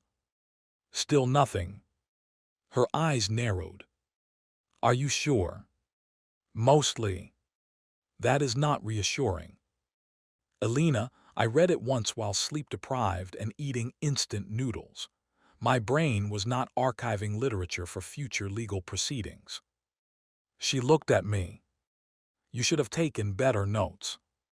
I did not anticipate transmigration. Poor planning. Excuse me. The corner of her mouth moved. Almost a smile. Almost. Then her system glow appeared faintly in her eyes. A second later, my own panel opened. Main arc. Find the author, current clue. Unknown sender directed host to locate author. System restriction. Direct access to author identity blocked. Suggested method. Investigate original novel publication trail, character anomalies, and memory inconsistencies. I frowned. Publication trail. Elena looked at me.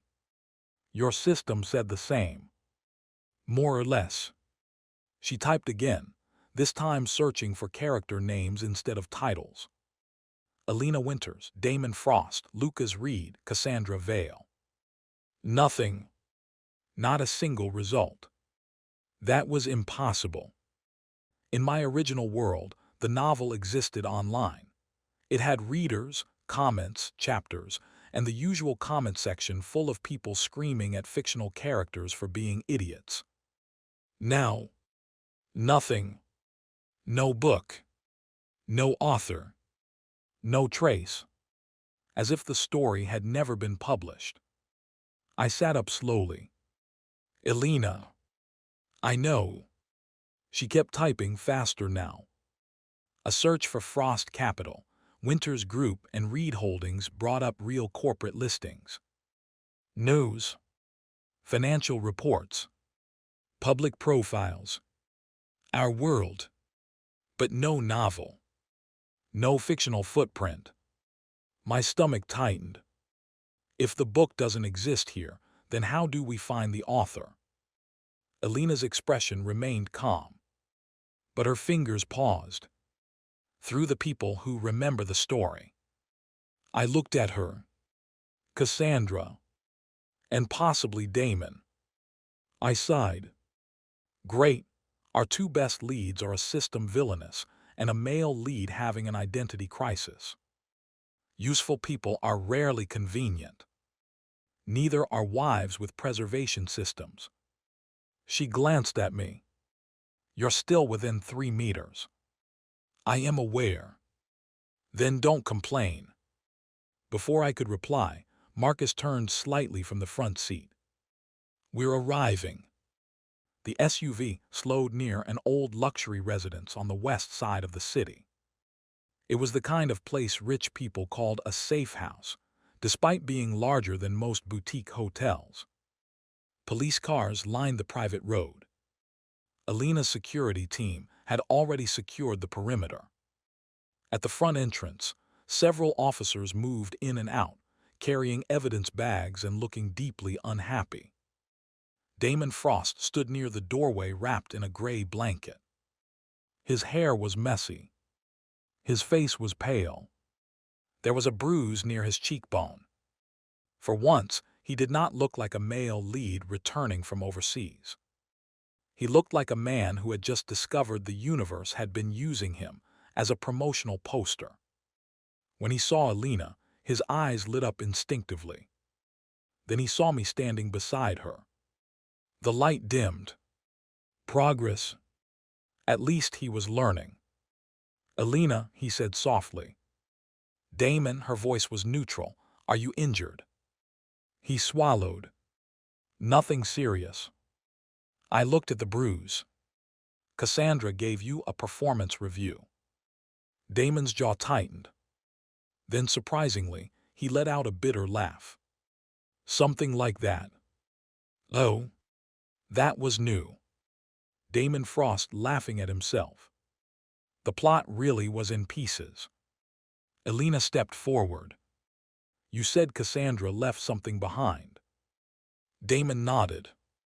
He looked at me, then back at Elena. In the study. We followed him inside. The safe house was a mess. Drawers pulled open. Documents scattered.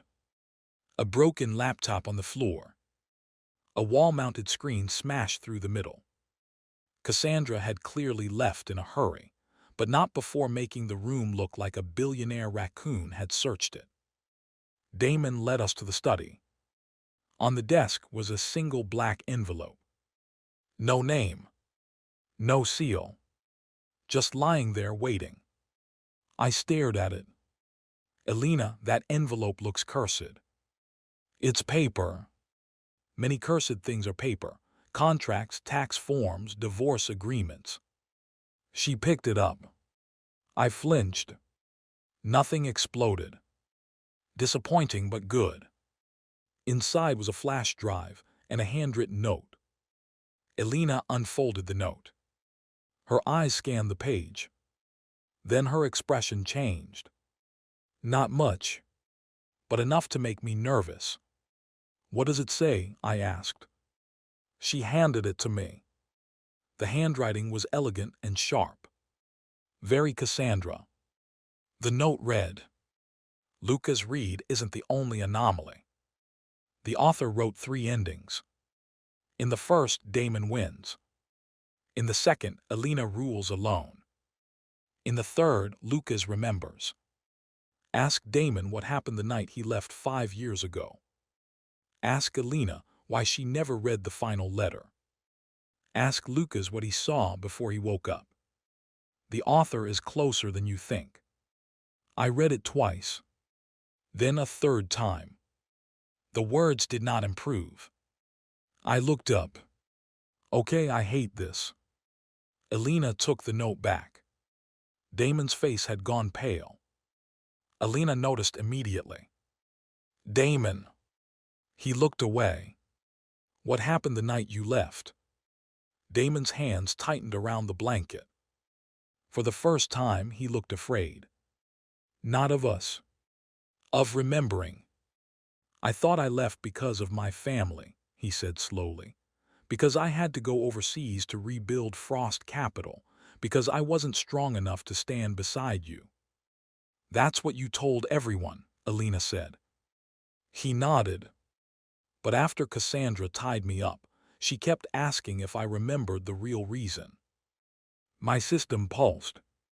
Memory anomaly detected. Elena's eyes glowed faintly. She saw it too. Damon sat heavily in a chair. I started remembering pieces. That night I went to see you. I had a letter. I was going to tell you I couldn't leave without saying goodbye. Elena's face tightened. You never came. I did. The room went silent. Damon looked at her. I came to the Winters estate. I gave the letter to someone at the gate. They said they would deliver it. Elena's voice dropped. I never received a letter. I know. His laugh was bitter. Or I know now. Back then, I remembered leaving because you never replied. I thought you chose the company over me. I thought you were too proud to even say goodbye. Elena's expression remained cold, but her fingers curled around the note. Damon continued. But my memory is wrong. I remember giving the letter. Then I remember being in an airport, then overseas, like pages were torn out. Pages? That word hit too hard. My system displayed. Memory gap confirmed, Damon Frost. Possible author interference. Elena's voice turned icy. The final letter. Damon nodded. Cassandra said you never read it because someone removed it from the root. I muttered root. I am beginning to truly hate that word. Elena looked at me. What about you? Me. The note says to ask what you saw before you woke up. My chest tightened. I had been avoiding that too. Because the memory was weird. Blurred. Unstable. I remembered my original world. I remembered reading the novel. I remembered laughing at how stupid Lucas was. I remembered feeling bad for him, actually. That part I had not told anyone. Original Lucas had been pathetic but also lonely, desperate, so obviously doomed that even through the bad writing I had felt sorry for him. Then I remembered falling asleep. Or passing out. No. That wasn't right. I closed my eyes. There was something else. A screen. Not my phone. A comment box. A chapter ending. The comments were full of readers insulting Lucas. Trash husband. Just die already. Get out of Damon's way. Elena deserves better. And then one comment. Mine. I had typed. If I were Lucas, I'd take the settlement money and leave. At least let the guy live. My blood went cold. Elena. What? I commented on the story. Damon frowned. What does that mean? I ignored him. I wrote that Lucas should take the money and live. Elena's eyes sharpened. And then someone replied. The memory sharpened painfully. A username with no profile picture. No name. Just 3 words. Then prove it. The room tilted. My system flashed red. Memory lock weakening. Emotional integration quest progress, 20%. I gripped the desk. Elena was beside me instantly. Lucas. I'm fine. You are not. I am emotionally inconvenienced. Lucas. I forced myself to breathe. The note suddenly made more sense. Maybe I wasn't randomly pulled here. Maybe someone saw my comment. Maybe the author. Maybe the system. Maybe original Lucas himself. Damon stood. So you're saying someone brought you here because of something you wrote? I looked at him. That sounds insane when you say it, but yes. Damon's expression twisted. And what about me? Was my whole life written too? I said nothing. That was answer enough. Damon laughed once. A hollow sound. So I wasn't destined, I was programmed. Elena's voice was cold. No, you made choices. He looked at her. Did I?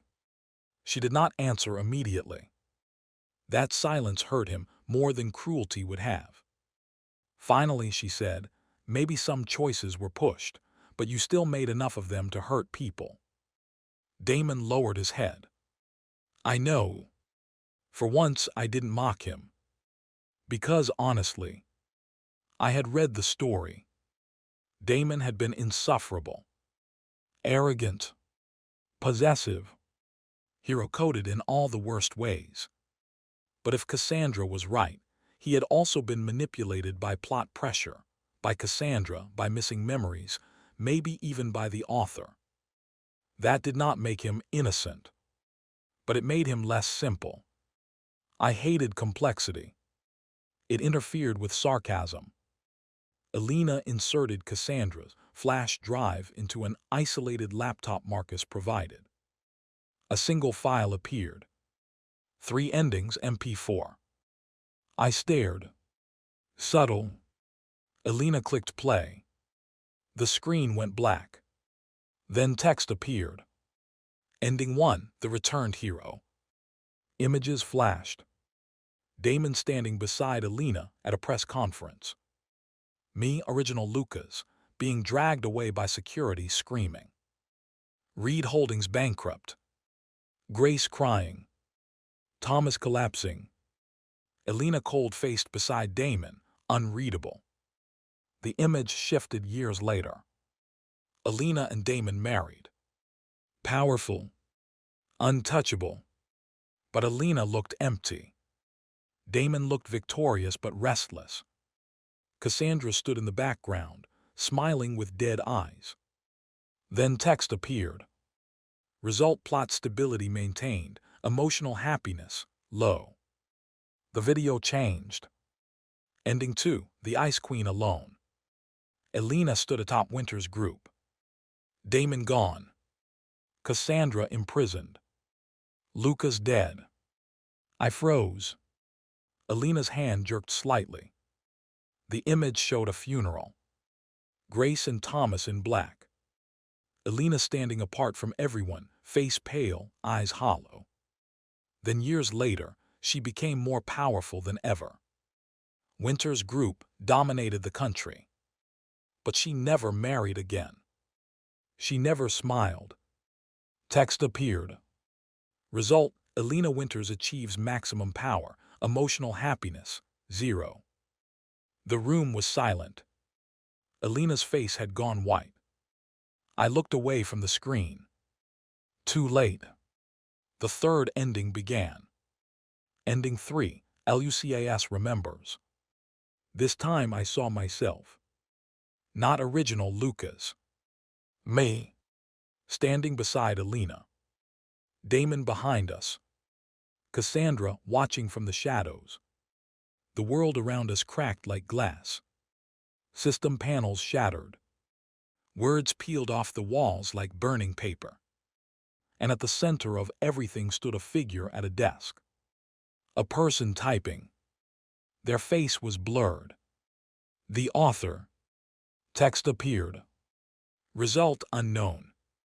Warning: if Lucas remembers fully, the written world may become unwritable. The video ended. No music. No dramatic fade. Just black screen. I stared at my reflection in it. Unwritable.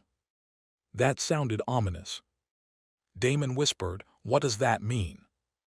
No one answered. Then Elena's system and mine chimed at the same time. Author trace detected. Clue unlocked. The final letter still exists. Location: Winters Estate Archive Room. Elena went completely still. Archive room, she said. Damon looked up sharply. If the letter is there, Elena's eyes turned cold. Then someone in my house hid it. The drive suddenly opened another file. A scanned image. A delivery log from 5 years ago. Recipient: Winters Estate. Item: handwritten letter from Damon Frost. Accepted by Marion Bell, Elena's housekeeper, the woman who had served the Winters family for 20 years. Elena stared at the name. Her expression became unreadable. Dangerously unreadable. I leaned closer. You okay? No. Honest. That scared me more than if she lied. Damon stood. I need to come.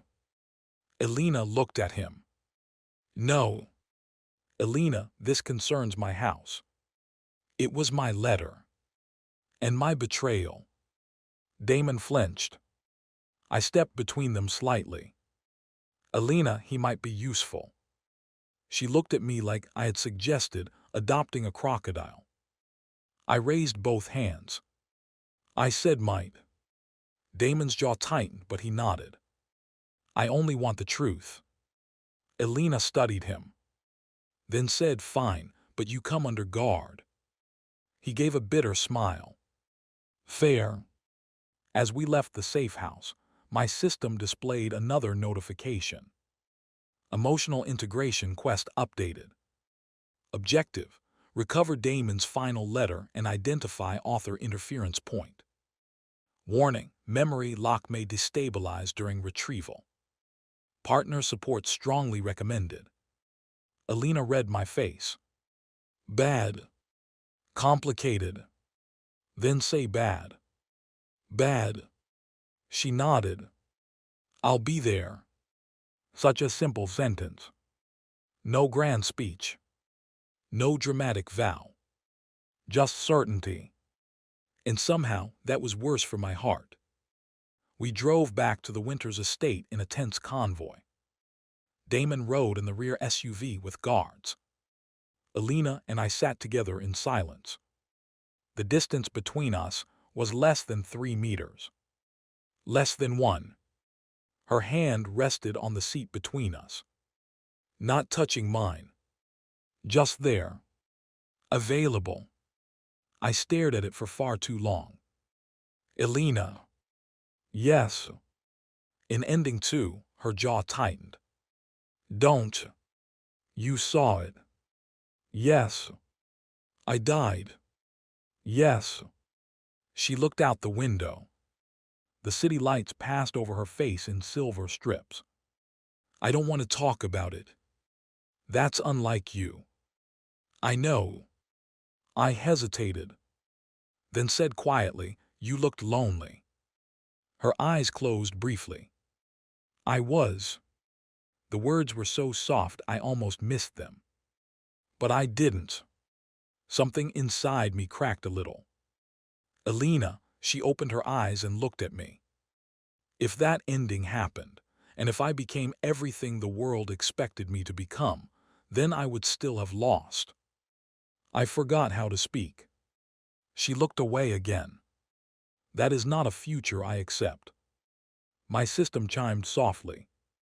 Emotional integration progress, 35%. Divorce route remains suspended. I leaned back and muttered, my system is very quiet tonight.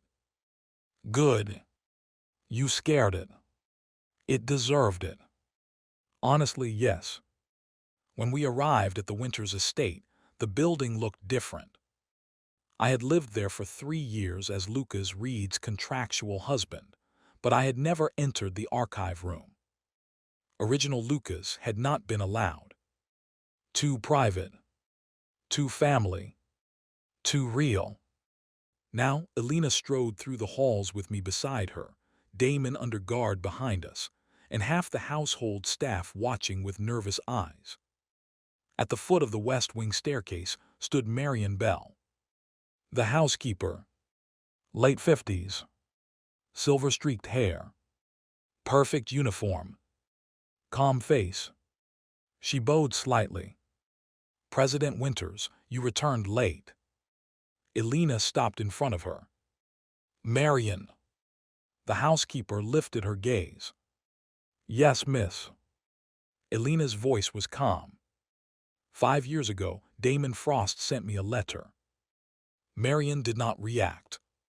Not obviously. But my threat detection skill pulsed. Hostile fear. There it was. Elena saw my expression.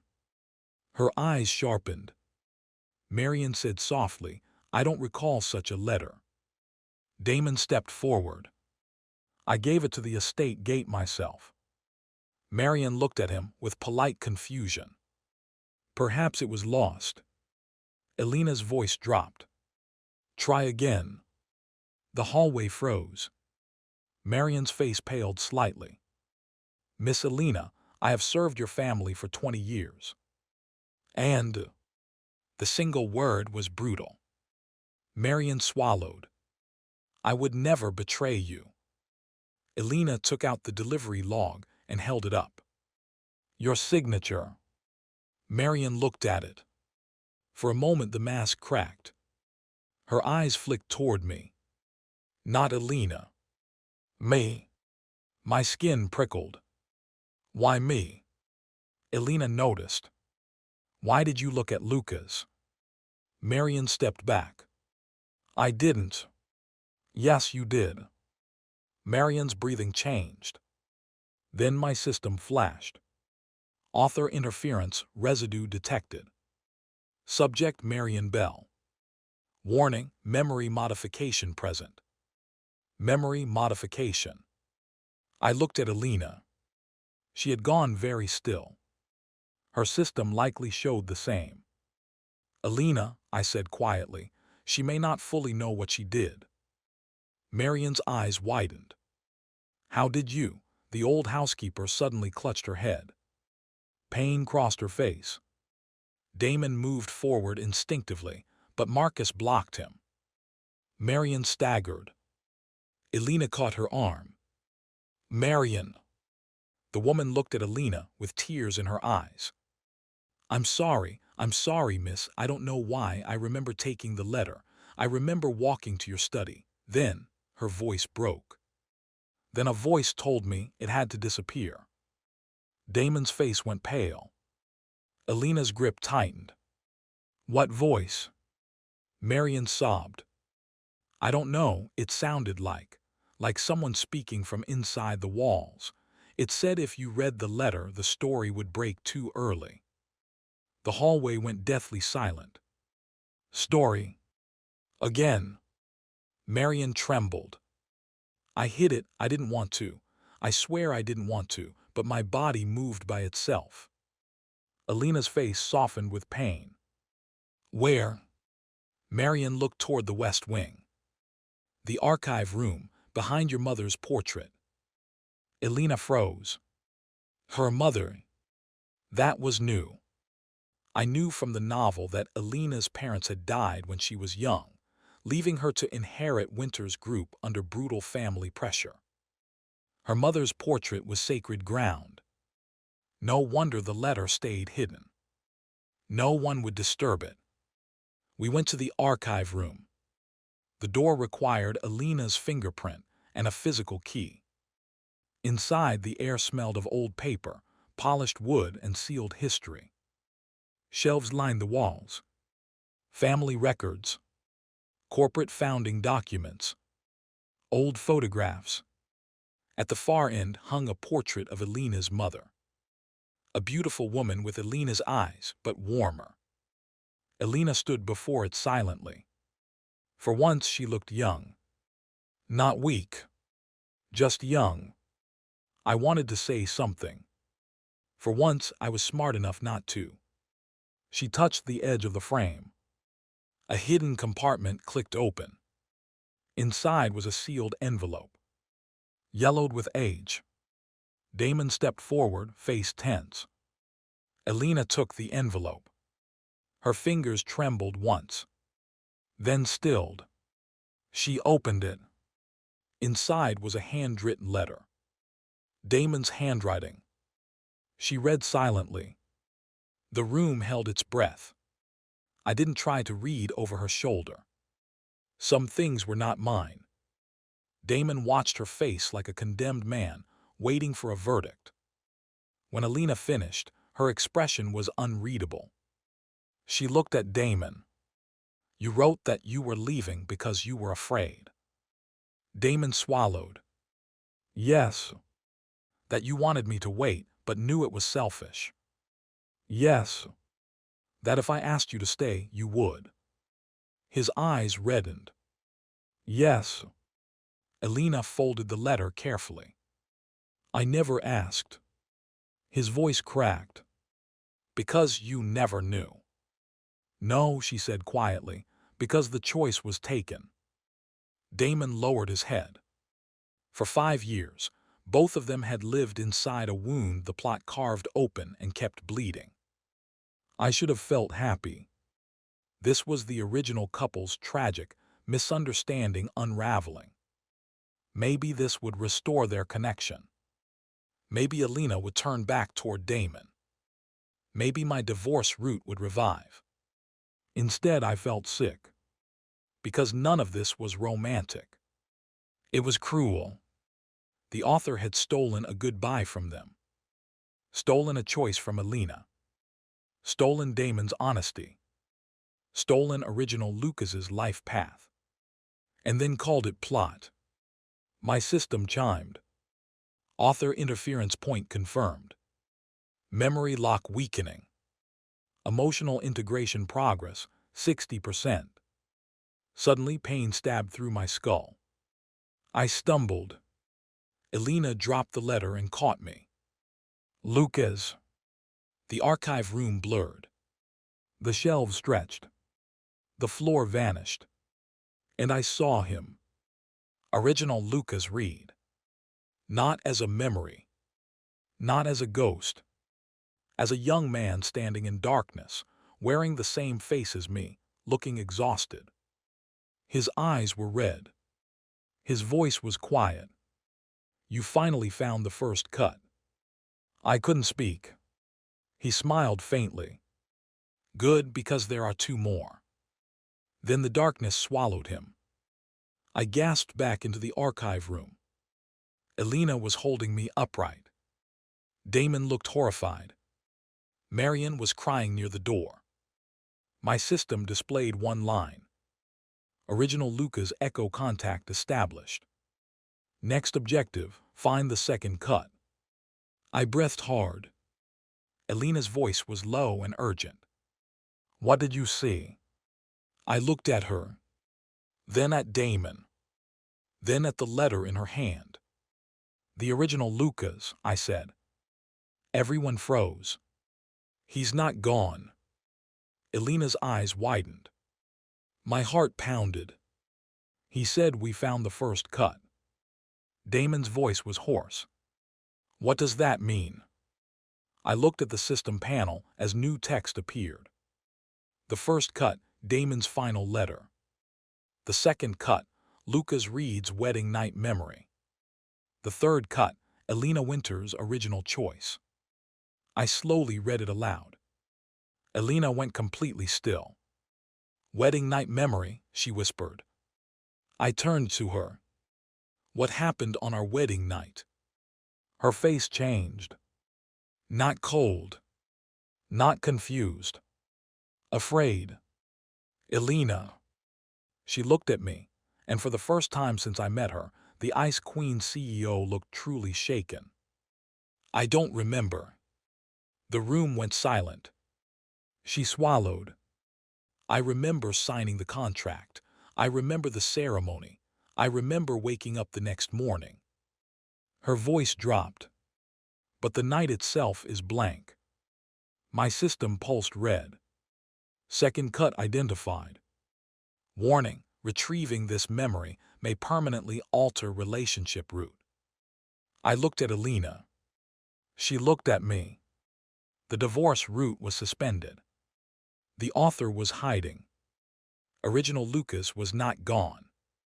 And now, apparently, the truth of our marriage had been cut out of both of us. I laughed once. Not because it was funny. Because if I didn't laugh, I might scream. Elena. Yes. I would like to formally file another complaint against the author. Her expression was pale, but her hand found mine. Approved. And somewhere deep in the invisible machinery of the world, I felt something crack. The archive room went so quiet, I could hear the old clock ticking against the wall. Tick, tick, tick. Very dramatic. Very unnecessary. Elena Winters stood in front of her mother's portrait, pale fingers wrapped around mine. Her usual ice queen composure cracked just enough to show something raw underneath. Fear. Not of Damon. Not of Cassandra. Not even of losing Winter's group. Fear of a missing memory. And honestly, same. Because apparently, the next great mystery in my supernatural divorce comedy was our wedding night. Which was extremely inconvenient.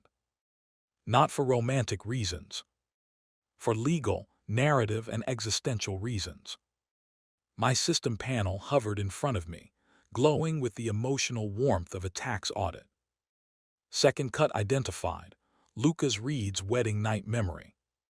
Warning, retrieving this memory may permanently alter relationship route. I stared at the words. Permanently alter relationship route, I muttered. That sounds like something a shady dating app would say. Elena looked at me.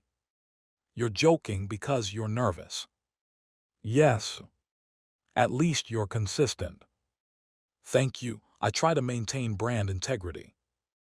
Damon Frost, who had been standing near the archive door looking like a tragic statue with expensive cheekbones, finally spoke. What exactly does that mean, wedding night memory? I turned to him. Damon, if I knew, I wouldn't be standing here mentally suing the author. His jaw tightened. I'm serious. So am I. My lawsuit is emotionally sincere. Elena's hand squeezed mine once. Not hard. Just enough to stop me from spiraling. Then she looked at Damon. Our wedding night is blank. Damon froze. What? I remember the ceremony, Elena said. The contract, the reception, entering the estate, then nothing until the next morning. My throat tightened. Because the more she said it, the more I realized something terrible. I had Lucas Reed's memories. Most of them. Childhood. School. His parents. Meeting Elena. Signing the contract. The wedding. The awkward reception. The cold congratulations from her relatives. The way original Lucas looked at Elena that night, already hoping for something the contract never promised. But after that, static. A blank wall. Then morning. Original Lucas waking up in his own room with a headache, convinced Elena had rejected him so completely she didn't even bother speaking to him after the ceremony. That rejection had become the foundation of 3 years of resentment. 3 years of craving affection. 3 years of trying harder. 3 years of failing. I swallowed. Elena. She turned to me. I don't remember either. Her face went still. Damon looked between us. So both of you lost the same night. Looks like it. Damon gave a bitter laugh. First my letter, now your wedding night. How many choices did this author remove? My system chimed. Answer unavailable. Rude. Elena slowly released my hand and picked up the letter again, placing it carefully back into its envelope. We find the memory. Very Elena. No panic. No denial. Just problem, target, execution. I admired that. I also feared it deeply. How, I asked, do we dig through old security footage? Elena turned to Marion, who still stood near the entrance, looking like the weight of 20 years of loyalty had collapsed on her shoulders. Marion. The housekeeper flinched. Yes, miss. Was there footage from that night? Marion's lips trembled. There should have been the west hallway, main staircase, private wing entrance. Where is it? Marion closed her eyes. I don't know. Elena's voice cooled. Try. Marion's face twisted in pain. I remember being told to delete it. Damon's expression darkened. Elena stepped forward. By the same voice. Marion nodded. It said the night had to be sealed, that if either of you remembered too early, the wrong ending would open. Wrong ending. There it was again. A phrase that sounded like it came from a cursed walkthrough guide. My system pulsed. Author interference residue confirmed. Suggested retrieval sources. Backup servers, physical journals, household witness memories, original Luca's echo. Original Luca's echo. That one made my stomach twist. Elena saw my expression immediately. What? The system says one retrieval source is original Luca's. Her eyes softened. Can you contact him again? I don't know. Last time he appeared after I nearly face-planted into your archive carpet. We'll avoid that method. Appreciated. Damon stepped forward. There may be another way. We both looked at him. He hesitated. Cassandra said something while I was tied up. I spread my hands. Damon, in the future, lead with information you learned during villain captivity. He ignored me.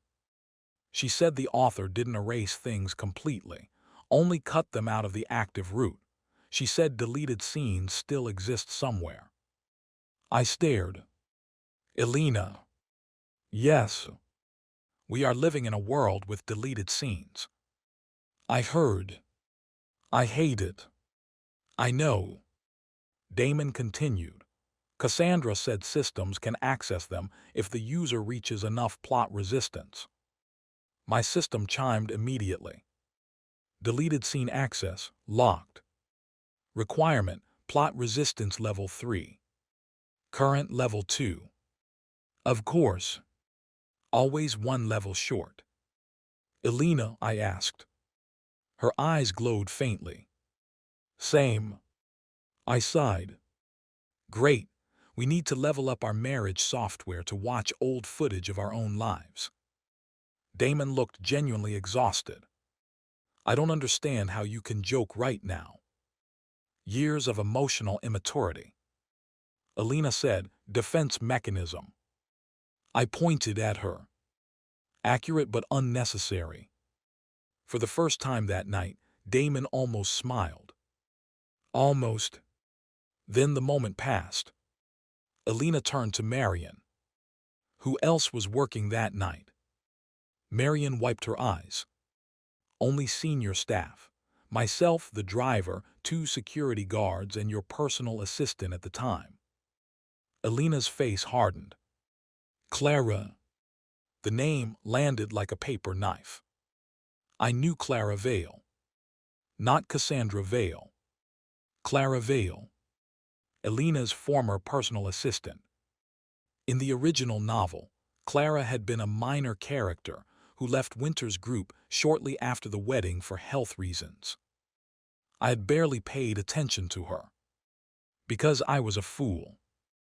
A transmigrated fool, but still. Elena, I said slowly, Clara Vale. Her eyes sharpened. Yes. Any relation to Cassandra? Distant cousin. Damon's face changed. So did mine. Oh. Oh, that was not good. Marion whispered. Clara handled the private wing schedule that night. Elena's expression turned glacial. Where is she now? Her assistant, who had been standing silently near the door, began typing rapidly on her tablet. Clara Vale left the country 3 years ago, officially in Switzerland, but her passport records show she returned 2 weeks ago. 2 weeks ago. Before Damon's return. Before my transmigration. No. Maybe around the same time. My system flashed. Second cut lead identified, Clara Vale. Current location, unknown. Warning, Clara Vale may possess retained memory fragment. Damon exhaled sharply. Cassandra planned this years ago. Elena shook her head. No, Cassandra may have used it, but the first interference happened 5 years ago. I nodded slowly. The author cut the scene first. Cassandra found the wound later. Everyone looked at me. I blinked. What? Damon frowned. That sounded disturbingly insightful. Elena, tell him I'm often insightful. Elena said nothing. Elena, you are occasionally useful. Romance is alive. Her ears turned faintly pink. Damon looked away like the sight physically hurt him. Progress. At that moment, Elena's assistant turned the tablet toward us. President Winters, I found something else. Clara Vale purchased a private storage unit under an alias 1 week after the wedding. Elena's eyes narrowed. Where? North River Storage, Unit 419. My system and Elena's system chimed at the same time. Second cut retrieval point detected. Proceed with caution. I sighed. Of course it's a storage unit. Damon frowned. What's wrong with a storage unit? Nothing good ever happens in storage units during mystery arcs. Elena was already moving toward the door. Marcus, prepare vehicles. Yes, President Winters. Damon stepped forward. I'm coming. Elena turned. No. He flinched. Elena, you are unstable, recently held captive, and emotionally compromised. I raised a hand. In fairness, that describes most of us. Elena ignored me. Damon's jaw tightened. This involves Cassandra, and Clara, and the letter. I deserve to know. Elena looked at him for a long moment. Then at me. I shrugged. He may be useful again. You said that once already. And was I wrong?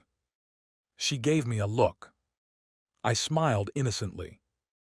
Finally she said, fine, but you stay behind security. Damon nodded. Fine. I leaned toward him. Congratulations, you've been promoted to supervised side character. He glared at me. Elena, your husband is unbearable. Elena walked past us. I know. But she didn't sound annoyed. Which was dangerous. Very dangerous. North River Storage sat on the edge of the industrial district, surrounded by chain-link fences, flickering lamps, and the kind of atmosphere that made you regret every life choice leading up to entering an abandoned-looking storage facility at night. The rain had started again. Light this time. Cold mist hanging in the air. Our convoy pulled up outside the gate. Marcus's team moved first, sweeping the entrance, security office, and external cameras. Elena stood under a black umbrella held by one of her guards. I stood beside her, also under the umbrella, because apparently the 3-meter rule included weather. Damon stood a few steps behind us with 2 guards. He looked at the storage facility and frowned. Clara kept something here for 5 years. I nodded. Either evidence or cursed furniture. Elena glanced at me. Do not touch anything. That was already my plan. Marcus returned. Security office is empty. Cameras are looped. Elena's eyes sharpened.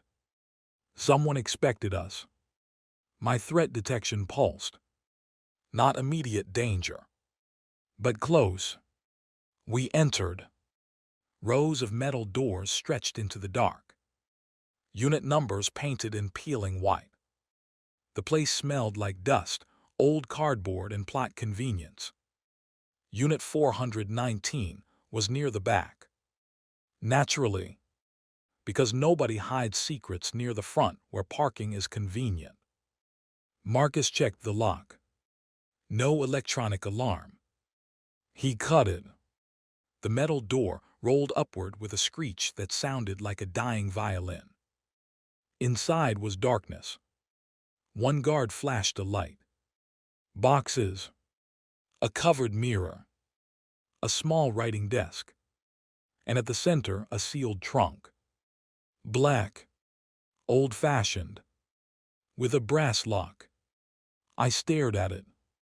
Elena. Yes. That trunk looks like it contains either evidence or a Victorian ghost. Stay behind me. Elena, I'm not letting you face the ghost first. There is no ghost. That's what people say immediately before ghosts. Marcus opened the trunk. No ghost. Disappointing. Inside were files. Photographs. A cracked tablet. Several labeled envelopes. And one white box tied with a faded silver ribbon. Elena reached for the top folder. The label read, Wedding Night Root Seal. The room went silent. Damon whispered, Root Seal. I muttered, the author really needed a better filing system. Elena opened the folder. Inside were printed stills from security footage. Black and white. Time-stamped. Our wedding night. I saw original Lucas standing in the hallway outside Elena's private study, holding 2 cups of tea. He looked nervous, hopeful, painfully young. Elena appeared in the frame moments later, still wearing her wedding dress but without the public mask. She looked tired, lonely, human. The next photo showed them speaking. The third showed Elena taking 1 cup from him. The fourth showed a smile. Elena smiled. Not the tiny almost smile I had worked so hard to earn. A real one. Soft. Unprotected. My chest tightened. Beside me, Elena stopped breathing. Elena, I said quietly. She didn't answer. Her fingers brushed the photo. I don't remember this. Her voice was barely audible. Damon looked away. His expression had become complicated. Maybe jealousy. Maybe grief. Maybe the realization that while he was gone, a version of Elena had once smiled at another man. The next page had a written report. Not by Clara. By someone else. No signature. Just typed notes. Unexpected, emotional deviation detected. Contract marriage route unstable. Lucas Reed established genuine connection with Elena Winters on wedding night. If memory remains, Damon Frost return route fails. Seal required. My skin went cold. Elena read it twice. Then slowly looked at me. So that night, I swallowed. The original Lucas reached you. Her expression cracked. Not much, but enough. She flipped to the next photo. Lucas and Elena sitting on the floor of her study, backs against the sofa, both holding tea. Her wedding dress pooled around her like spilled moonlight. He was laughing. She was covering her mouth with one hand, trying not to. The scene was intimate. Not physical. Not dramatic. Just 2 lonely people accidentally becoming honest. And then I understood. The author hadn't erased a night of romance. The author erased a night of choice. If Elena remembered that Lucas could make her smile, Damon's return would not work. If Lucas remembered that Elena had opened the door, he would not become desperate and resentful. Their marriage would have had a chance. So the scene was cut. I felt sick. Elena turned another page. A transcribed conversation. Her voice trembled slightly as she read.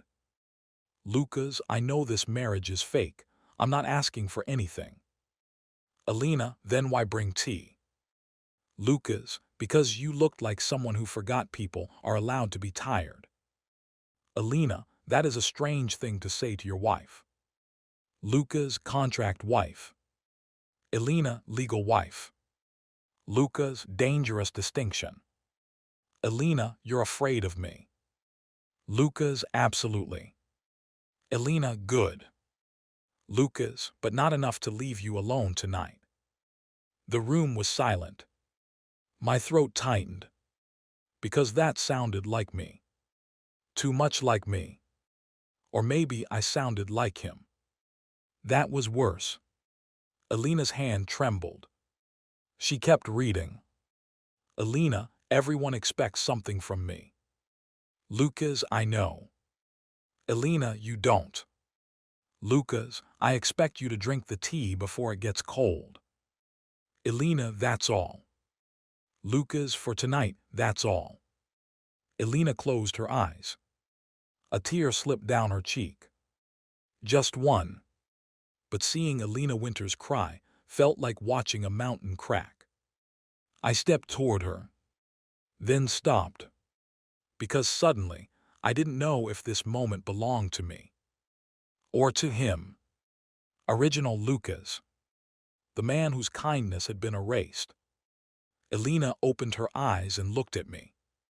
Don't do that. I froze. Do what? Step away. Elena, she turned fully toward me. The memory was his, but the ache is yours too. I couldn't answer. Because she was right. The pain in my chest was not borrowed. Not entirely. The system chimed. Emotional integration progress, 75%. Original Lucas echo approaching. The storage unit lights flickered. The air pressure changed. And then, in the reflection of the covered mirror, I saw him. Original Lucas Reed. Standing behind me. Dressed in his wedding suit. Face pale. Eyes tired. But smiling faintly. Only I could see him at first. Then Elena's system glowed. She turned slowly toward the mirror. Her breath caught. You, Damon, stepped back. You can see him.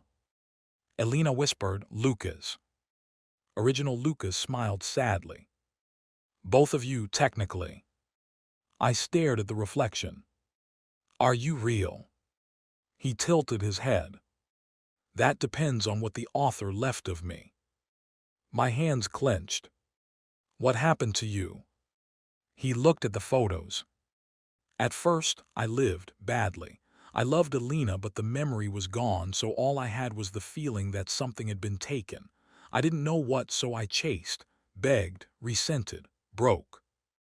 Elena's face went white. He looked at her gently. It wasn't your fault. Her lips parted. No sound came out. Original Lucas turned back to me. Then you commented. My blood ran cold. You saw that. I felt it like someone outside the cage saying, let him live. My throat tightened. The reply was me. The room froze. I stared. What? Original Lucas smiled faintly. Then prove it. My knees nearly gave out. You pulled me here. Not alone. I didn't have that much power, but I made a wish. The system answered. The author resisted. Something broke. Elena whispered, why? Original Lucas looked at her. Because I couldn't survive the story, but maybe someone else could. I shook my head. No, that's not fair. He laughed softly. No, it was. So what am I, your replacement? No. Then what? He stepped closer in the mirror. The reflection shimmered. You are the part of me that chose to live. I stopped breathing. Original Lucas continued. The author wrote me as desperate, pathetic, doomed, but somewhere inside I wanted what you wanted: to take the money, to walk away, to stop begging for love that hurt. His eyes softened. But I also wanted the truth.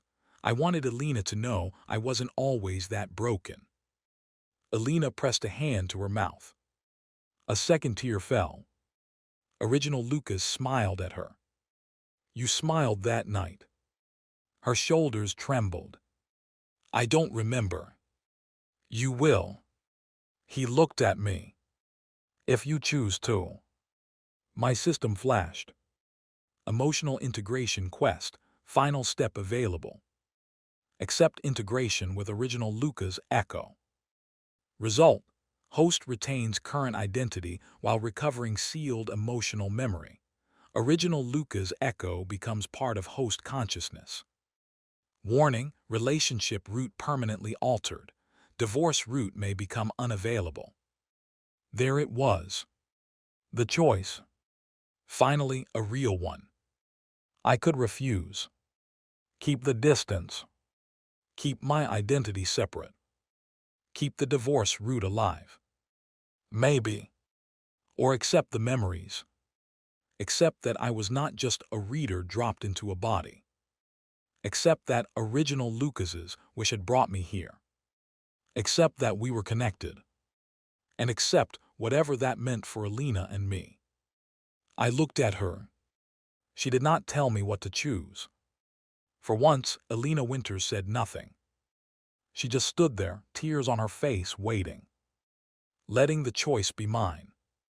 Original Lucas looked at me with the same face I saw in every mirror. Live better than I did, he said. My throat burned. I laughed weakly. You know, I came here for divorce money. He smiled. I know. And now. He looked at Elena. Then back at me. Now you get to decide if that was ever really enough. Cruel. Accurate. I hated him a little. Which was awkward, considering he was sort of me. I took a breath. Then another. And finally I said, fine. Elena's eyes widened. I looked at the system panel. Accept integration. Blue light exploded through the storage unit. The photos lifted into the air. The transcript pages fluttered wildly. The mirror cracked down the center. And memories poured into me. Tea warming my hands. Elena's study lit by a single lamp. Her wedding dress brushing against the floor. Her guarded eyes softening when I joked about being afraid of her. The sound of her laugh. Small. Surprised. Real. Original Lucas's fragile hope. His fear. His loneliness. His desperate wish that maybe, just maybe, this cold woman was as tired as he was. Then the cut. A voice like a pen scratching across bone. This scene does not belong. Pain. Darkness. Mourning. Emptiness. The belief that she had rejected him. The beginning of the tragedy. I gasped. Elena caught me before I fell. Again. Always catching me now. My system chimed, softer than ever before. Integration complete. Emotional integration quest completed. Original Lucas Echo preserved within host identity. Plot resistance level 3 unlocked. Deleted scene access unlocked. Divorce route status inactive. I stared at that last word. Inactive. not suspended, inactive. My beautiful divorce route was dead. Somewhere, an imaginary lawyer cried. Elena held me tightly. Not romantically dramatic. Not delicate. Like she was afraid I might vanish. I slowly lifted my arms and hugged her back. The storage unit went completely still. Damon looked away. Marion cried quietly near the entrance. Original Lucas's reflection faded from the cracked mirror. But before he vanished, he smiled. Peacefully this time. Thank you, he said. Then he was gone. For a long moment, Elena and I stayed like that. Then she whispered, "Do you remember?" I closed my eyes. The memory of her laugh was still warm inside me. Yes. Her voice trembled. I'm sorry. I pulled back enough to look at her. Elena, the author stole it from both of us. I still heard him. You were hurt too. She looked down. I gently touched her cheek, wiping away the tear with my thumb. Her eyes lifted to mine. Dangerous. Soft. Real.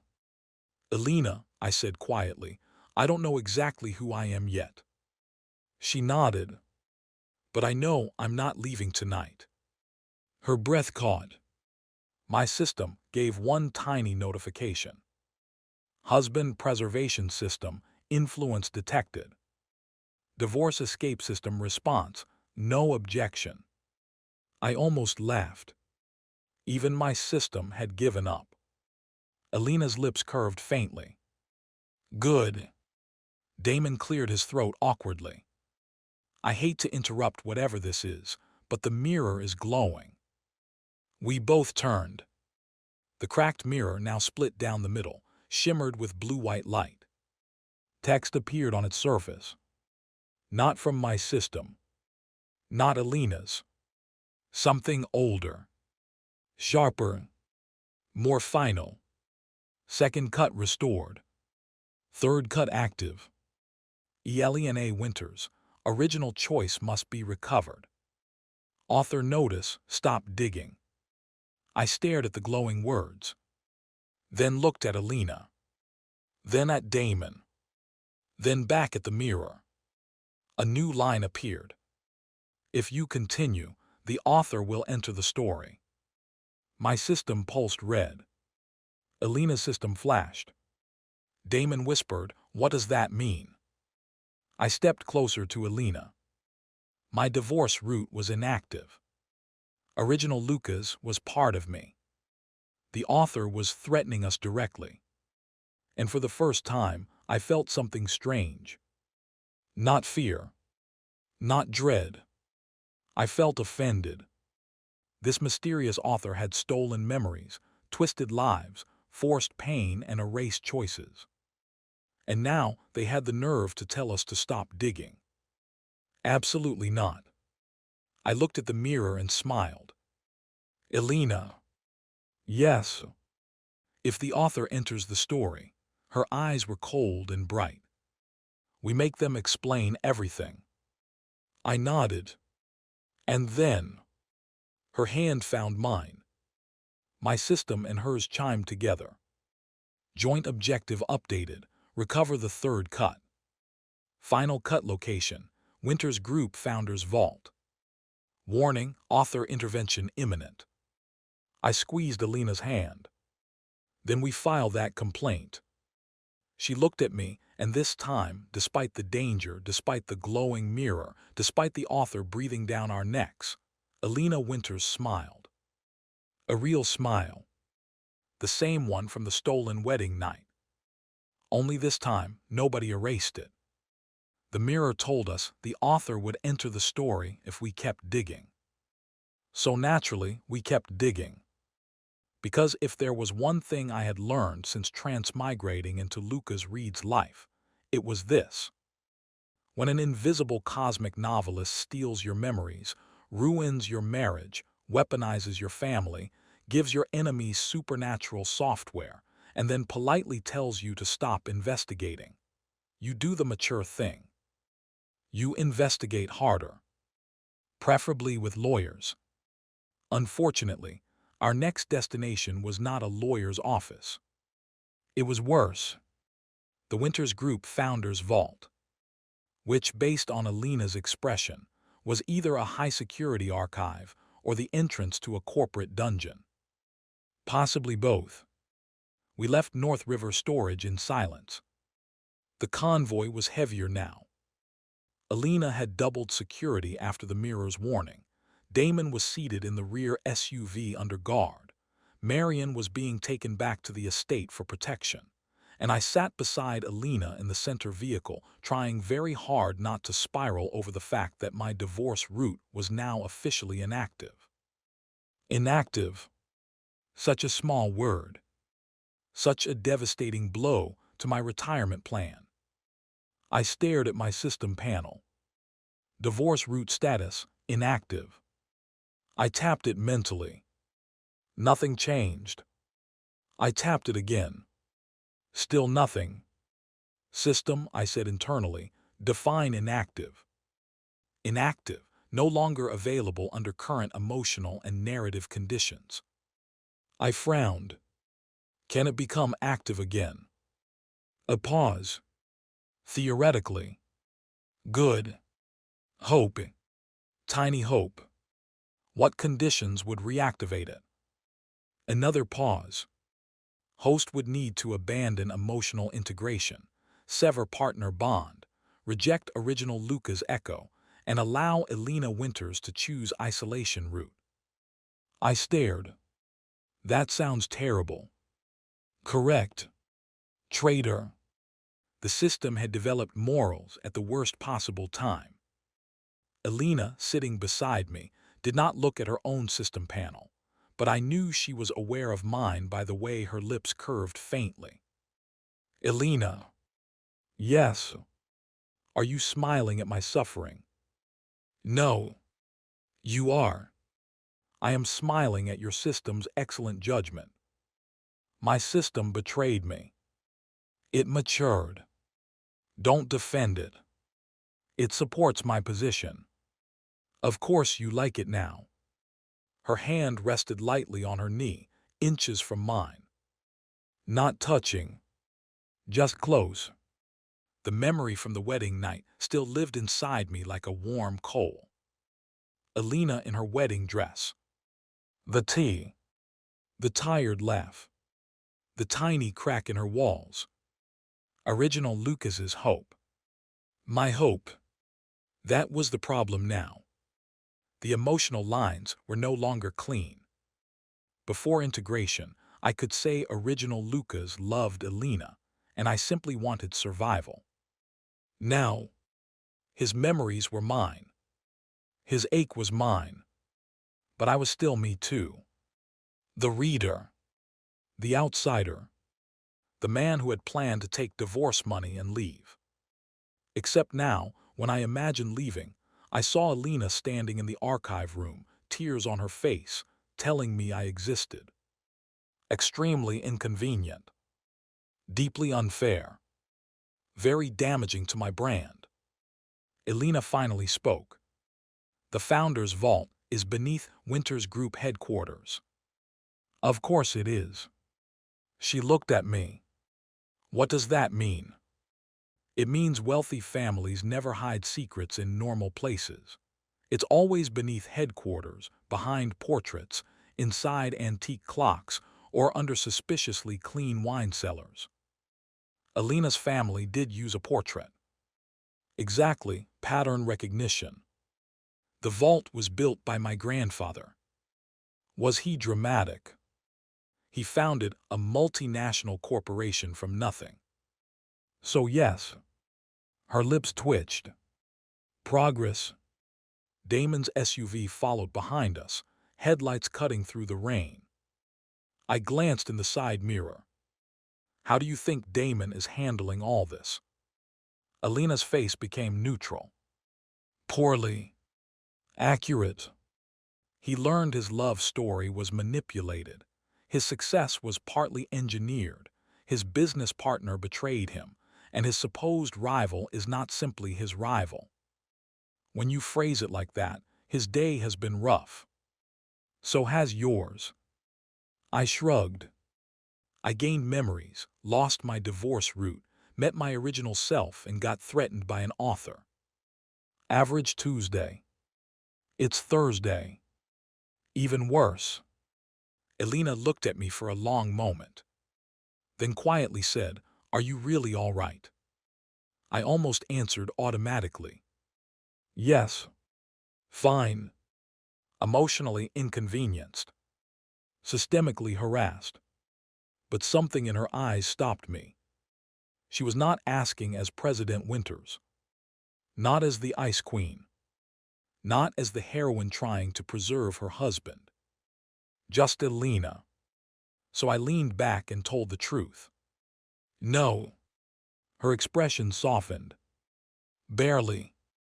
But I saw it. Do you want to talk about it? Absolutely not. Then we won't. That was the thing about Elena. People thought she was cold because she didn't speak much. But when she listened completely. No useless comfort. No forced softness. No pretending the problem was smaller than it was. Just presence. And somehow, that was more dangerous than any romantic speech. My system chimed softly. Emotional integration progress stabilized. Partner support effective. I looked at the panel. Don't make this weird. Elena glanced at me. Your system. Yes. What did it say? That your support is effective. Good. You sound smug. I am efficient. You are impossible. And yet you remain within 3 meters. I opened my mouth. Closed it. She had me there. The convoy pulled into Winters Group's underground executive entrance just after midnight. The tower loomed above us, black glass and steel piercing the rainy sky. At night, it looked less like a corporate headquarters and more like a final boss arena. Which, given our current objective, was fitting. Marcus opened Elena's door. She stepped out first. I followed. Damon emerged from the rear SUV, guarded by 2 security officers. He looked exhausted but steadier than before. His eyes moved to Elena. Then to me. Then away. Good. The man was finally learning not to monologue at my wife every 5 minutes. We entered through a private elevator. Elena placed her palm against a biometric scanner. The elevator panel shifted. Floor buttons disappeared. A single red-lit option appeared. B7, Founder's Vault. I stared. Elena. Yes. Your grandfather was definitely dramatic. She did not deny it. The elevator descended. B1. B2. B3. The air seemed heavier with every level. Damon stood silently across from us. Finally, he spoke. Lucas. I looked at him. Yes, Damon. He hesitated. I owe you an apology. I blinked. Elena, did you hear that? I did. Should we record it? Damon's jaw tightened. I'm trying to be sincere. Right, sorry, continue. This is new for you. He exhaled sharply but continued. I blamed you for taking Elena from me. I thought you were an obstacle, a joke, someone standing in a place that should have been mine. Elena's face cooled. Damon noticed and looked down. I was wrong. Silence. Then he forced himself to look at me. You weren't the one who stole anything. I raised an eyebrow. That was almost mature. His mouth twitched bitterly. Don't ruin it. I will try. He looked at Elena. And I'm sorry to you too, for assuming you were waiting, for returning like I had a claim, for letting Cassandra push me into thinking your life was something I could resume." Elena studied him, then nodded once. "I accept the apology." Damon's face softened with relief. Then she added, "But acceptance does not restore trust." He flinched. "I know. Progress. Painful, awkward, emotionally expensive progress." The elevator dinged. B7. The doors opened into a dim corridor, lined with reinforced steel and old stone walls. Because apparently one aesthetic was not enough. Corporate bunker meets Gothic inheritance trauma. At the end stood a circular vault door with the Winters family crest engraved across it. Elena walked forward. 3 scanners activated. Fingerprint. Retina. Voice. "Elena Margaret Winters," she said calmly. The vault replied with a mechanical voice. Identity confirmed. Then a 4th scanner emerged. Elena frowned. "That's new." A small screen lit up. "Dual authorization required. Authorized secondary key, legal spouse." Everyone turned to me. I pointed at myself. "No." The screen pulsed. "Lucas Reed authorization required." Damon stared. "Elena, why would your founder's vault require Lucas?" Elena's expression was as confused as mine. "It shouldn't." My system panel flashed. "Third cut access point confirmed. Author modification detected. Legal spouse key inserted into vault protocol retroactively." I stared. Retroactively, the author edited the security system. Elena's eyes glowed faintly. Her jaw tightened. "It seems so." I approached the scanner carefully. "If this takes my blood, I'm complaining." "It won't." "Your confidence is based on what?" "Elena family systems do not use blood." Comforting but oddly specific. I placed my palm on the scanner. It warmed. Then the screen displayed another prompt. "Speak vowel phrase."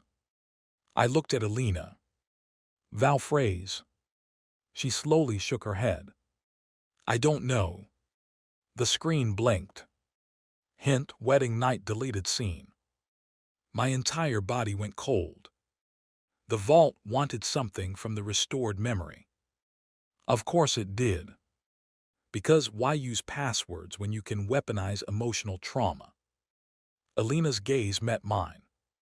"What phrase?" I closed my eyes and reached into the memory. T. Study. Wedding dress. Elena tired but listening. Original Lucas laughing softly.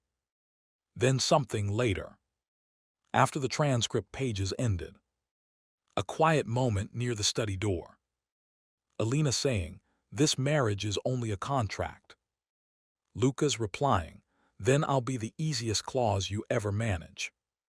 "No. Not that." Another line. He had said something before leaving. Something that made her smile. I opened my eyes. Then looked at Elena. "I think I know." Her face softened slightly. I turned to the scanner and spoke. "For tonight, that's all." The vault went silent. Then the massive door unlocked. Damon whispered, "What does that mean?" Elena answered quietly. It was enough. The vault door opened. Inside was not gold. Not jewels. Not priceless corporate bonds stacked dramatically under spotlights. It was a circular archive chamber. Shelves of old ledgers. Hard drives. Family records. Paintings. A central table lit by a cone of white light. And on that table sat a single black book. No title. No author name. Just a black cover with silver lettering that shimmered as we approached. The CEO's Lost Love Returns. I stared. There it is. The novel. The actual novel. Sitting inside Elena's family vault like cursed scripture. Damon looked horrified. That's the title. I nodded. Unfortunately. Elena stared at the book as if she wanted to freeze it solid. My system chimed. Original manuscript located. Warning, author presence nearby. Nearby. That word did not spark joy. I stepped closer. The book opened by itself. Because of course it did. Pages flipped rapidly. Chapter titles flashed past. Chapter 1, The Returned Hero. Chapter 12, The Useless Husband's Jealousy. Chapter 25, Divorce Under Flashing Cameras. Chapter 48, Reed Family Collapse. Chapter 79, Damon's Triumph. Then the pages stopped near the end. A chapter title appeared. Final Chapter, Elena's Choice, the third cut. Elena stood beside me. Damon behind us. The text on the page was handwritten, ink dark and fresh. I read aloud. Elena Winters stood between power and regret. Lucas Reed had been ruined, Damon Frost had returned, and the path ahead was clear. To preserve her empire, she needed only to sign the final order. Remove Lucas from the city, erase the scandal, marry Damon, stabilize the families. It was the correct choice. It was the written choice. Elena's face went pale. The page shifted. A scene unfolded in my mind, pulling all of us in. Suddenly, we were no longer in the vault. We stood inside a memory. Or a deleted scene. Or a draft. Maybe all three. The Winters Group, Executive Office. Years after the original plot's collapse. Original Lucas stood before Elena, thinner, desperate, eyes hollow. Not the integrated echo I had met. The ruined version. The one the story forced into madness. He was begging. Elena, just give me one chance. I know I was wrong. I know I embarrassed you. But please. Elena stood behind her desk, face cold. Damon stood beside her, arms crossed. A legal document lay on the table. Removal order. A quiet exile. One signature, and Lucas Reed would be forced out of the city permanently. Damon said, Elena, he'll never stop unless you end this. Original Elena looked at the pen. The written plot expected her to pick it up. Her hand moved. Then stopped. The world around us trembled. Damon frowned. Elena. Original Elena looked at Lucas. Really looked. For the first time in the original ending, she hesitated. Her eyes flickered with something like pain. I remember, she whispered. The room shook harder. A voice sounded from nowhere. Sharp. Cold. Authorial. No. Original Elena's face twisted, as if fighting invisible pressure. She looked at Lucas again. I remember T. My breath stopped. Damon's eyes widened. Elena beside me went completely still. Original Elena whispered, Wedding night. The pen rolled away from her hand. Lucas stared at her confused. Elena. She stepped around the desk. Damon grabbed her wrist. What are you doing? She looked at him.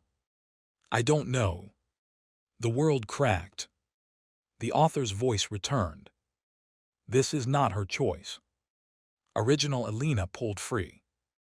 No, she said, voice trembling. That is the problem. None of this feels like mine. The office shattered like glass. The memory froze. Text burned across the scene. Third cut, Elena Winters' original choice. She was supposed to sign. She chose to remember. Scene deleted, ending rewritten. The memory collapsed. We were back in the vault. Elena staggered. I caught her. Damon stood frozen, face ashen. The black book trembled on the table. Elena's voice was barely above a whisper. In the original ending, I remembered him. I held her carefully. Yes. I chose not to sign. Yes. Her eyes lifted to mine, full of shock and grief. Then the author erased that too. The vault lights flickered. The black book slammed shut. A new line appeared on the cover. All 3 CUTS restored. Author intervention imminent. Damon took one step back. What happens now?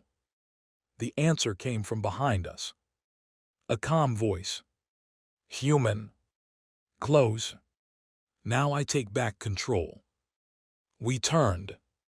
At the entrance of the vault stood a woman none of us had seen enter. She looked ordinary. Dangerously ordinary.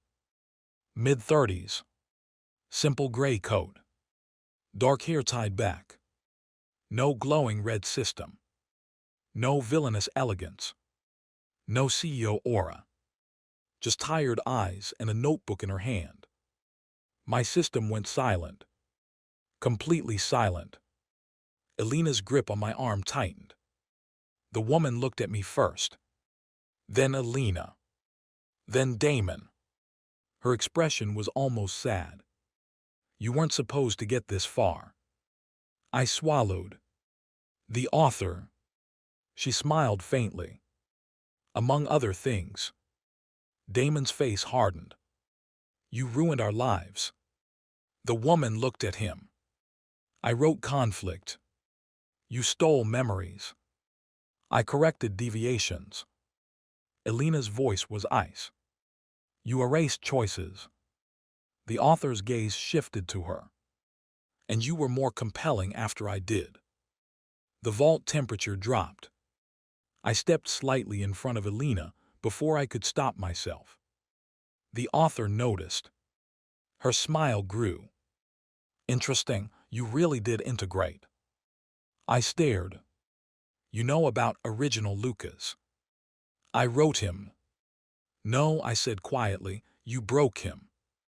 Something flickered in her eyes. Annoyance. Good. The author opened her notebook. Reality bent slightly around the pages. Words appeared on the paper by themselves. My skin crawled. Lucas Reed, she said, was designed as a temporary obstacle. His suffering was necessary to elevate Damon's return and Elena's emotional arc. Elena's voice cut like a blade. My emotional arc. Yes. You made me hollow. I made you powerful. Elena stepped forward. I was already powerful. Silence. The author's expression cooled. You gained depth through loss. Elena's eyes were glacial. No, you mistook damage for depth. My system, silent until now, chimed once. Plot resistance level 3 active. Author authority reduced in local space. The author's eyes flickered toward me. So your system still works. Barely. It was never meant to become independent. I frowned. What do you mean? The author looked almost amused. The divorce escape system was not a gift. It was a containment mechanism. My blood chilled. No. Yes, it was designed to keep you away from the central romance. Take the money, leave the city. Exit the narrative peacefully. The system panel flickered. Statement partially true. Oh, we were going to have a conversation later. The author continued. Elena's system formed as a counterweight when she resisted too strongly. Cassandra's system was a correction tool that became unstable. Damon, she glanced at him. Damon never received one because he was the anchor. Damon laughed bitterly. The anchor, I was a puppet. You were the protagonist. I didn't ask to be. The author paused. For the first time, she seemed uncertain. Then she looked back at me. You, however, are the problem. I smiled weakly. I get that a lot. You carry outside awareness, original Lucas's emotional residue, and now Elena's restored choice. As long as you remain beside her, the story cannot return to any stable ending. Elena's voice was calm. Good. The author looked at her. You don't understand. An unstable story collapses. Then write better. I nearly laughed. Even facing the author of reality, Elena still sounded like she was rejecting a bad quarterly proposal. The author's face hardened. I can still remove him. Elena stepped fully in front of me. No. Elena Winters, you are still my character. Elena smiled. Cold. Beautiful. Terrifying. Then you should know I don't respond well to ownership claims. The author opened her notebook. Words wrote themselves furiously. The vault shook. A sentence appeared in the air. Lucas Reed stepped backward, realizing Elena would be safer without him. My feet moved. Against my will. I stepped back. Panic shot through me. Elena, she grabbed my hand instantly. No. The sentence cracked. The author frowned. Elena released him. Her fingers loosened. Her face twisted. She fought it. Hard. Elena, I said through clenched teeth, do not listen to bad prose. Her eyes snapped to mine. Something flashed between our systems. Shared link. Trust. The sentence shattered. The author's notebook trembled. I straightened, breathing hard. Honestly, the pacing was weak. The author glared. Elena squeezed my hand. Agreed. Damon stepped forward unexpectedly. Write me then. The author turned. Damon's face was pale but determined. You said I'm the anchor, use me. Damon, Elena warned. He looked at her. No, I spent years thinking I was owed a story. Then I learned someone else wrote it for me. If I'm the anchor, then let me choose something for once. The author narrowed her eyes. Damon faced her fully. I reject the ending where Elena marries me because the plot says so. The vault shook. The author's expression changed. Elena does not choose you, Damon said, voice rough but steady. And I don't want a love that has to be forced. The black book on the table burst open. Pages ripped themselves out. The author staggered. My system chimed. Anchor rejection detected. Author control reduced by 30%. Damon Frost, original male lead, had just rejected his own route. I stared at him. Damon. He looked at me. If you make a joke, I'll punch you. I nodded solemnly. I was going to say that was actually impressive. He blinked. Oh, don't get used to it. Elena's lips twitched. The author was no longer amused. You think this gives you freedom? She lifted her notebook again. This world exists because I wrote pain people wanted to read. Without conflict, without longing, without loss, you are nothing. I stepped forward, still holding Elena's hand. No. The author looked at me. We are not nothing without suffering. You just didn't know how to write happiness without making someone bleed first. The vault went silent. The words hung there. Even Elena looked at me differently. The author's face darkened. Then she smiled. A small, awful smile. Fine. She turned the notebook toward us. On the page was a new chapter title. Final revision. The husband sacrifice my system screamed. Warning, author level forced event.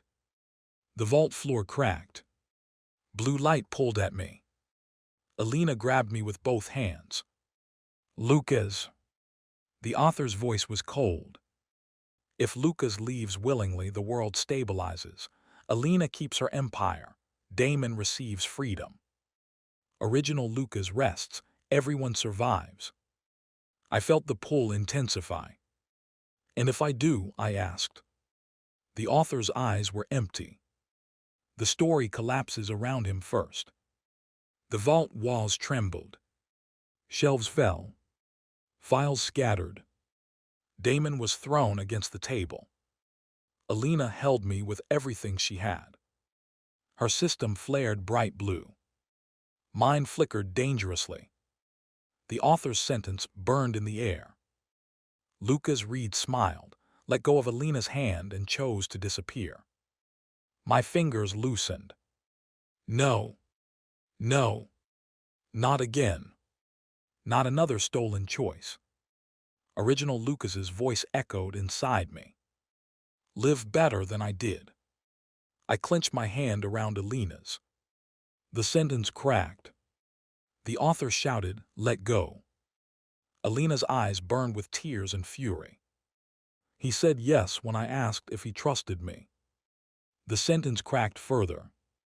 Damon struggled to his feet. And I reject being saved by his disappearance. More cracks. From somewhere deep inside, the original Lucas echo stirred. Not separate anymore.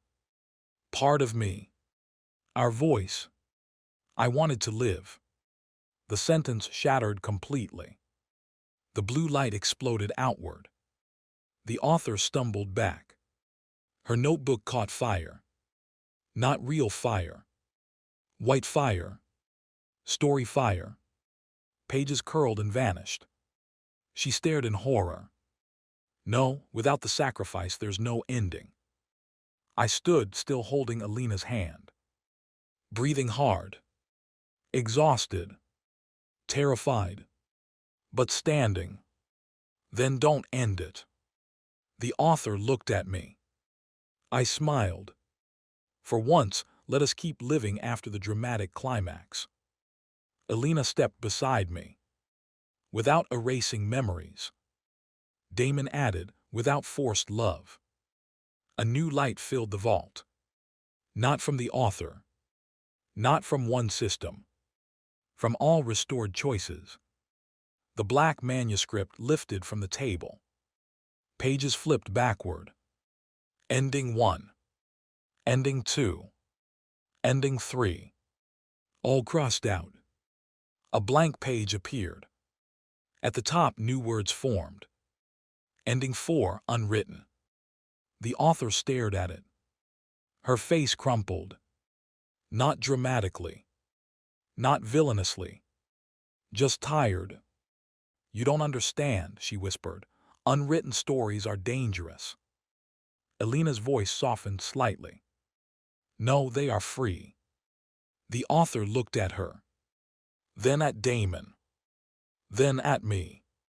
For a moment, she looked less like a god and more like a woman who had spent too long confusing control with creation. The notebook in her hand turned to ash. Her form began to fade. This won't be easy, she said. I laughed weakly. It has not been easy so far. If the story is unwritten, your systems won't guide everything. Good, Elena said. My system chimed softly, almost offended. System functionality adjusting. The author's outline blurred. Lucas Reed. I looked at her. Yeah. You were right. That surprised me. About what? Her expression was unreadable. Happiness is harder to write. Then she vanished. The vault stopped shaking. The manuscript fell gently back onto the table. Silence returned. For 10 long seconds, none of us moved. Then Damon slowly sat down on the floor. I need a drink. I nodded. Same. Elena turned to me. Her face was pale, her hair slightly disheveled, her eyes still bright with leftover emotion. You almost let go. I was being forcibly edited. I know. I didn't. I know. She stepped closer. Then in front of Damon, the vault, the ruined manuscript, the ashes of the author's notebook, and whatever remained of cosmic narrative authority, Elena hugged me. Tightly. I froze for half a second, then hugged her back. No system notification appeared. No points. No route update. No quest reward. Just Elena. Warm. Real. Here. After a moment, Damon groaned from the floor. I'm happy for you both, but this is deeply uncomfortable for me. I looked over Elena's shoulder. You can close your eyes. I hate you. Character consistency. Elena actually laughed. Softly. Briefly. But real. My heart did something reckless again. The black manuscript glowed one final time. 3 system panels appeared. Mine. Elena S. And strangely, a new faint one near Damon. Not a full system. More like a message. All 3 displayed the same words. Author control severed. Routes dissolved. Systems transitioning to advisory mode. Future status unwritten. Then my system added privately. Divorce escape system updated. New function, choice preservation. Note, divorce remains legally available if freely chosen by both parties. I blinked. Elena. Yes. My system just became reasonable. Good. It says divorce is legally available if freely chosen by both parties. She pulled back just enough to look at me. Her expression was calm, but her eyes were dangerous. Do you want one? I looked at her. At the woman who had protected me from Cassandra, who had challenged the author, who had cried over a stolen wedding night, who had asked me to stand beside her, not behind her. A week ago, the answer would have been easy. Yes. $80 million. Penthouse. Freedom. Now. I sighed. I want the settlement money. Her eyes narrowed. Lucas. But she waited. I smiled. I may be open to renegotiating the marriage contract. For a moment she stared. Then the corner of her mouth curved. Terms. Separate dessert budget. Approved. Access to my penthouse. Supervised. Elena. Negotiable. No forced board meetings. Rejected. Cruel. Necessary. I looked at her hand still holding mine. And no more stolen choices. Her expression softened. Approved. Damon covered his face with one hand. I really need that drink. The vault door opened behind us. Marcus and the security team rushed in, weapons drawn.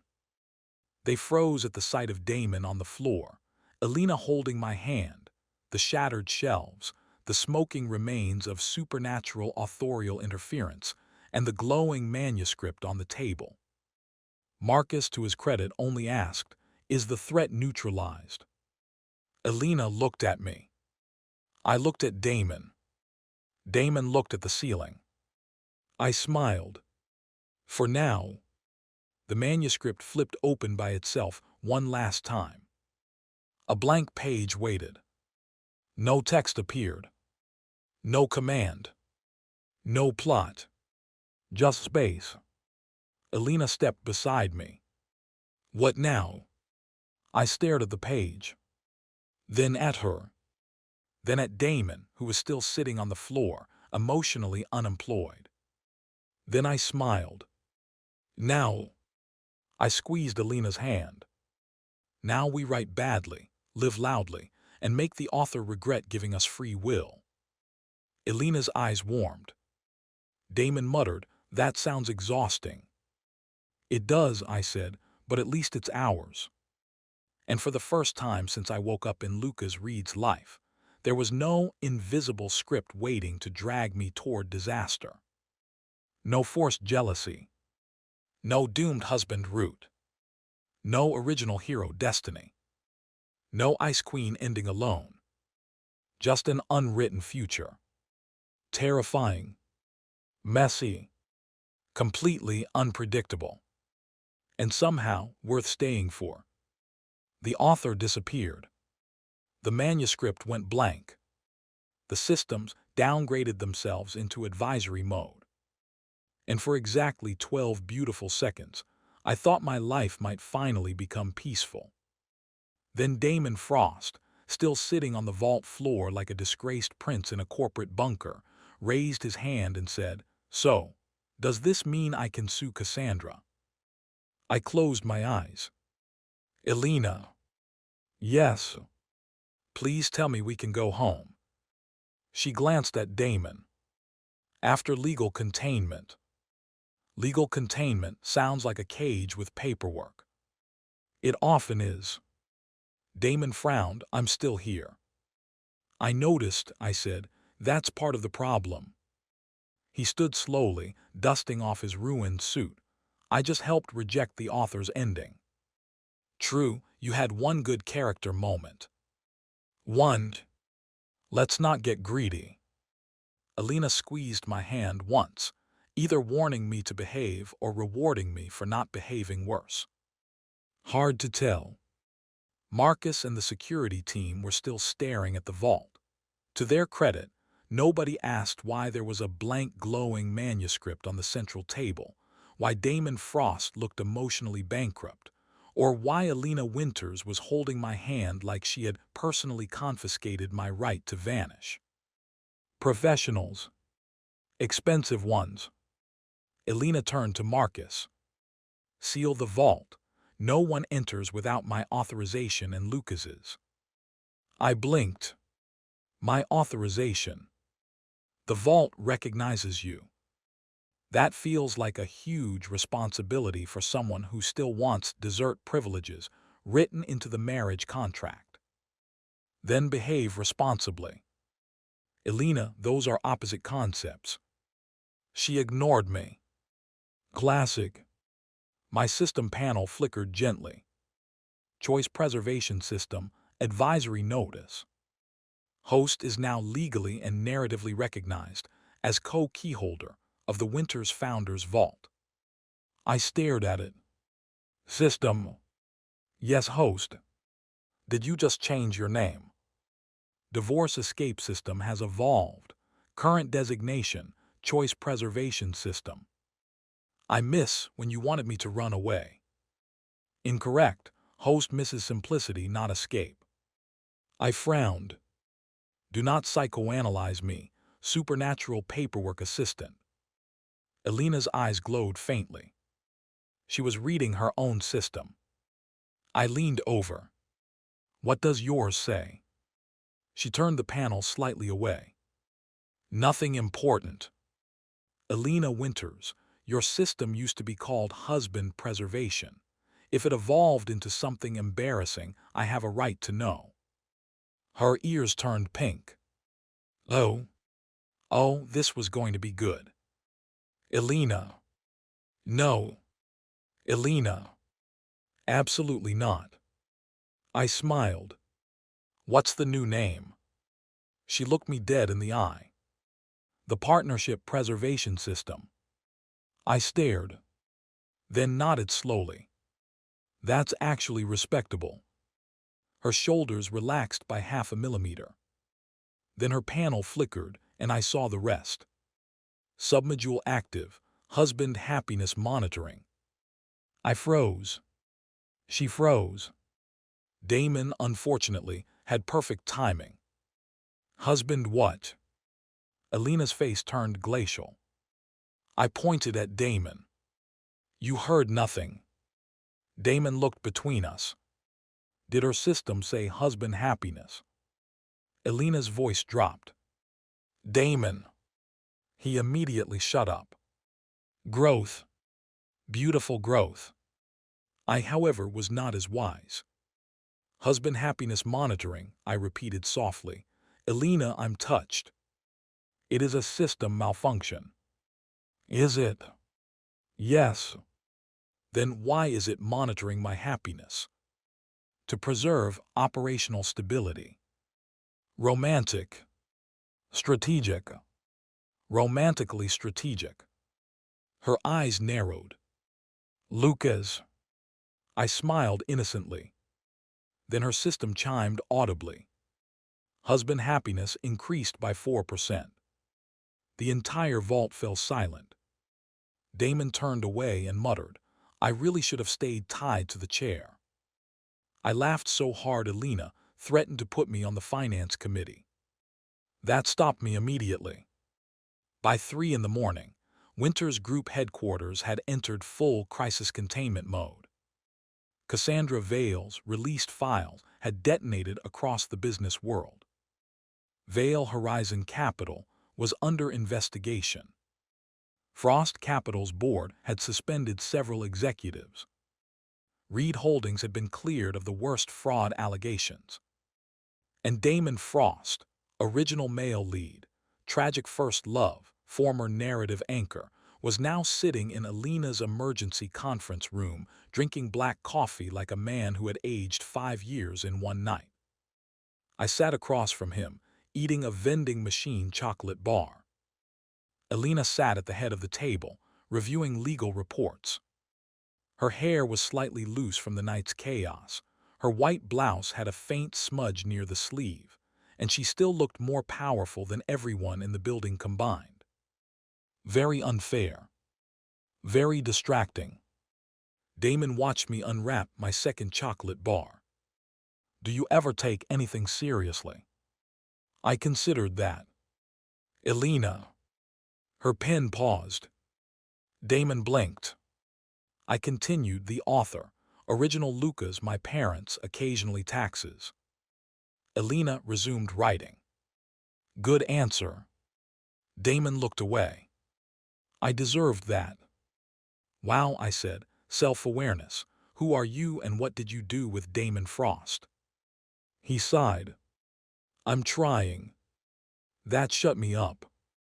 Annoying. Sincere character development made sarcasm harder. Elena placed a folder in front of Damon. These are the preliminary legal options against Cassandra Vale and Vale Horizon. You can cooperate with us, or Frost Capital can attempt to distance itself independently. Damon opened the folder. His expression tightened. You're offering cooperation. I'm offering structure. He looked at her. Why? Elena's voice was calm. Because Cassandra used you too. Because your company's collapse would hurt thousands of employees. And because Lucas would complain if I destroyed everything unnecessarily. I pointed my chocolate bar at her. True, I am pro-selective destruction. Damon looked at me. You asked her not to destroy me. No, I asked her not to create extra paperwork. Same thing, apparently. Don't make it emotional. He almost smiled. Almost. Elena slid another document toward him. You will issue a public statement by noon. You will admit Frost Capital's internal failures, cooperate with investigations, and withdraw all personal claims involving me. Damon's hand tightened. Then he nodded. Fine. No dramatic language. He frowned. What? No, I returned for love. No fate brought me back. No emotional positioning. I added, no piano metaphors. Damon glared at me. Elena continued, you will state facts. Damon leaned back. And after that? Elena looked at him for a long moment. After that you rebuild honestly, or you don't. That choice is yours now. The room went quiet. Damon looked down at the folder. For the first time since I met him, he seemed less like a man trying to win a story and more like a man trying to figure out who he was without one. I knew the feeling. It was uncomfortable. I did not recommend it. My system chimed softly. Advisory: Damon Frost has exited forced protagonist route. Future relationship classification. Uncertain ally. I stared. Uncertain ally. Damon looked up. What? Nothing, my system is being generous. Elena's eyes moved to me. What does it say? That Damon is an uncertain ally. Damon blinked. I have been downgraded to uncertain ally. Upgraded, I corrected. You started as romantic threat with a white suit. He winced. Yes, I regret the suit. Good, healing begins with accountability. Elena, to my deep satisfaction, almost laughed. At dawn, we finally returned to the Winters estate. The sky was gray-blue, the rain had stopped, and the city looked freshly washed and entirely too innocent for a place that had nearly been rewritten by an angry author 12 hours earlier. Grace and Thomas Reed were waiting in the main sitting room. My parents. Lucas's parents. Our parents. Still working on that. Grace rushed forward the moment I entered. Lucas. She hugged me tightly. I froze for half a second, then hugged her back. The integrated memories made it hit harder now. Her warmth. Her worry. The years original Lucas had wasted being too ashamed and bitter to accept her love properly. I closed my eyes. Mom, I'm okay. She pulled back, cupping my face. You look exhausted. I had a strange night. Thomas stood behind her, stiff and pale but stable. He looked at Elena first. Then me. Then our joined hands. Because yes, Elena was still holding my hand. I had stopped questioning it. Mostly. Thomas cleared his throat. President Winters. Elena nodded. Mr. Reed. He looked uncomfortable. Then bowed his head. Thank you for saving Reed Holdings. Elena's expression softened slightly. Lucas saved it first. There she went again. Upgrading my public image without permission. Thomas turned to me. His eyes were complicated. Pride. Regret. Guilt. A father realizing his son had been more than he allowed himself to see. Lucas, he said, voice rough, I owe you an apology. Grace's eyes filled again. I suddenly wanted to dodge. Or joke. Or fake a phone call. Anything but stand there receiving parental remorse at sunrise after a supernatural plot war. But original Lucas's memory stirred. A boy wanting his father to look at him with approval. A man pretending not to care when he didn't. So I stayed. Thomas continued, I dismissed you. I thought you were wasting your life. I thought your marriage had made you weak, dependent, useless.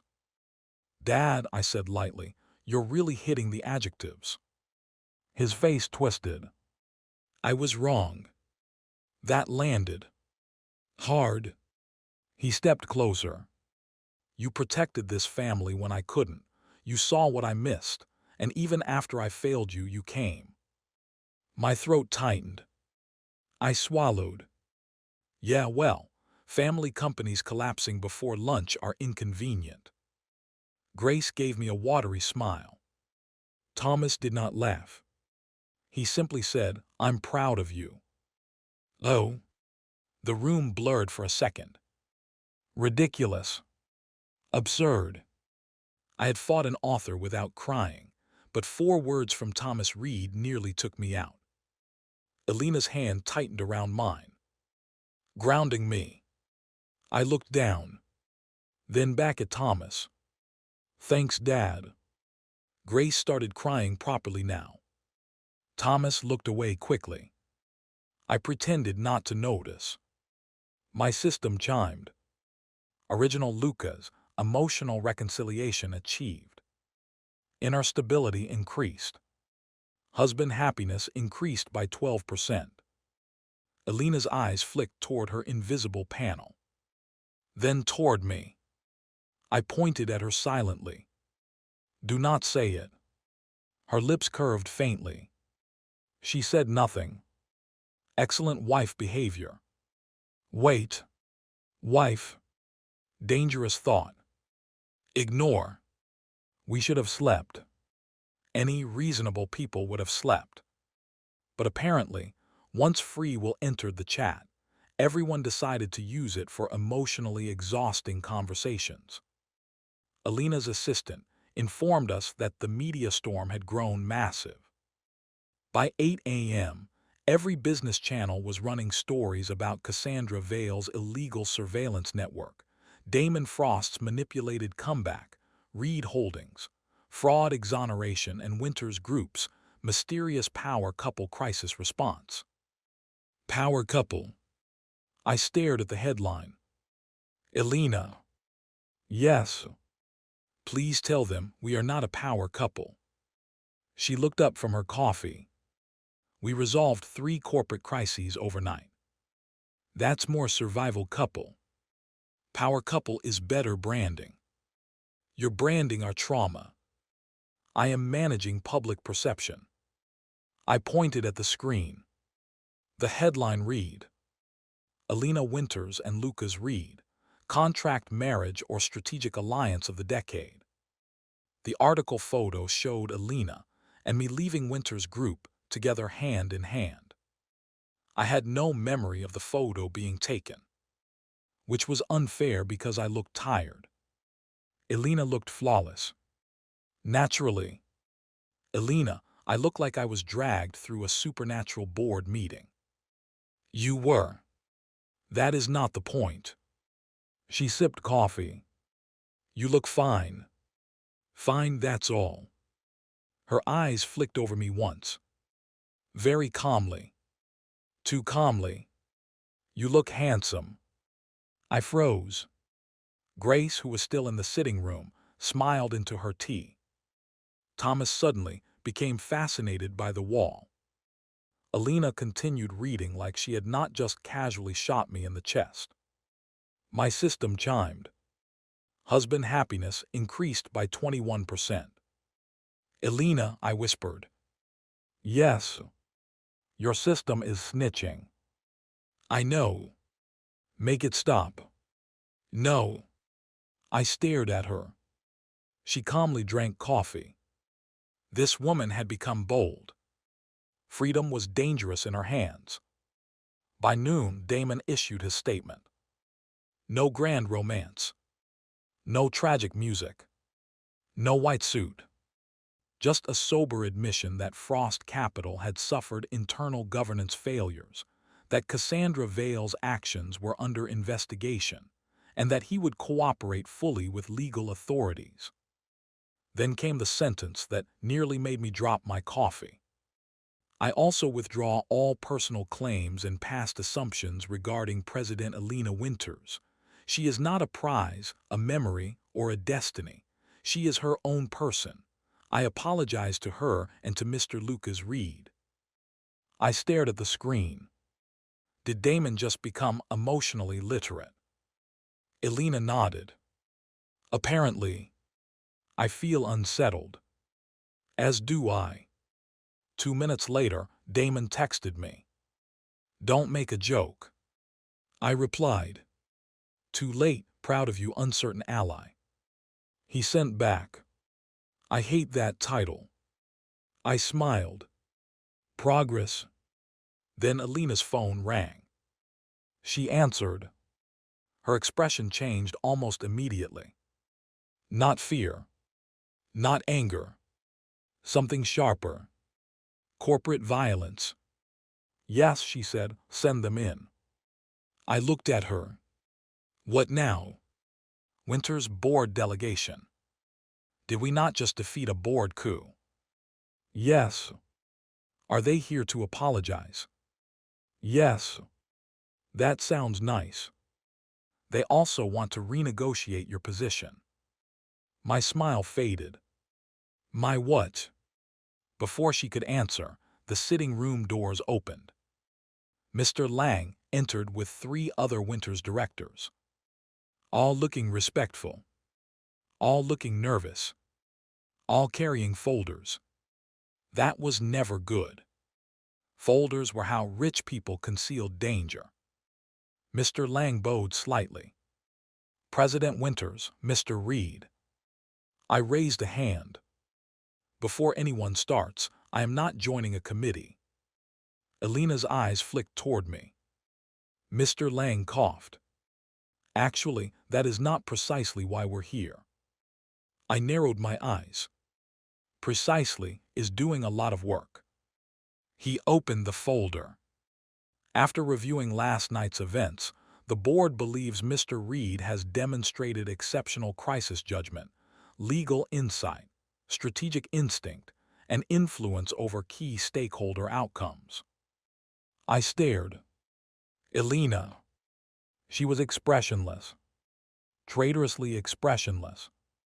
Mr. Lang continued, given your legal marriage to President Winters, your newly confirmed access to the founder's vault, and your role in stabilizing both Reed Holdings and Winters Group, we propose creating a formal advisory title. No. Everyone froze. I smiled politely. No, thank you. Mr. Lang blinked. But Mr. Reed, no committees, no board seat, no executive advisor role, no strategic spouse officer. Elena's lips twitched. Mr. Lang looked confused. Strategic spouse officer. Don't pretend you weren't considering it. One director coughed. Suspicious. I pointed at him. I knew it. Elena placed her cup down. Lucas. Yes. It may be useful. I turned to her in betrayal. Et tu, Ice Queen. It would give you official authority when involved in future crises.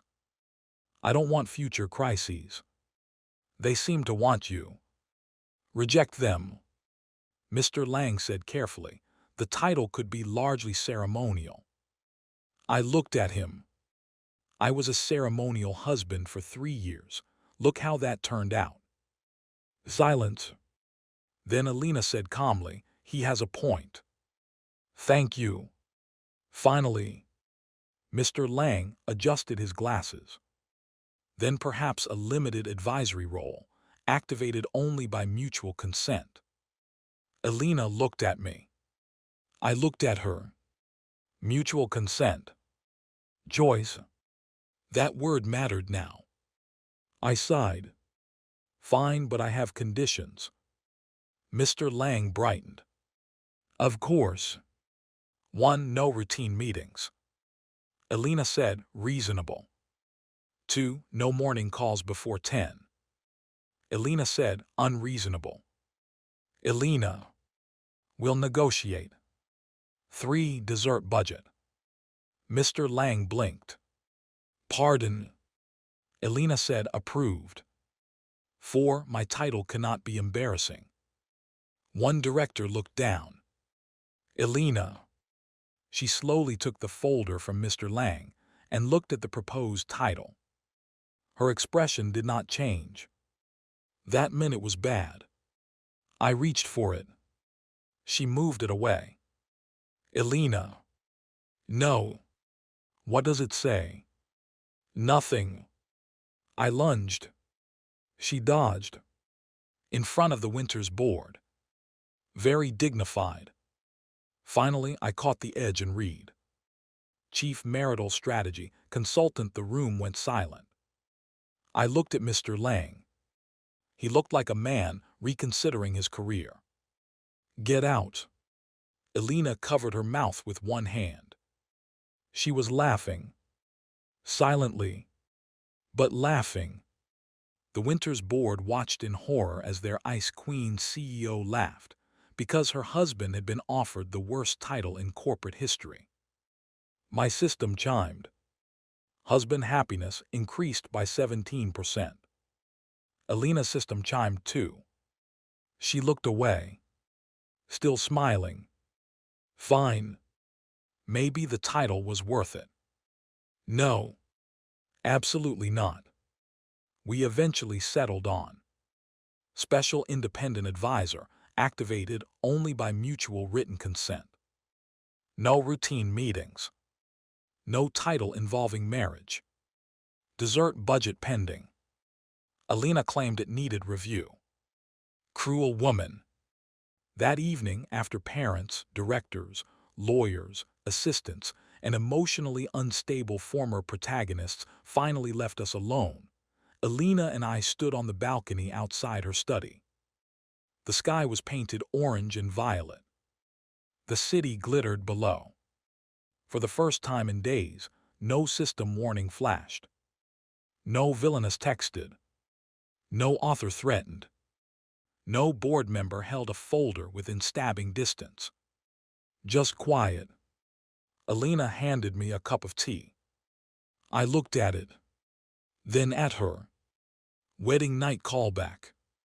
She looked out at the skyline. You remembered. I did. Do you regret accepting the integration? I leaned against the railing. That's a dangerous question. I know. I took a sip. Warm. Not too sweet. Exactly like the memory. No, I said finally. Her shoulders relaxed slightly. I don't regret it. She turned to me. And us. There it was. The question behind every system notification, every stolen memory, every suspended divorce route. Us. A ridiculous word. A dangerous word. A word I had avoided because it came with expectations, vulnerability, and probably more board meetings. I don't know what we are, I said honestly. Elena nodded slowly. I don't either. But I know what we're not. What? I looked at her. We're not a contract someone else gets to define. Her eyes softened. The city wind moved through her hair. Beautiful. Annoyingly beautiful. I agree, she said. I smiled faintly. So we renegotiate. Terms. One date. She froze. I felt powerful for approximately 1 second. Then she turned fully toward me. A date. Yes. With me. Elena, if you know another Ice Queen CEO wife with a husband monitoring system, please introduce us. Her eyes narrowed. Do not joke your way out of asking. I swallowed. Rude. Accurate. Fine. I straightened. Elena Winters, would you like to go on a real date with me? Not for the plot, not for the contract. Not because a system says so, because I'm asking. For a long moment, she said nothing. Then her lips curved. Softly. Really? Yes. My system chimed. Choice recorded. No root pressure detected. Husband happiness, I mentally blocked the panel. Not now. Elena tilted her head. What did it say? Nothing. Lucas. It tried to announce my happiness level. And I looked away. Classified. She stepped closer. You are smiling. No, I'm maintaining facial neutrality. You're failing. Your face is failing.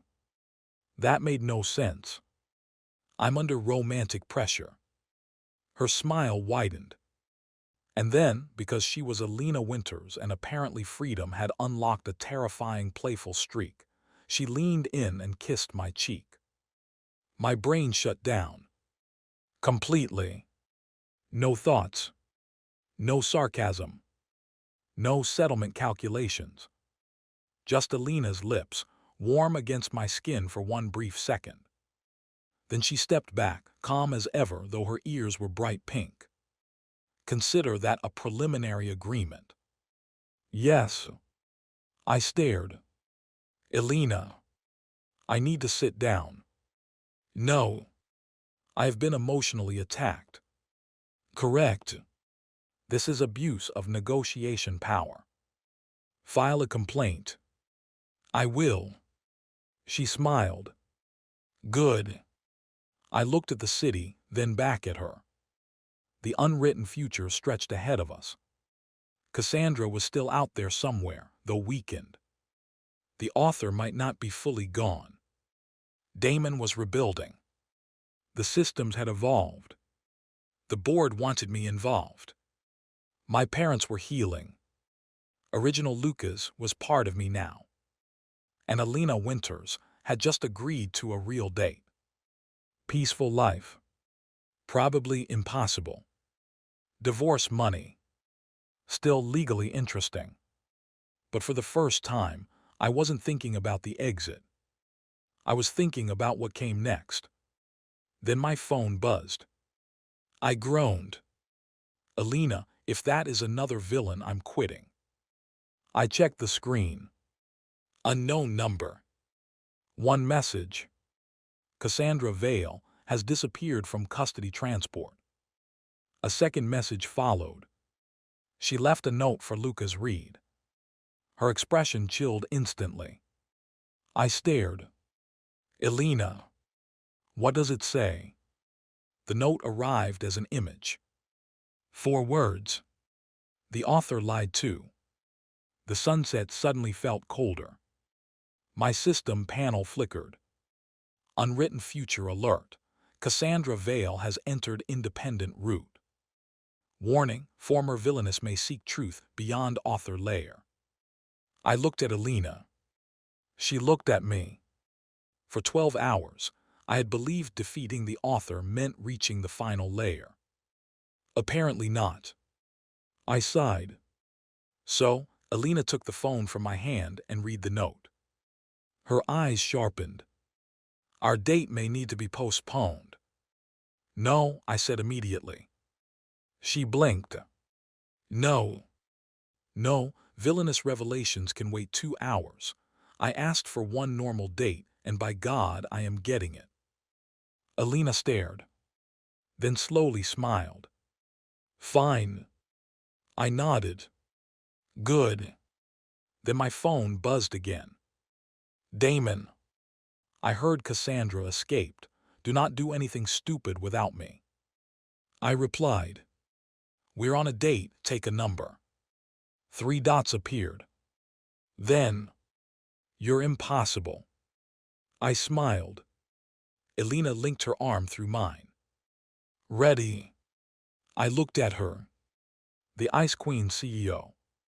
My wife. My partner.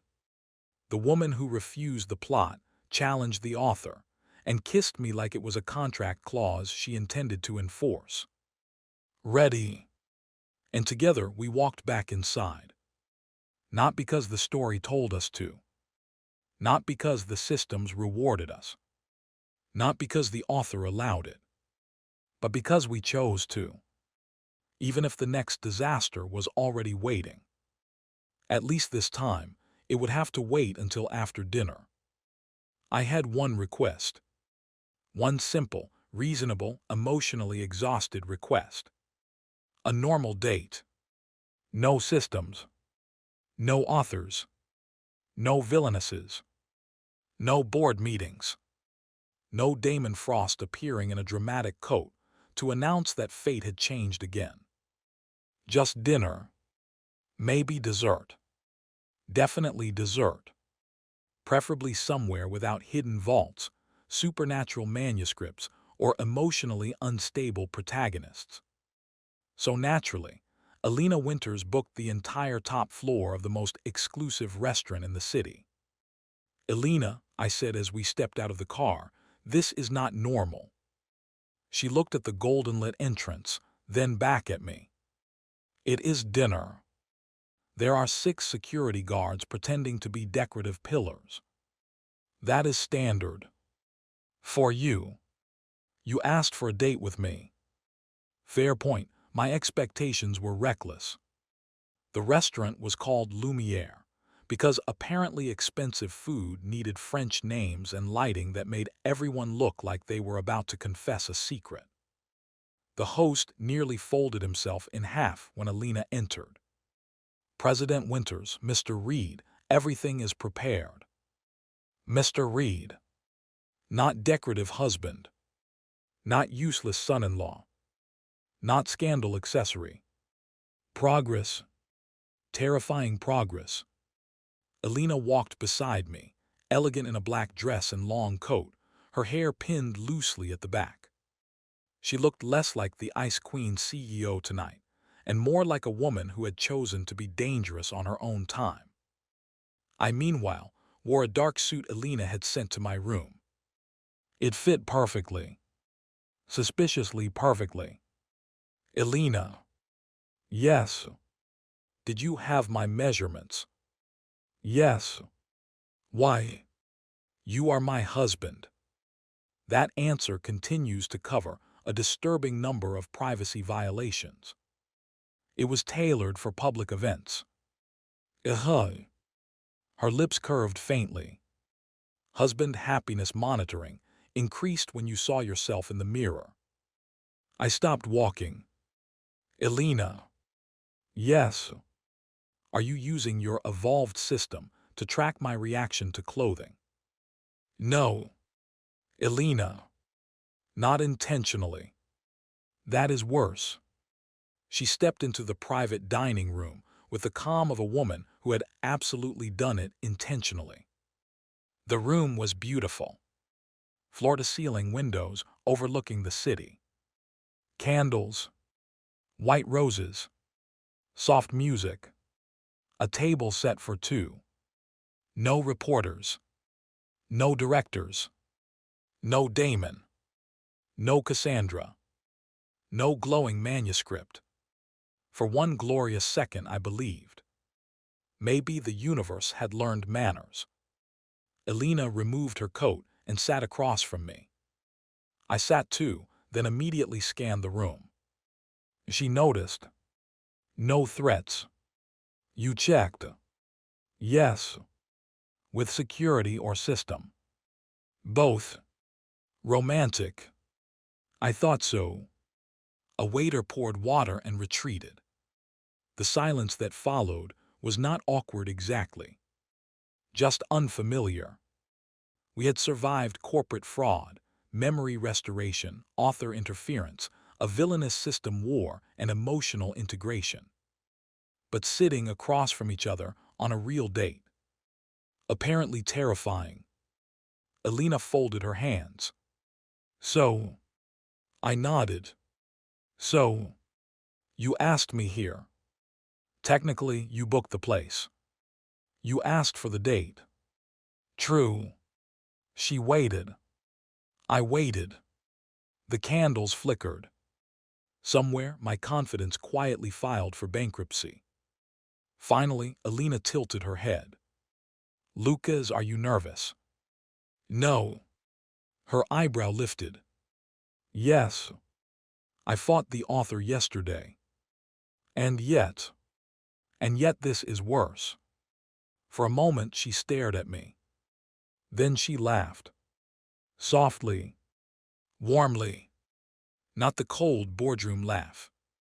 Not the nearly invisible amusement she normally rationed like expensive medicine. A real laugh. The same laugh from the restored wedding night. My chest did something deeply inconvenient. My system chimed. Husband happiness monitoring unavailable.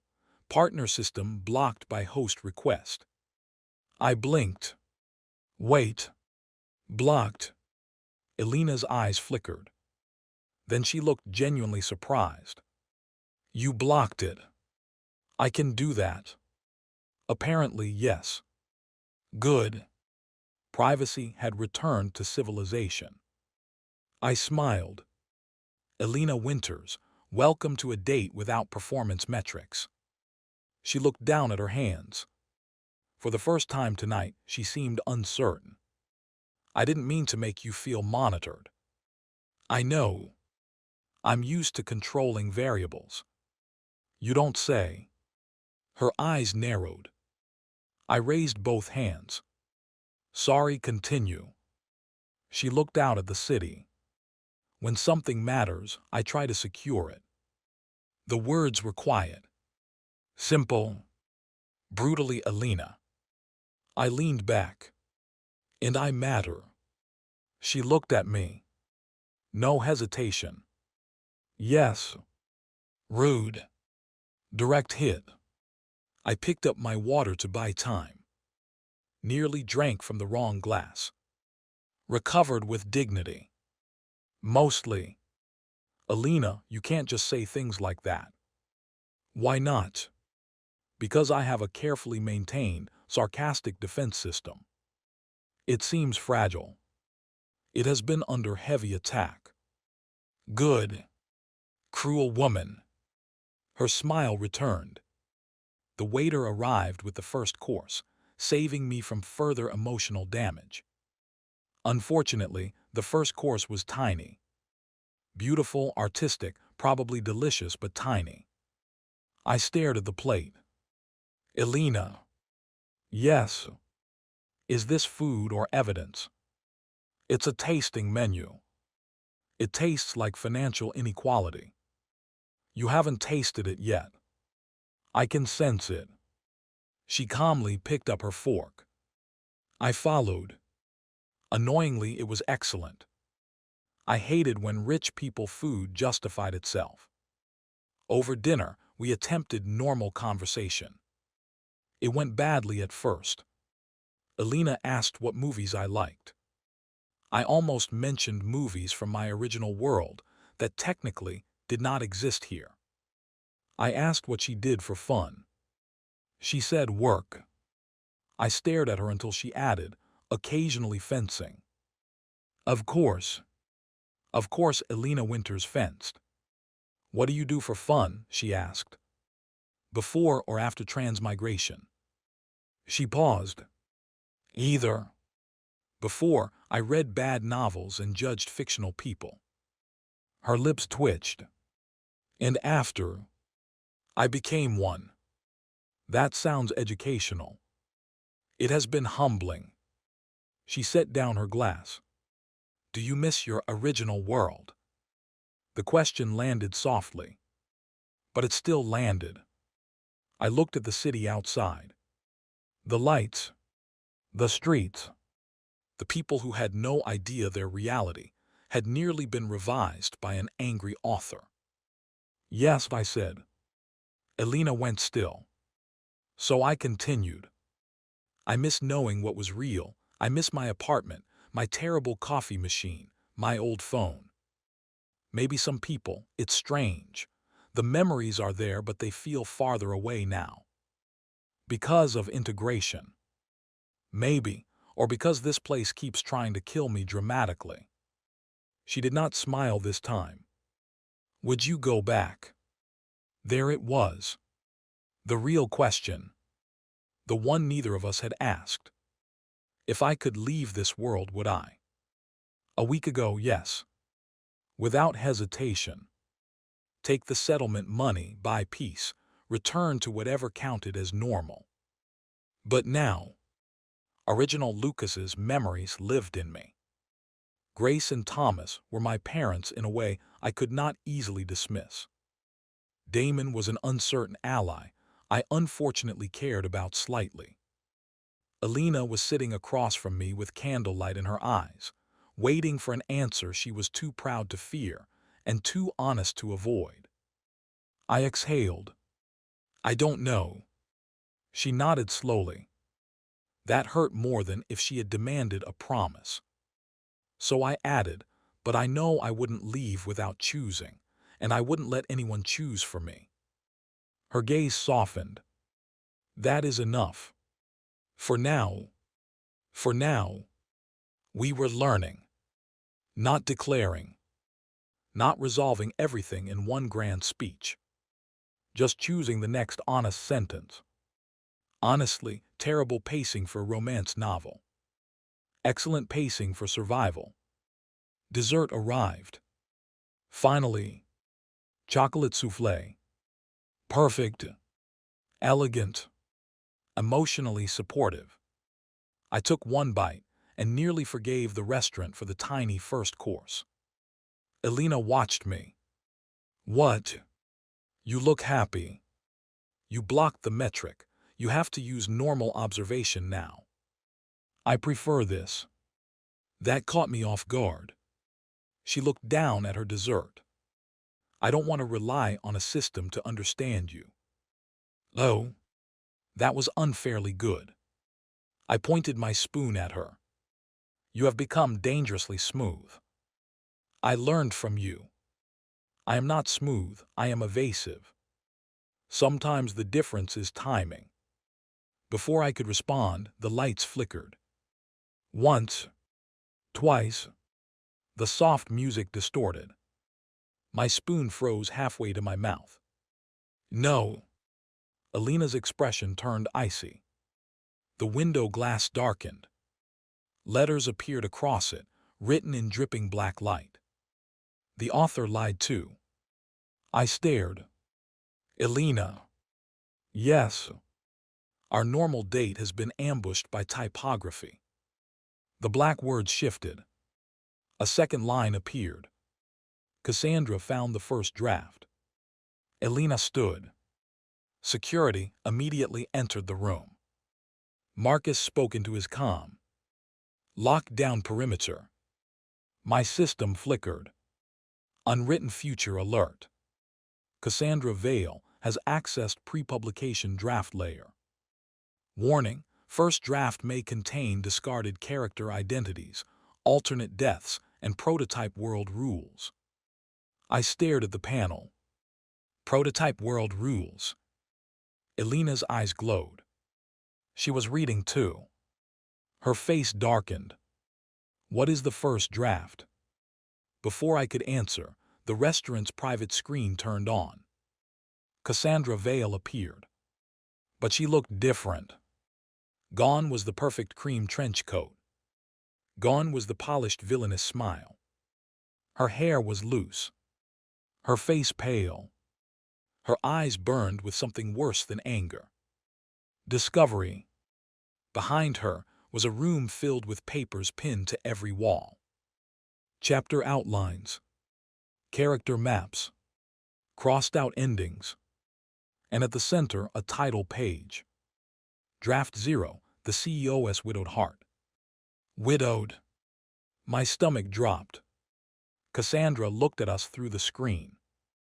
Enjoying your date. I sighed.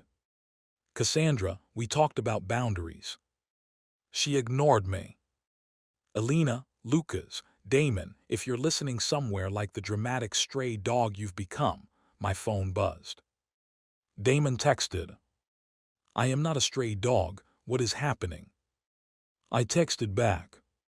Date interrupted, Cassandra has draft trauma. He replied immediately. I'm coming. Of course he was. Cassandra continued. The author didn't start with Damon as the male lead. Elena's eyes sharpened. What? Cassandra smiled, but there was no joy in it. The first draft was not about Damon returning to reclaim Elena. It was about Elena losing her husband. The room went silent. My spoon slowly lowered. Cassandra's gaze moved to me. Lucas Reed was not originally disposable. My system went dark. Not flickering. Dark. Elena stepped closer to the screen. Explain. Cassandra lifted a stack of pages. In Draft 0, Lucas Reed and Elena Winters were a real married couple. Cold at first, yes. Contracted, yes, but they became partners. Then Lucas died protecting her during a corporate attack. The words hit like ice water. Elena became the widowed CEO. Damon was introduced as the man who returned years later to help her investigate Lucas's death. Damon was not the original love. I was not the disposable husband. Elena was not supposed to abandon Lucas. The author had rewritten the entire premise. Cassandra laughed softly. You see, Damon's root was already a revision. My villainous root was a revision. Your suffering, my obsession, Damon's arrogance, Elena's cold loneliness, all edits. Elena's face was white. My hands felt numb. I forced a smile. Okay, hate this draft too. Cassandra's eyes sharpened. You should, because in draft 0, Lucas dies no matter what. The city outside the window flickered. For one split second, I saw another scene reflected in the glass. Elena in black. Rain. A funeral. A coffin. My name.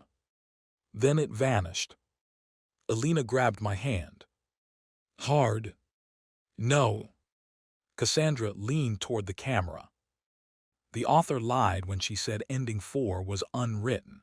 She cut control, yes, but the world beneath the revision still remembers its first shape. My system came back online with a violent flash. Emergency alert. Draft 0 resonance detected. Primary danger. Lucas Reed death root reactivating beneath current timeline. Protective countermeasure required. Elena's system flared so bright her eyes glowed blue. Her voice was quiet. Terrifying. Where are you? Cassandra smiled. Looking for the scene where Lucas dies. Why? Because if I find it first, I can see whether death is fixed. And if it is. Cassandra's expression cracked. Then none of us are free, not really. For the first time, Cassandra did not sound like an enemy. She sounded afraid. And that was worse. The screen flickered. She added, Damon is coming to you. Good, you'll need him. Draft 0 has different roles. I frowned. What roles? Cassandra looked at me. In the first draft, Damon Frost was not your rival. The restaurant doors burst open. Damon arrived, hair damp from rain, still wearing yesterday's exhaustion and today's panic. Cassandra's voice came through the screen. He was Lucas Reed's best friend. Damon froze in the doorway. I turned slowly. He stared at me. I stared at him. Then I said the only reasonable thing. No. Damon looked horrified. I agree. Cassandra's smile returned faintly. Congratulations, your bromance was also deleted. Damon whispered, I hate this. Finally, I said, common ground. Elena did not laugh. Her hand was still gripping mine. Cassandra, she said, voice cold, send us your location. If I do, will you help me? Elena's eyes narrowed. You attacked my family, my company, and my husband. Yes. You blackmailed us. Yes. You tried to restore a plot that would destroy him. Yes. Cassandra looked down. And I was wrong. Silence. No dramatics. No excuses. Just those 4 words. Damon stepped farther into the room. Cassandra, she looked at him through the screen. I don't need forgiveness. I don't deserve trust, but I found something bigger than me. Her voice trembled slightly. If the first draft is still active underneath everything, then the author didn't create the story. She inherited it. My blood went cold. Elena's eyes sharpened. Inherited. Cassandra held up one final page. At the top was a name. Not the author's. Someone else. Original creator, Ella. My initials. Lucas Reed. The room went silent. My system flashed once. Then displayed a message I had never seen before. Draft 0 recognition triggered. Creator signature detected. Host identity instability rising. I stepped back. Elena caught me. Damon looked from the screen to me. Lucas. Cassandra's voice softened. Lucas Reed didn't just exist in the story. She looked directly at me. He may have written the first version. The restaurant tilted. The candlelight blurred. Elena's voice sounded distant. Lucas. My chest hurt. Not physically. Deeper. Like a locked door inside me had just been kicked open from the other side. Images flashed. A desk. Rain against a window. A document titled The CEO's Widowed Heart. A younger Lucas, not the original pathetic husband, not me exactly, typing with shaking hands. Elena's name on the page. A line. She did not know how to be loved until after she lost him. Then rage. A voice mine his, saying, "No, that's cruel." Another file. A rewrite. Another attempt. Another death. Every version trying to save someone. Every version failing. Then darkness. My system screamed. Memory overload. Draft 0 contact unstable. Elena held my face between her hands. Lucas, stay with me. I blinked. Her eyes were right there. Cold no longer. Afraid. Fierce. Real. I'm here, I managed. She exhaled shakily. Cassandra watched from the screen. Her voice was quieter now. I'm sending my location, but listen carefully. If Lucas is connected to Draft 0, then his death route isn't just a plot point. It may be the foundation the world was built on. Damon stepped forward. How do we break it? Cassandra smiled bitterly. We find the scene. Elena's voice was steel. And destroy it. The screen glitched. Location coordinates appeared. Old publishing house. Abandoned. Downtown. Very atmospheric. Very annoying. I looked at Elena. Her face was pale, but her grip on me did not loosen. Damon stood nearby, expression grim. Cassandra waited on screen, no longer smiling. My normal date was officially dead. But my dessert remained unfinished. I looked at the table, then at the screen, then at Elena. No. Everyone stared. I picked up my spoon. Absolutely not. I let one villainess, one author, and 3 systems ruin my week. They are not taking my soufflé. Elena blinked. Damon closed his eyes. Cassandra stared through the monitor. I took one determined bite. Still excellent. Then I stood. Okay, now we can go prevent my foundational death route. Elena's lips trembled.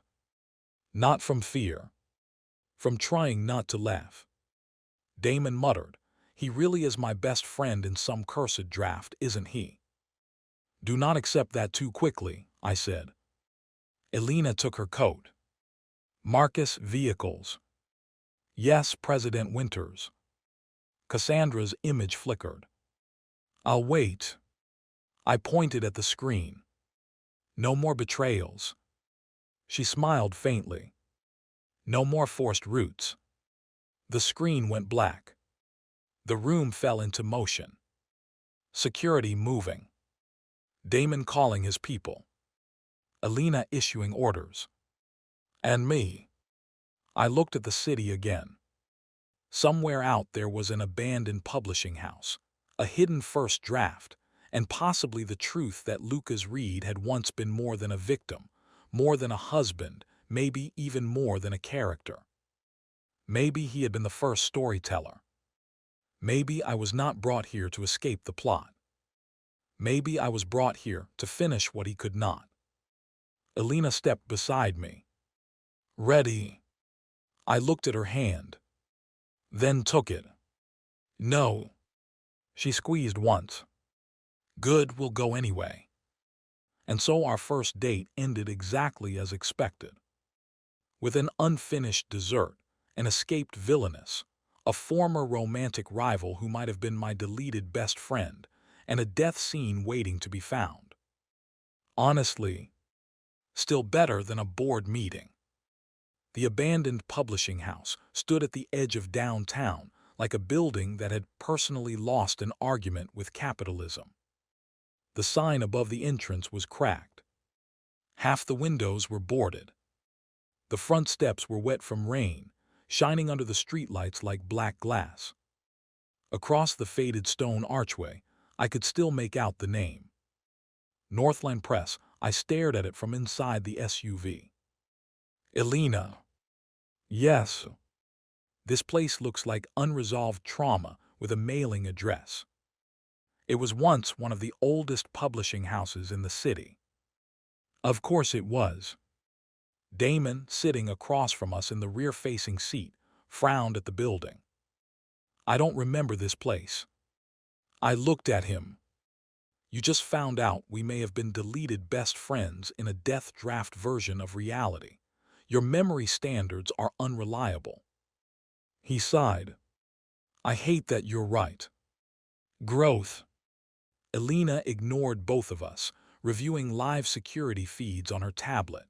Her expression was cold, but her hand rested beside mine, close enough that our fingers brushed whenever the car moved. Neither of us mentioned it. Very mature. Marcus spoke from the front. Perimeter team reports no external movement. Interior lights are off. Thermal scan shows one heat signature in the central records room. Cassandra, Elena said. Likely. Damon's jaw tightened. She actually stayed. I glanced at him. You sound surprised. She usually has 3 exits, 2 backup betrayals, and a private helicopter. That's oddly specific. I've worked with her for years. Right, deleted best friend, betrayed business partner, emotionally manipulated protagonist. You contain layers. Damon looked at Elena. How did you tolerate him for 3 years? Elena answered without looking up. I didn't properly appreciate him then. That shut both of us up. Damon looked away.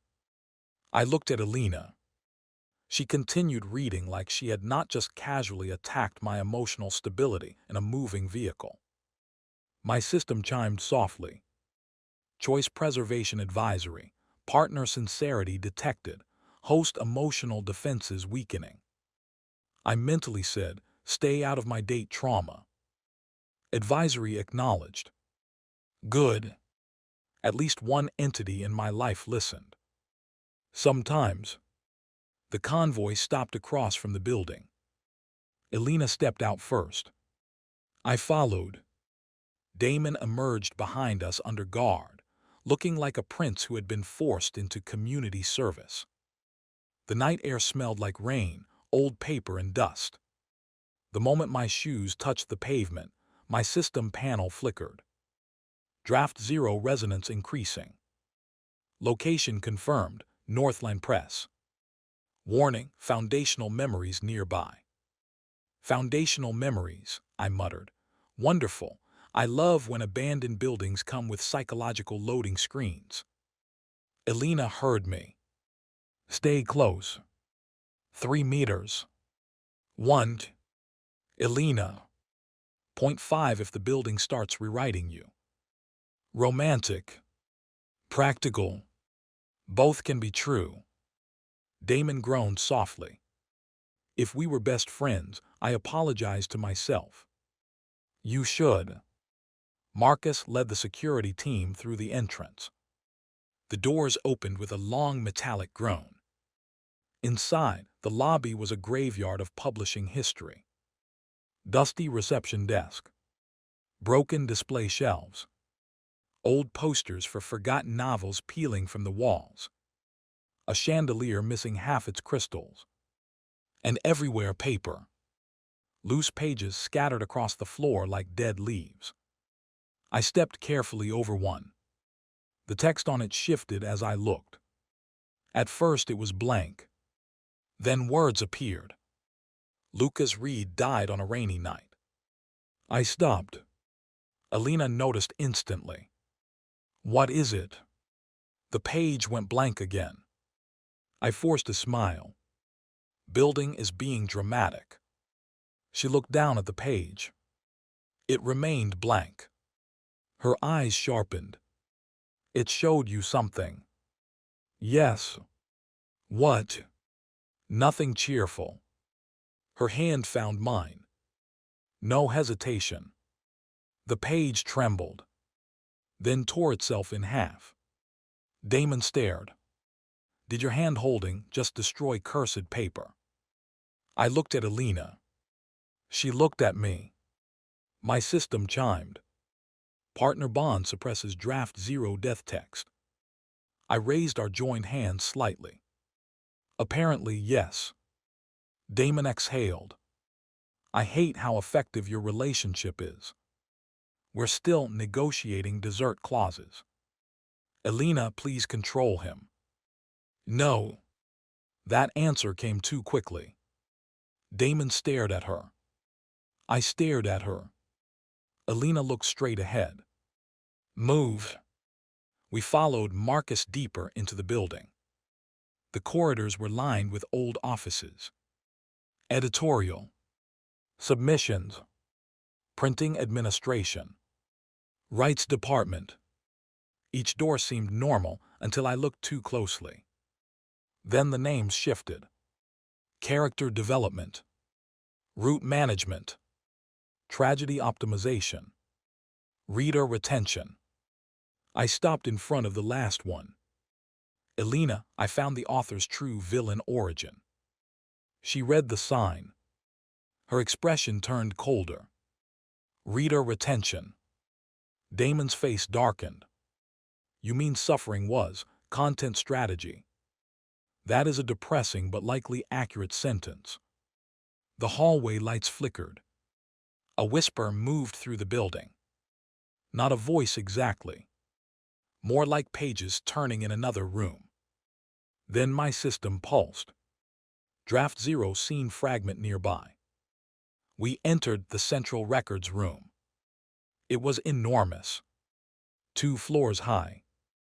Shelves stacked with boxes, manuscripts, files, film reels, old hard drives, and handwritten drafts. At the center stood Cassandra Vale. She looked like she had aged a year in one day. Her hair was loose. Her coat was wrinkled. Her eyes were red-rimmed but sharp. The polished villainess was gone. What remained was dangerous in a different way. Not elegant. Not performative. Desperate. On the table in front of her were 3 open manuscripts. She looked up when we entered. You came. Elena's voice was ice. You had 2 minutes before I came without invitation. Cassandra smiled faintly. I believe that. Damon stepped forward. Cassandra. Her gaze flicked to him. Something complicated crossed her face. Pain. Regret. Old affection twisted into something sharper. Damon. You escaped custody. Yes. That was stupid. She laughed softly. Coming from you, that almost means something now. He flinched. Good. She still had claws. I stepped beside Elena. You said the author lied. Cassandra looked at me. Yes. About what? About control, about being the creator, about your role. She turned one manuscript around. The yellowed title page read, The CEO's Widowed Heart. Draft 0 author, LR. I stared at the initials. LR. Lucas Reed. My name. His name. Our name. Elena, I said quietly, I don't like this branding. She squeezed my hand. Cassandra pointed to the second manuscript. The CEO's Lost Love Returns. Revision draft. Author Myra Lane.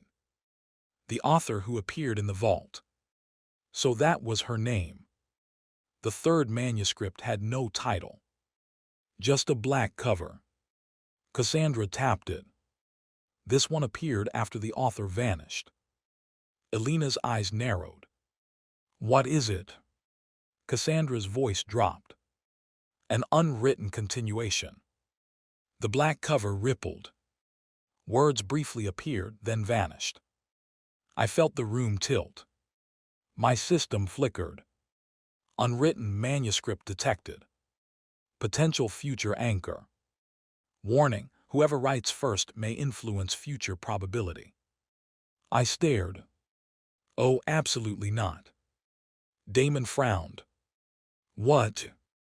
This is how disasters start. Someone finds a magical blank manuscript and thinks, surely one little sentence won't hurt. Then suddenly I'm dead, Elena is widowed, and you're wearing white suits again. Damon grimaced. I said I regret the suit. Not enough. Elena looked at Cassandra.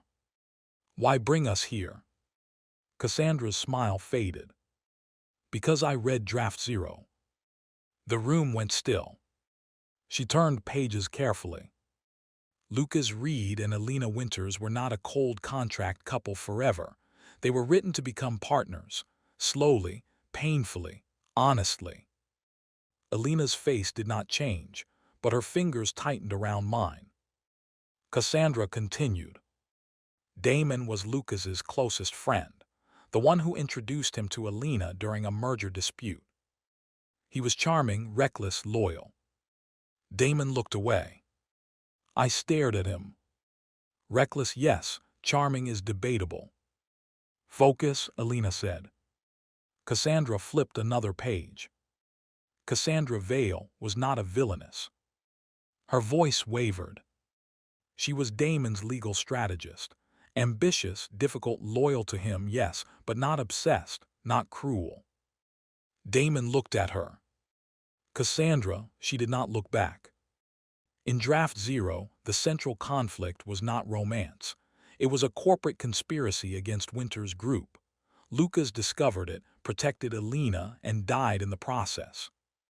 My stomach tightened. Elena's face turned white. Cassandra looked at me. And his death turned Elena into the widowed queen the draft was built around. Then why rewrite it? I asked. Cassandra gave a bitter smile. Because the first draft was rejected. The building groaned. Dust fell from the ceiling. Cassandra continued anyway. Myra Lane, the revision author, said the original was too heavy, too slow, too painful. Readers wanted stronger romantic tension, a returning first love, a jealous husband, face slapping. Humiliation, a clearer male lead. Damon closed his eyes. So she made me the male lead. Yes. And made Lucas disposable. Yes. And made you obsessed with me. Cassandra's mouth twisted. Yes. Damon looked sick. I did too. Because the revised story had not created drama from nothing. It had cannibalized people. Turned friendship into rivalry. Partnership into cold marriage. Loyalty into obsession. Death into humiliation. Elena's voice was quiet. And Draft 0's death root remains because it was the foundation. Cassandra nodded. Myra revised the surface. She didn't erase the foundation. She built Damon's return root over Lucas's death root. That's why the world keeps trying to remove him. Remove him. Me. Lucas. Both. I looked down at the manuscript. My fingers felt cold. So if Draft 0 wins, Lucas dies, Cassandra said. Elena's voice sharpened. No. Cassandra met her gaze. That is why I called you. Elena's eyes narrowed. Why help us? Cassandra looked at Damon, then at me, then at the manuscripts. Because I finally saw what was done to me. Her voice lowered. I thought I was fighting to restore order, but I was fighting to restore a cage. My love for Damon was exaggerated into madness. My ambition was twisted into villainy. My intelligence became a tool for someone else's romance. She looked at Elena. And if Draft Zero takes over, you become a widow. If Revision wins, you become a prize. If the author returns, we all become manageable again. Silence. Then she said the words that changed everything. I don't want to be managed anymore. Damon whispered, neither do I. Elena looked at me. I looked at the black manuscript. The unwritten continuation. So what do we do? I asked. Cassandra tapped Draft Zero. The death scene is here. If we change it, maybe we break the foundation. Change it how? She looked toward the black book. By writing over it. I immediately stepped back. No. Elena looked at me. Lucas. No, absolutely not. We just defeated one author. I am not becoming the next person who writes people into suffering because I think I know better. Cassandra's expression tightened. Then the death route remains. Better than me accidentally making it worse. Damon stepped closer to the table. What if all of us write? We turned to him. He looked uncomfortable, like he hated having a useful idea. In Draft Zero, all of us had roles. In Revision, our roles were changed. If the problem is one author controlling everyone, then maybe the answer is not no writing. He looked at the black manuscript. Maybe the answer is consent. The room went silent. I hated that he was right. Truly hated it. Elena, I said, I dislike when Damon makes good points. So do I. Damon sighed. I am standing right here. Cassandra studied him. Consent-based revision. I pointed at her. Do not make it sound like a corporate workshop. Elena stepped toward the table. If the manuscript responds to future probability, then we establish a rule. The black cover rippled. She continued, voice calm and commanding. No one writes another person's choice. We write only what we choose for ourselves. The room trembled. My system chimed. Potential solution detected. Multi-author consent protocol. Requirement. Each core character must reject imposed role and state chosen future. Core character. Of course. Me. Elena. Damon. Cassandra.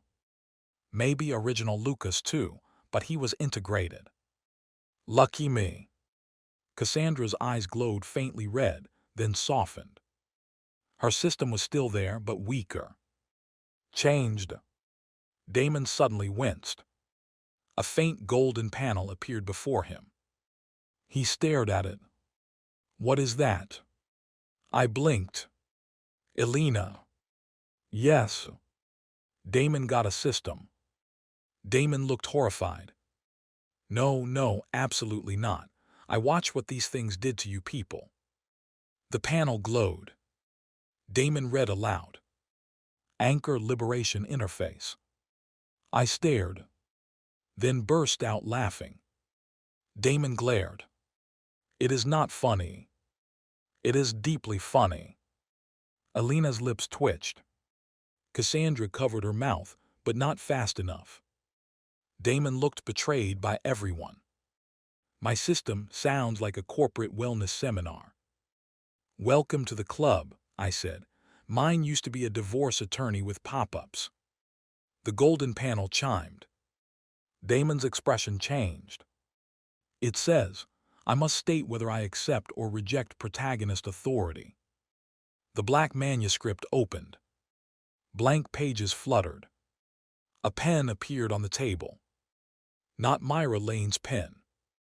Not glowing with control. Just a simple fountain pen. Waiting. Elena looked at me. This is the choice. I swallowed. Looks like it. Cassandra stepped back. Elena first. Elena looked at her.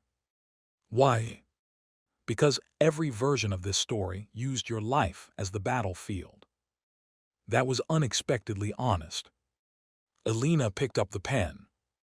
The blank page waited. For a moment she did not write. Then she spoke aloud. I reject the role of prize, widow, abandoned queen, or emotional reward.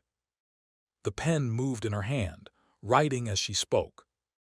I choose to remain Elena Winters, CEO by my own work, wife by my own choice, partner only where trust is freely given. The words settled onto the page. The building shook. A chain snapped somewhere deep inside the walls. Elena released the pen. My system chimed. Elena Winters' imposed role rejected. Partnership route self-authored. I looked at her. Wife by my own choice. She met my eyes steadily. No hesitation. No system pressure. Just choice. Very unfair. My turn came next. The pen waited. I stared at it like it might bite. Elena. Yes. If I write something stupid, stop me. I always do. Comforting. I picked up the pen.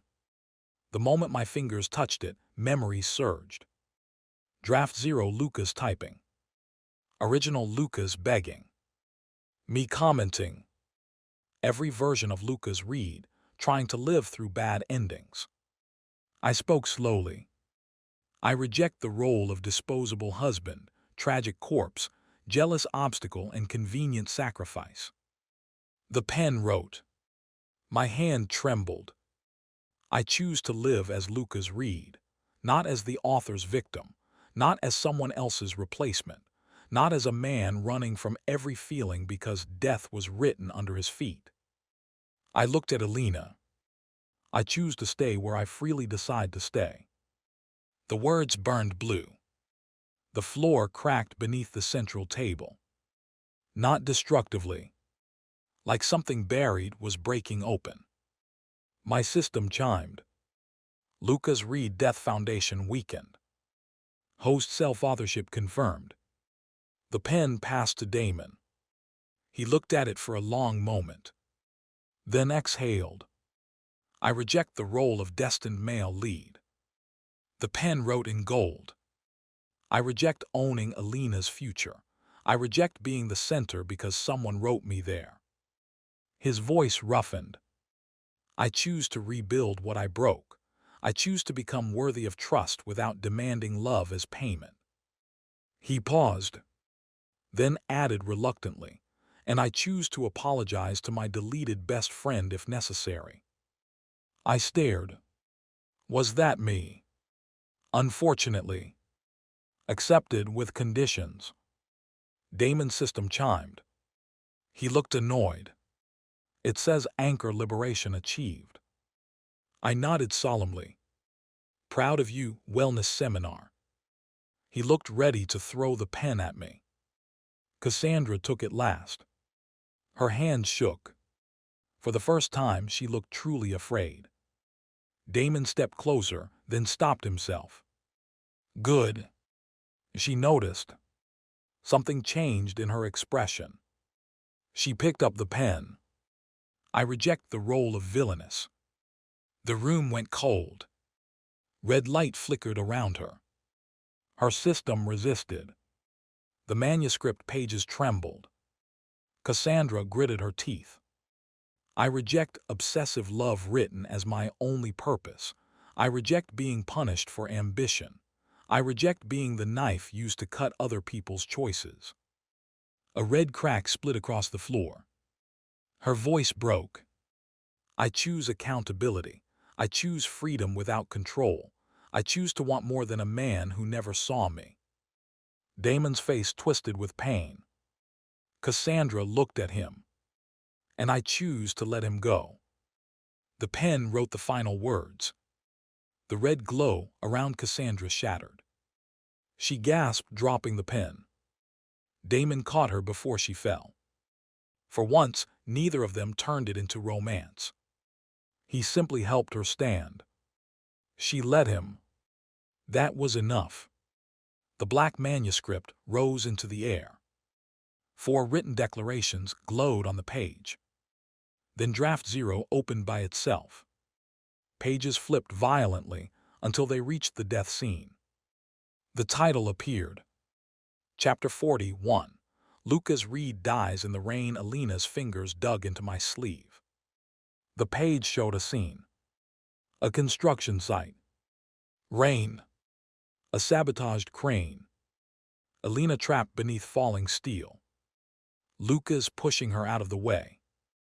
Impact. Blood. Damon arriving too late. Cassandra calling emergency services.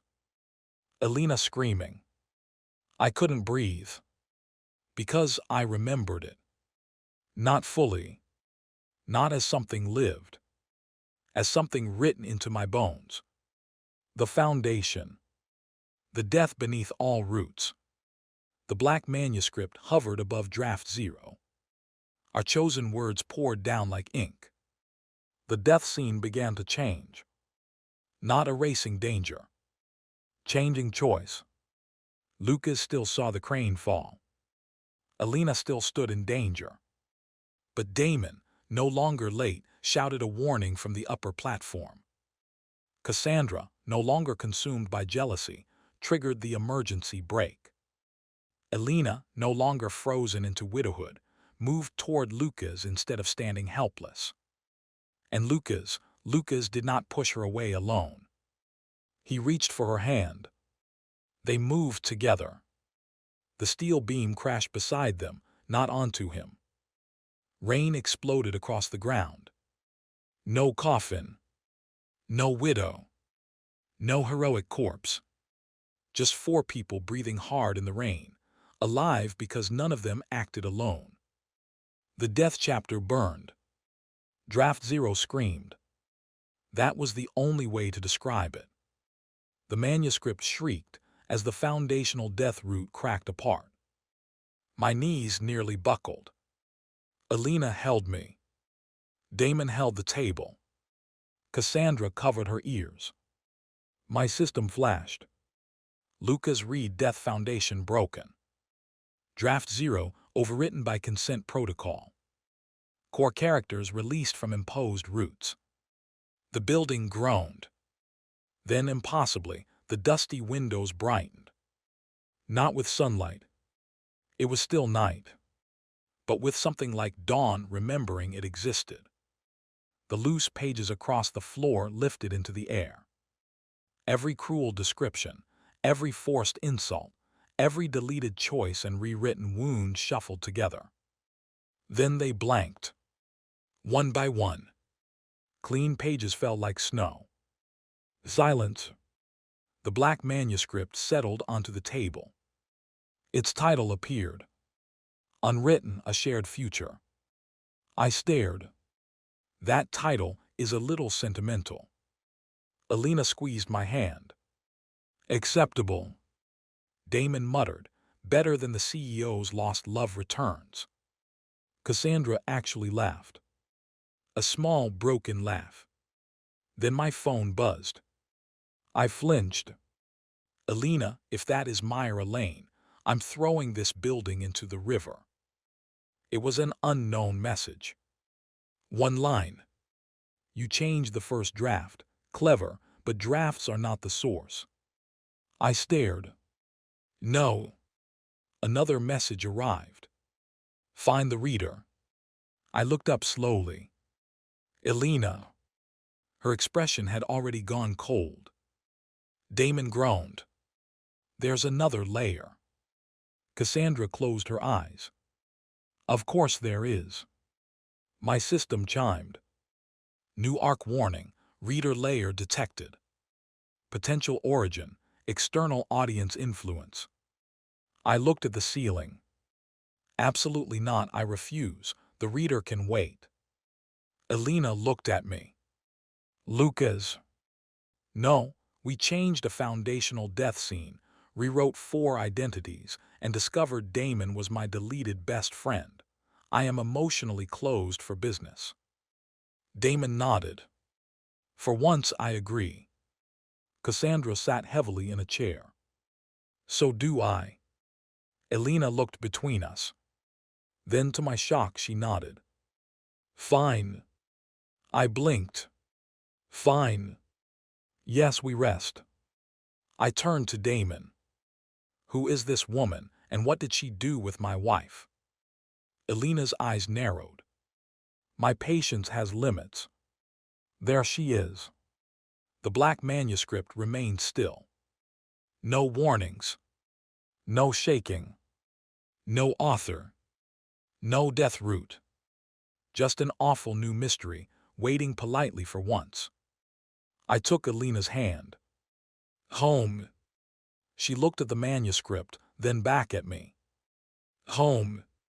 Damon cleared his throat. Do I have to come? I looked at him. No. Elena said yes. We both turned. She continued. Cassandra is unstable, Damon has a new system, and Lucas is emotionally overextended. Everyone comes to the estate until morning. Cassandra raised weakly, even me. Elena's smile was cold. You especially. You are not out of accountability just because you had character growth. Cassandra nodded slowly. Fair. Damon whispered, your wife is terrifying. I smiled. I know. And somehow, after all that, after the author, the first draft, the death scene, the rewritten roles, the new warning, and the looming horror of something called the reader layer, we left the abandoned publishing house alive. Not fixed. Not finished. But alive. Together. And for tonight, that was all. By the time we returned to the Winters estate, the sun was threatening to rise like it had not personally watched us rewrite a foundational death scene inside an abandoned publishing house. Rude. The sky had that pale gray-blue color that made everything look exhausted. Fitting. Because our convoy contained one Ice Queen CEO wife who had challenged an author and was now pretending she wasn't emotionally drained. One former disposable husband who had discovered he might have been a first draft creator, a revised victim, and a foundational death magnet. One former male lead who had just received a system called Anchor Liberation Interface, which was still objectively hilarious. One former villainess who had rejected obsessive love, escaped custody, helped rewrite reality, and still absolutely needed 3 lawyers and a therapist. And several security guards who deserved raises, hazard pay, and possibly memory counseling. We entered the Winters estate in silence. Not tense silence. Not hostile silence. Just the silence of people who had run out of dramatic dialogue. Even Damon Frost, miracle of miracles, had stopped talking. Cassandra walked between 2 security guards, not restrained, but definitely not free. Her face was pale, her eyes shadowed, and her once perfect posture had finally surrendered to gravity. Damon kept glancing at her. Cassandra kept pretending not to notice. Elena kept pretending she was not noticing both of them. I noticed everything because my coping mechanism had evolved into gossip observation. My system chimed softly. Choice preservation advisory. Core cast emotional fatigue critical. Rest recommended. I stared. Now you recommend rest. Yes. Where was this energy during the abandoned publishing house death draft? Circumstances were less restful. I hated how reasonable it sounded now. Elena's assistant, Claire, met us in the foyer looking like she had aged 3 fiscal quarters overnight. President Winters, the secure guest rooms are ready. Medical staff is on standby. Legal teams are prepared for morning review. Elena nodded. Good, Damon and Cassandra stay in separate wings, full monitoring. Damon frowned. I'm not a prisoner. Elena looked at him. You were kidnapped, emotionally destabilized, and recently system awakened. I raised a hand. Also possibly my deleted best friend, which makes you a flight risk for narrative reasons. Damon closed his eyes. I regret apologizing to you. No refunds. Cassandra quietly said, I'll cooperate. Everyone looked at her. She gave a faint, bitter smile. Don't all look so shocked. I said I rejected villainous, not sarcasm. I pointed at her. Healthy distinction. Elena's gaze sharpened. You will cooperate with legal review, system review, and security restrictions. Cassandra nodded. Yes. And if you disappear again, I know, Cassandra said softly, you'll destroy whatever career I have left. Elena's voice was calm. No, I'll let Lucas choose your punishment. Cassandra went still. Damon looked horrified. I blinked. Elena, why would you say something that terrifying? Because it worked. Cassandra looked genuinely alarmed. Would he really? I smiled slowly. I have ideas involving unpaid community service, public apology tour, and mandatory attendance at Damon's emotional literacy workshops. Damon snapped, why am I teaching those? Because you need the practice. Cassandra stared at me for 2 seconds. Then said, I will not disappear. Good choice. Elena's lips twitched. My system chimed. Conflict de-escalated through absurdity. Advisory, skill classification updated, tactical nonsense. Tactical nonsense. Finally, a title I could respect. Elena ordered everyone to sleep. Everyone except herself, obviously. Because Elena Winters believed rest was a thing other people did while she reviewed documents. I knew this because after escorting Damon and Cassandra to opposite wings, after confirming my parents were safe, after telling Grace for the 3rd time that no, I had not been physically injured, and after pretending not to notice Thomas looking at me like I was both his son and a miracle stock rebound, I found Elena in her study. Of course, the villain study. The automated door opened soundlessly. Still villainous.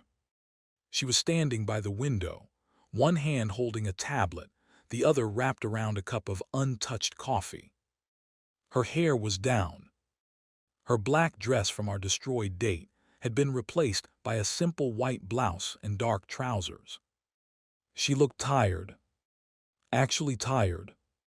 Not CEO tired, where she could still freeze a room. Human tired. That was somehow more frightening. I leaned against the doorway. You ordered everyone to sleep. Without turning, she said, yes. You are everyone. No. Elena.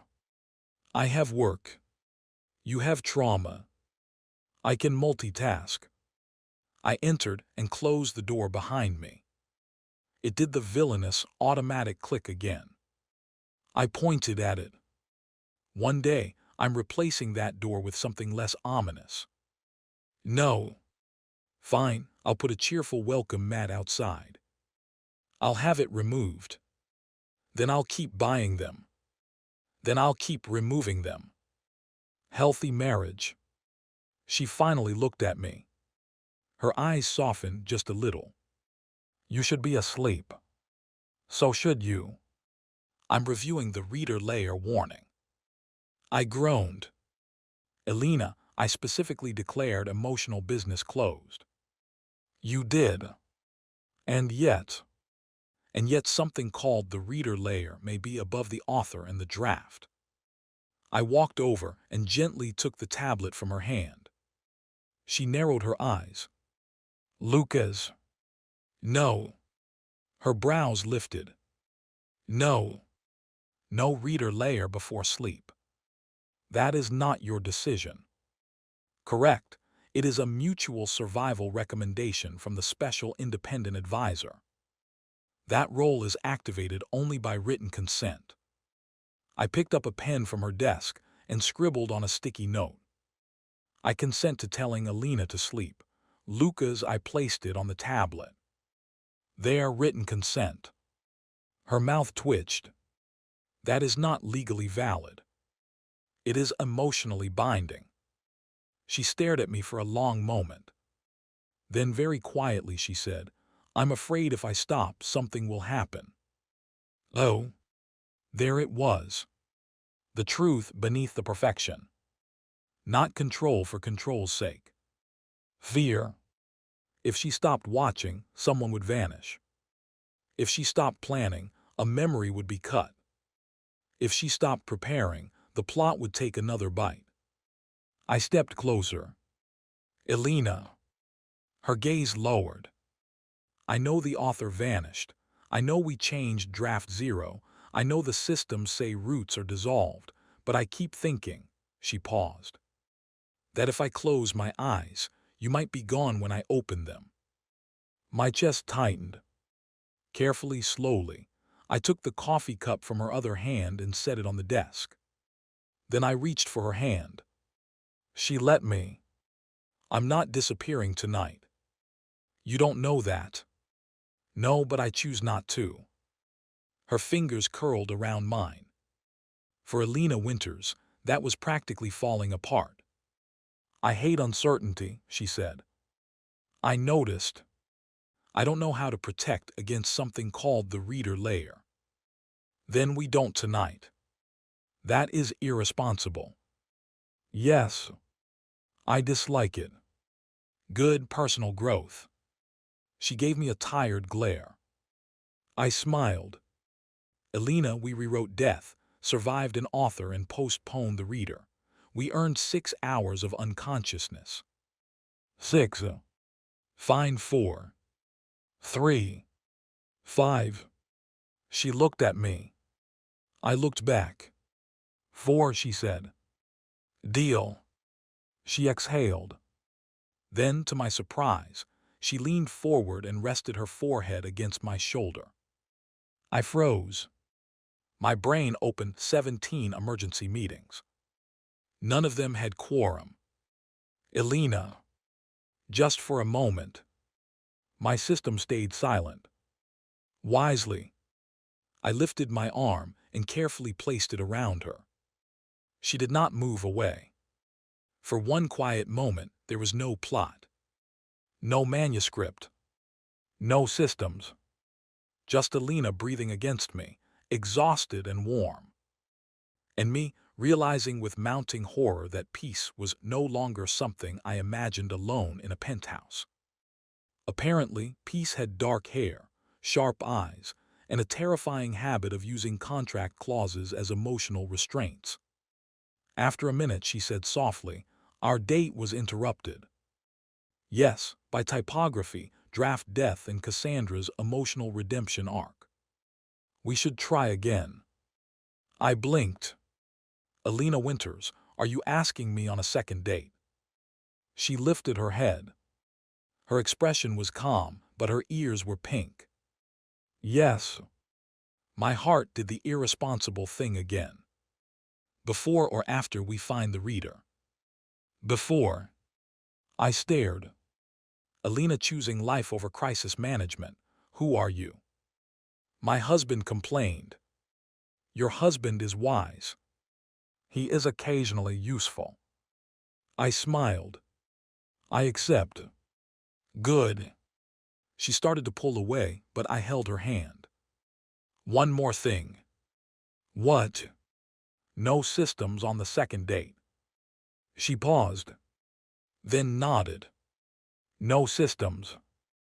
No security disguised as plants. One team nearby. Elena. 2 guards at minimum. 1, 2. 1 guard and Marcus in a car. Marcus will hate that. Marcus is paid well. Fine. I grinned. Look at us, healthy negotiation. She looked at me for a moment. Then said, Lucas. Yes. Stay tonight. My brain stopped. She noticed immediately and sighed. In the guest suite adjoining mine, don't look like that. I wasn't looking like anything. You looked like a system error. I felt like one. Her expression softened. I meant what I said. I don't want to wake up and wonder if you vanished. There was no joke for that. Or maybe there was, but I didn't want to use it. So I nodded. Okay. Her hand tightened once.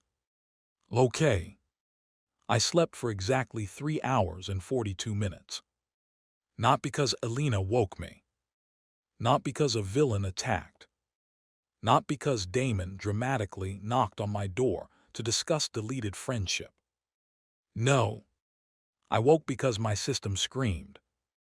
Emergency advisory. Reader layer contact initiated. I sat upright so fast, I nearly launched myself out of bed. The adjoining guest suite was dark. The clock read 8:13 a.m. Too early for cosmic horror. Too late for ignoring it. A blue panel hovered in front of me. But this one was different. Not my system. Not Elena's. Not Damon's gold wellness seminar. Not Cassandra's fractured red villainous software.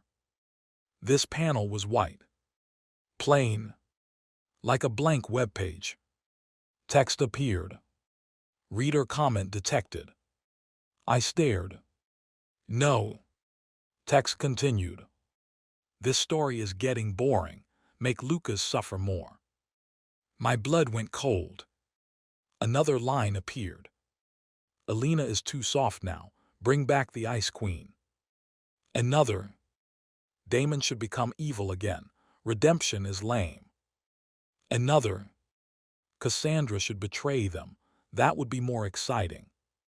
The room tilted. Reader comments. Not metaphorical. Literal. Somewhere beyond the author, beyond the draft, beyond us, there were readers. And their expectations had weight. My system flickered. Reader layer influence detected. Warning. Audience desire may generate probability pressure, but cannot fully override self-authored choices unless core characters consent or weaken. I exhaled shakily. So the final boss is the comment section. Honestly, that tracked. The adjoining door opened. Elena entered in a silk robe, hair loose, eyes sharp and already glowing blue. She had clearly been woken too. Lucas, you saw it. Yes. She walked over and stood beside the bed, looking at the white panel. Another comment appeared. They should have a misunderstanding. Too much communication ruins tension. Elena's face turned colder than winter. No. The comment cracked. I blinked.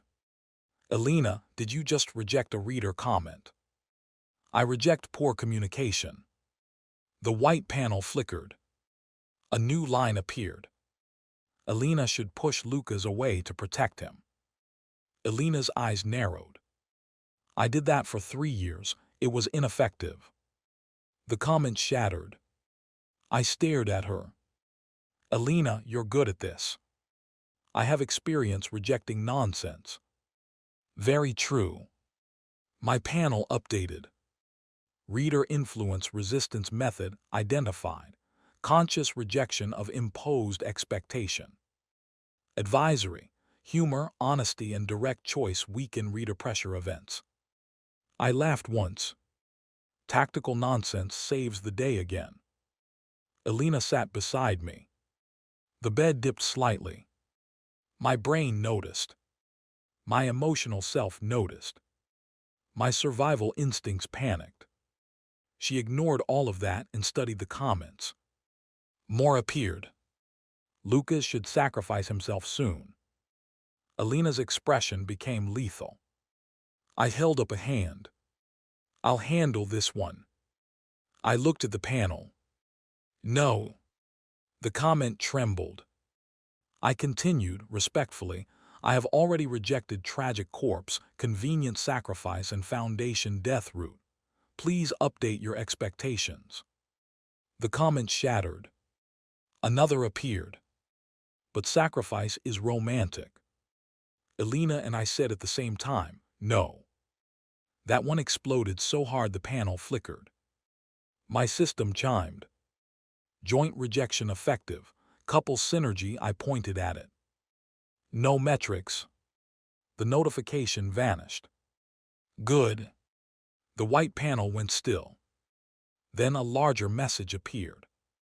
Reader layer has noticed resistance. Audience pressure will continue in waves. Core characters may stabilize future by choosing their own genre. I stared. Choosing our own genre. Elena looked at me. What genre do you want? Peaceful slice of life with occasional dessert. Unrealistic. Fine, corporate romantic comedy with supernatural litigation. Acceptable. Elena, that was a joke. It fits. Unfortunately, it did. The white panel shifted again. Genre declaration available. Warning, declaration influences future event probability. I looked at Elena. She looked back. Damon was not here. Cassandra was not here. But the panel showed 4 empty signature lines.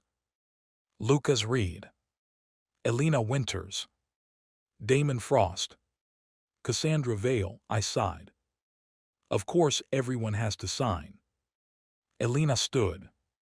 We wake them. Do we have to? Yes. One peaceful morning, that's all I wanted. You slept 3 hours and 42 minutes. Not enough. She walked toward the door. Then paused.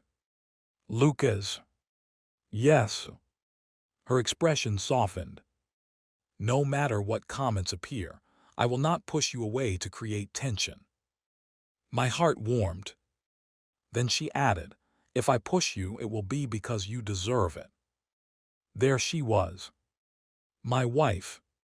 Terrifying and affectionate in the same sentence. I smiled. Fair. Damon reacted to the reader layer exactly as expected. Badly. He stood in the breakfast room wearing borrowed clothes, hair damp from a hurried shower, staring at the white panel with open horror. The readers want me evil again. I nodded. Apparently redemption arcs make some people impatient.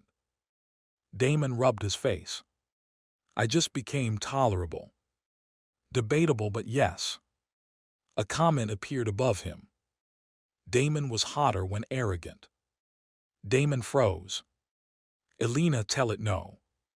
Elena took one sip of coffee. No. The comment cracked. Damon looked relieved. Then another appeared. Make Damon jealous again.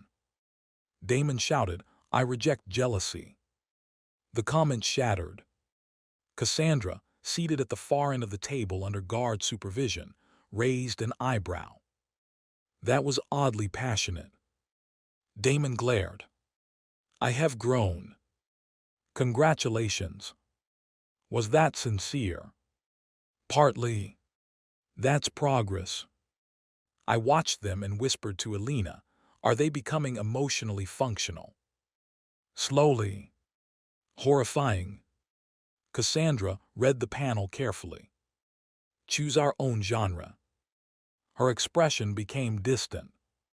In every version, someone else decided what my emotions meant.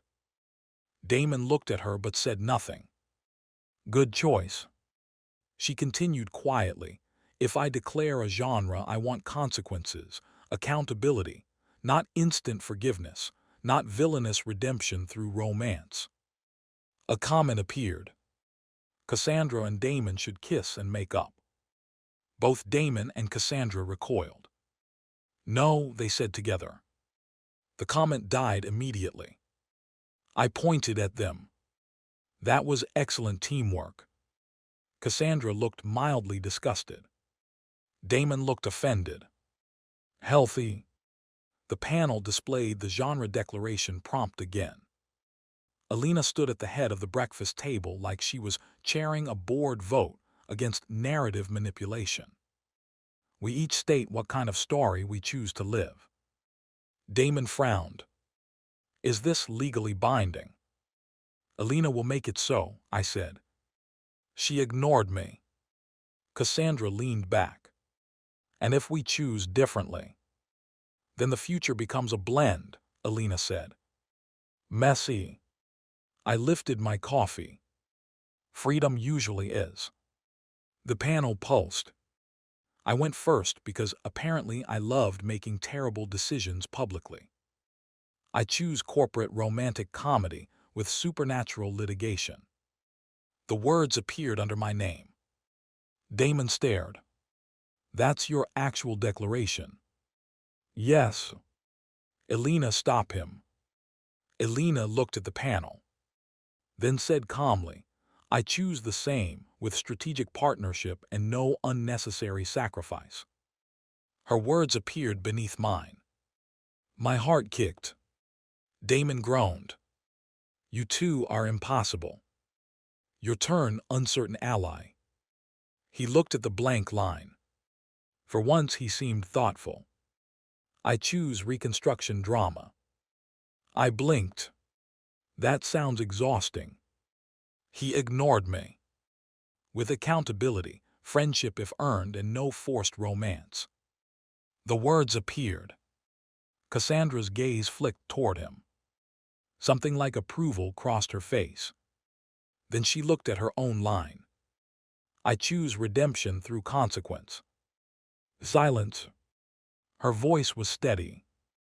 With autonomy, ambition, and no romance as reward. Her words appeared. The panel glowed. The four declarations merged. Declared future genre. Corporate romantic comedy with supernatural litigation, strategic partnership, reconstruction drama, and redemption through consequence. Damon stared. That is a terrible title. I nodded gravely. We'll workshop it. The white panel flickered. A barrage of reader comments appeared all at once. Too complicated. Where is the angst?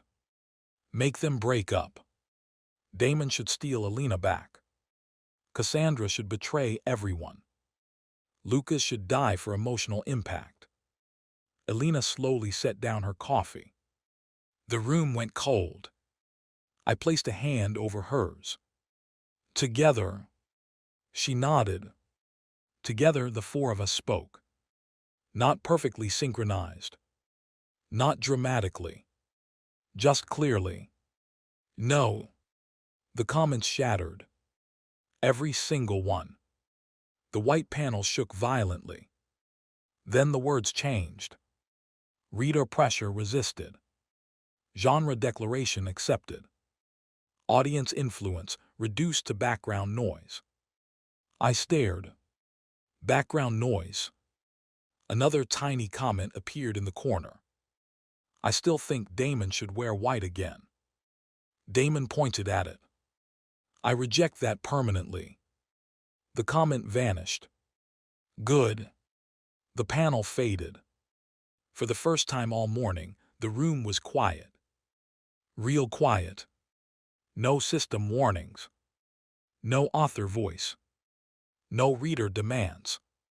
Just breakfast. Elena looked around the table. Good, now we discuss logistics. Everyone groaned. Even Cassandra. Especially me. Elena, I said, we just defeated the comment section. Reduced it to background noise. Fine, we reduce the comment section to background noise. Can we not immediately schedule logistics? She looked at me. Your second date. I straightened. Continue. Her lips curved. We will reschedule it for tonight. I nodded. Excellent logistics. Damon muttered, unbelievable. Cassandra said, actually, consistent with declared genre. I pointed at her. She gets it. Elena's assistant entered with a tablet. President Winters' apologies. There is one urgent item. I closed my eyes. Of course there is. Claire hesitated. A package arrived at the gate. No sender, addressed to Mr. Reed. Elena's expression sharpened. What package? Claire placed a small box on the table. Security had already scanned it. No explosives. No toxins. No electronics. Just a box. Inside was a paperback book. Freshly printed. The cover was blank except for one line. Volume 2 begins when you stop running. I stared. Elena. Yes. I dislike this book. The first page opened by itself. Text appeared. Chapter 1. The second date. I slowly looked up. Damon backed away. Cassandra leaned forward. Elena's face went unreadable. Then more text appeared beneath the title. For once, nothing interrupted dinner. The room froze. I leaned closer. Is the book helping? My system chimed. Unwritten future artifact detected. Classification, self-authored probability guide. Note not mandatory, suggestions only. Elena looked at me. I looked at her. Then at the book. Then at everyone else. If this thing is suggesting one uninterrupted dinner, I say we accept. Damon raised both hands. I support this. Cassandra nodded. As do I. Elena closed the book. Tonight then. I smiled. Tonight. For once, the future had offered us a peaceful chapter. Not a command. Not a trap. Just a possibility. And maybe that was what freedom really looked like. Not endless certainty. Not total control. Just a blank page that no one else was allowed to fill without asking. I picked up my coffee. To Volume 2. Damon reluctantly lifted his cup. To Not Wearing White. Cassandra lifted hers. To Consequences. Elena looked at me. Then lifted her cup. To Choosing. I smiled. To Dinner actually happening this time. And somewhere far beyond authors, drafts, systems, and readers, the comment section grumbled in the background. But for once, nobody listened. The second date began with a written agreement. Because of course it did. Elena Winters did not simply go on a date. No. Elena Winters scheduled, structured, risk-assessed, and contractually clarified the romantic outing like it was a cross-border merger. At exactly 6:30 that evening, I found an envelope slid under my door. Inside was a single-page document titled Mutual Date Conduct Agreement, Version 1. I stared at it, then stared harder. The clauses included 1. No system usage unless mutually agreed. 2. No discussing authors, drafts, death routes, or reader comments unless emergency level relevant. 3. No corporate calls unless catastrophic. 4. No Damon Frost interruptions. 5. No Cassandra Vale interruptions. 6. Dessert mandatory. 7. Lucas Reed may not use humor to avoid every sincere question. 8. Elena Winters may not use operational language to avoid every sincere answer. I looked at Clause 7. then Clause 8. Then back to Clause 7. "Elena," I called through the adjoining door. "Yes," she answered from her room. "Clause 7 is targeted harassment. So is Clause 8. Clause 6 is excellent. I assumed you'd approve." I opened the door between our suites. Elena stood in front of a mirror, fastening a delicate silver earring. She wore a navy blue dress this time. Simple, elegant, not so formal that it screamed CEO gala, but still expensive enough to make my bank account nervous by proximity. Her hair was half-pinned, softer than usual. The sight of her made every sarcastic thought in my head walk directly into traffic. She turned. Her eyes moved over me once. I wore a charcoal suit. Also tailored. Also suspicious. Her lips curved faintly. "You look good." I narrowed my eyes. "Is that you saying that, or husband happiness monitoring?" "No systems tonight." "Then say it again." She blinked. "What?" "For verification."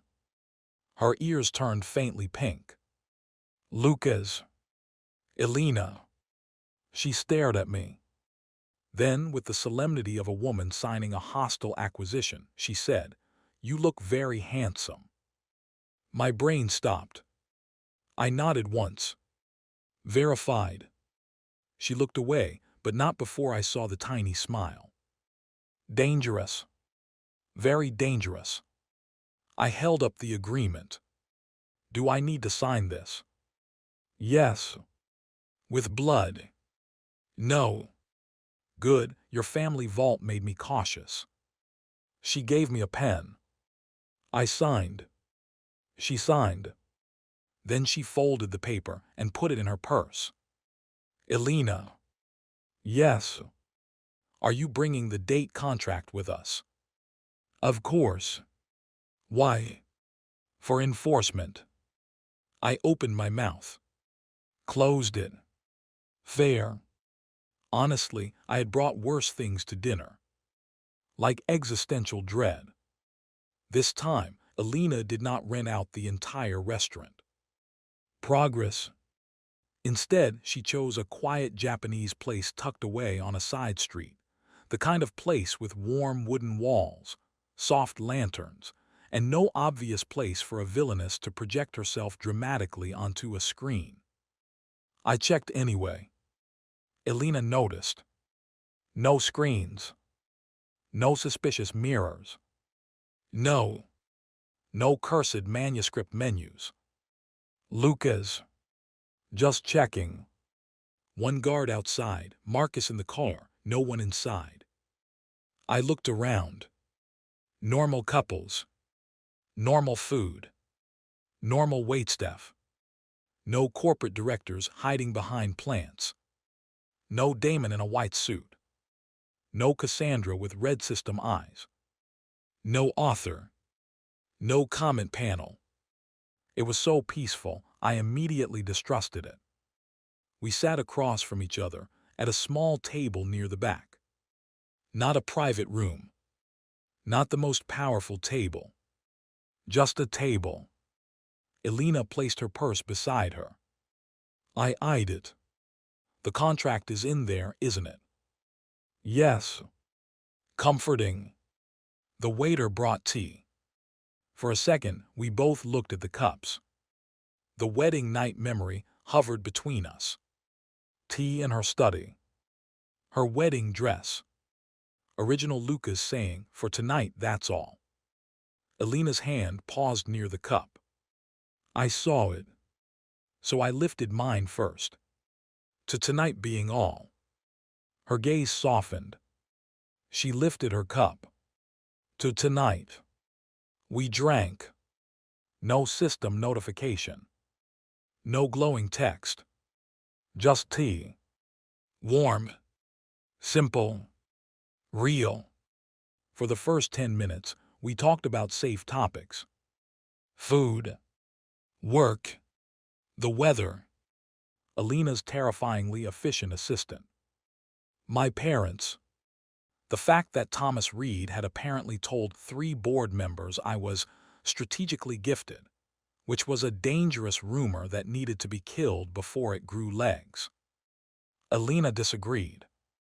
You are strategically gifted. No, I am panic gifted. That is still useful. It should not be formalized. It already is. I froze.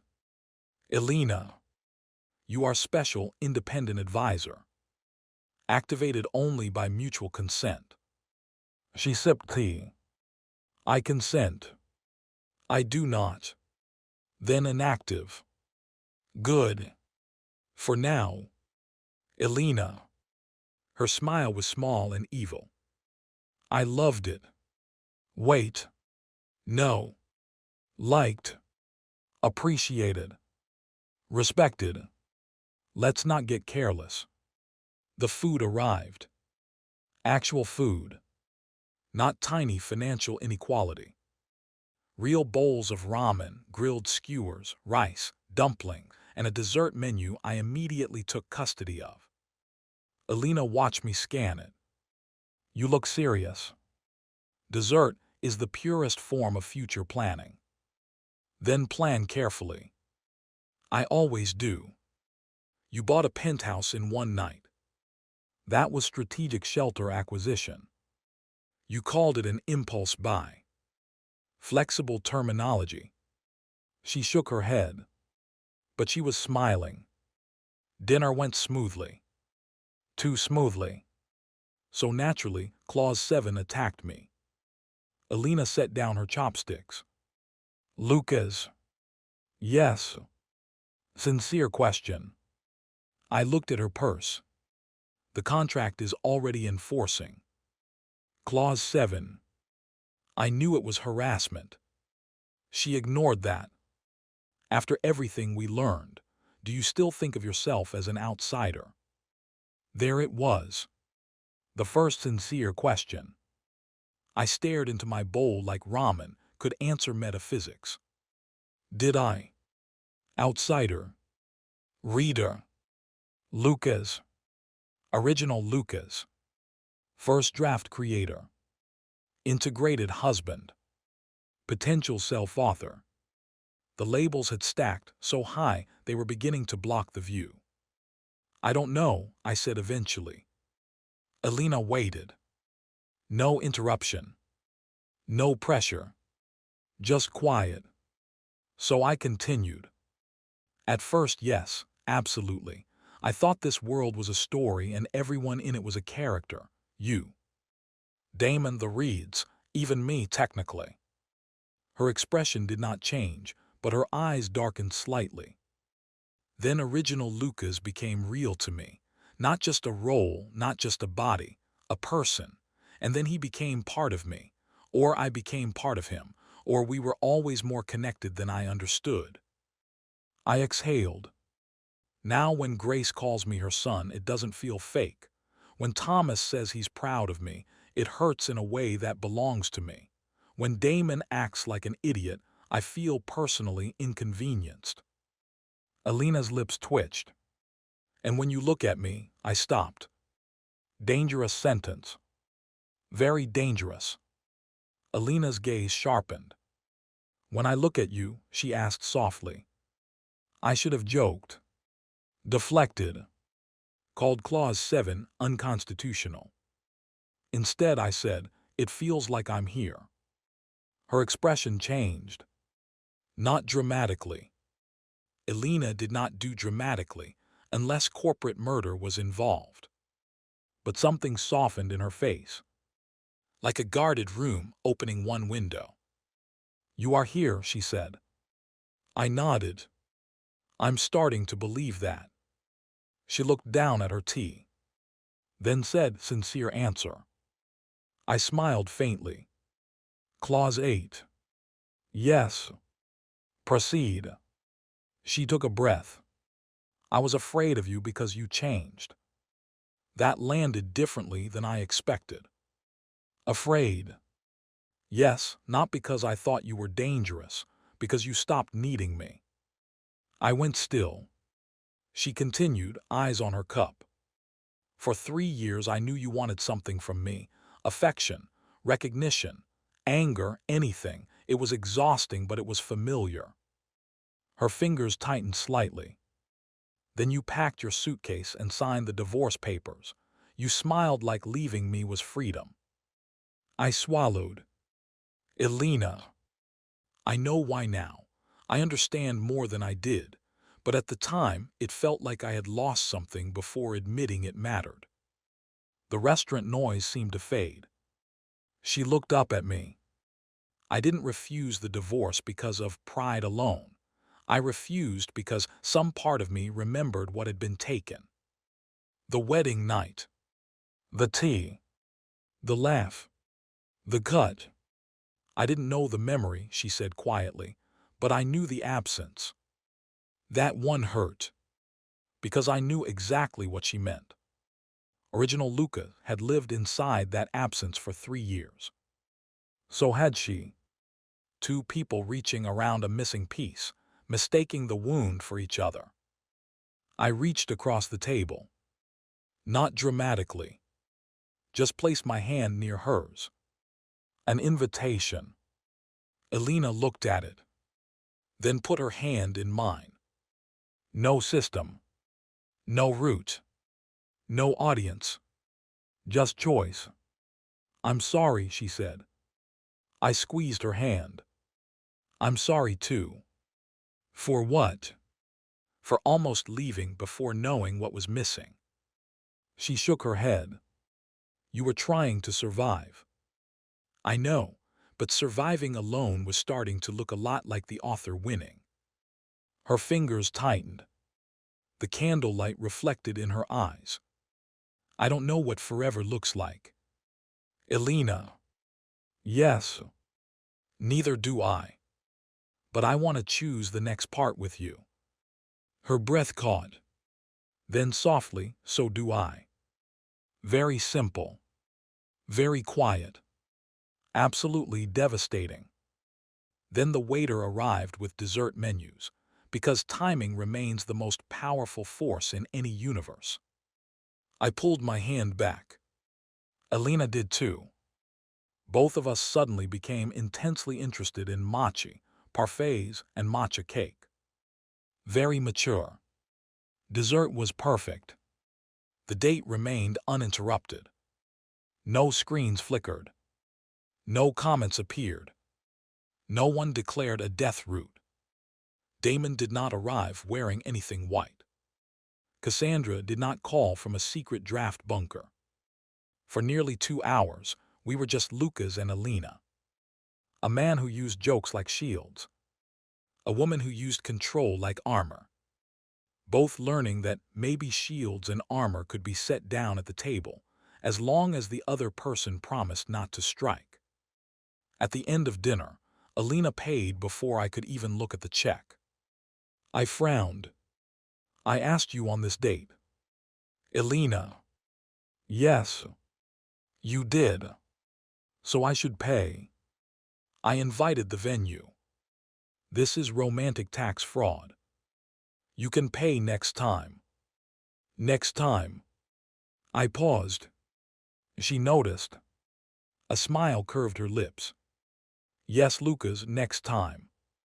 I pointed at her. You did that on purpose. I did. Dangerous woman.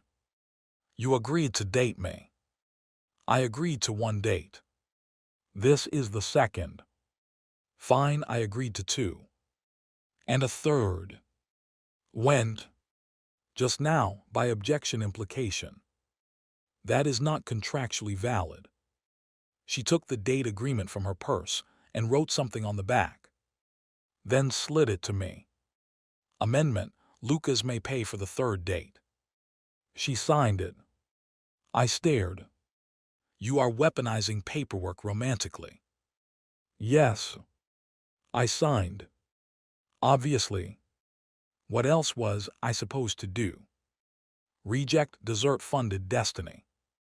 Outside, the night was cool. Marcus stood by the car, looking professionally bored. The single guard near the entrance pretended not to see Elena and me walking side by side. No hand-holding yet. Just close. The city was quieter than usual. For once, peace did not feel suspicious. It felt earned. Then my phone buzzed. I froze. Elena stopped too. Elena. Yes. If this is cosmic nonsense, I'm throwing the phone in traffic. Check first. I checked. It was Damon. Are you alive? I stared. Then typed. Yes, date successful, no interruptions. 3 dots appeared. Then, good, Cassandra and I did not betray anyone, also successful. I showed Elena. Her lips twitched. Progress. Another message from Damon. Also, my system says I should ask you about Draft 0 friendship memories when emotionally appropriate. Is now appropriate. I replied. No, I am full of dessert and boundaries. He sent. Understood tomorrow. I typed. Maybe do not wear white. He replied. I hate you. I smiled. Elena looked at me. Damon. Yes, he's practicing emotional boundaries. Good. Terrifying but good. We got into the car. On the drive back, Elena rested her hand on the seat between us again. This time I took it. No dramatic hesitation. No system prompt. Just took it. She looked at our hands. Then at me. Lucas. Yes. Thank you for tonight. I smiled. Thank you for not turning it into a board meeting. That was difficult. I know. She leaned back, still holding my hand. For a while, we watched the city pass. Then she said, when this is over, I looked at her. When what is over? The reader layer, Cassandra's accountability, Damon's reconstruction, whatever remains of Draft 0. So never. Her lips curved. When things are quieter. I waited. She stared out the window. I'd like to visit your penthouse. I blinked. My system penthouse. Yes. The one you wouldn't let me move into. I did not say never. You said no with CEO finality. At the time, you were trying to flee. Accurate. I want to see it now. Why? She turned to me. Because it was meant to be your escape. I went still. And I'd like it to become somewhere you don't have to run to. My chest tightened. Horribly. Beautifully. Elena, too sincere. Devastatingly. Clause 8 compliance. I regret the contract. No, you don't. I laughed softly. No, I don't. The car pulled through the gates of the Winters estate. For once, the mansion did not look like a cold museum. Lights glowed warmly in the windows. Grace and Thomas were staying in the east wing. Damon was in the guest wing. Cassandra was in the most secure, emotionally complicated room on the property. Marcus was probably making hazard pay calculations. And Elena and I. We were returning from a second date that had, somehow, remained ours. As we entered the foyer, Claire hurried toward us. My soul sighed exhaustedly. Elena's hand tightened around mine. Claire, she said, unless the estate is on fire, it can wait. Claire stopped. Blinked. Then looked startled. No fire, President Winters. Then morning. Claire looked at me. I looked back and mouthed progress. She smiled faintly. Of course, good night. Elena walked toward the staircase. I followed. At the landing between our suites, we stopped. The hallway was quiet. Soft lights. No systems. No panels. No audience. Just us. Elena looked at me. Good night, Lucas. Good night, Elena. Neither of us moved. This became awkward after 3 seconds. Interesting after 5. Dangerous after 7. I cleared my throat. Clause 7 prevents me from joking right now. Good. Elena. Yes. I would like to kiss you. Her eyes widened slightly. Not fear. Not surprise exactly. Something softer. Because of the date. Because I choose to. Her lips parted. Then she stepped closer. Yes. No system. No route. No author. No reader cheering in the background. Just yes. I leaned in slowly, giving her every chance to step back. She didn't.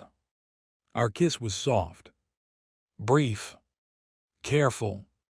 Nothing like a dramatic novel climax. No lightning. No music. No exploding manuscript.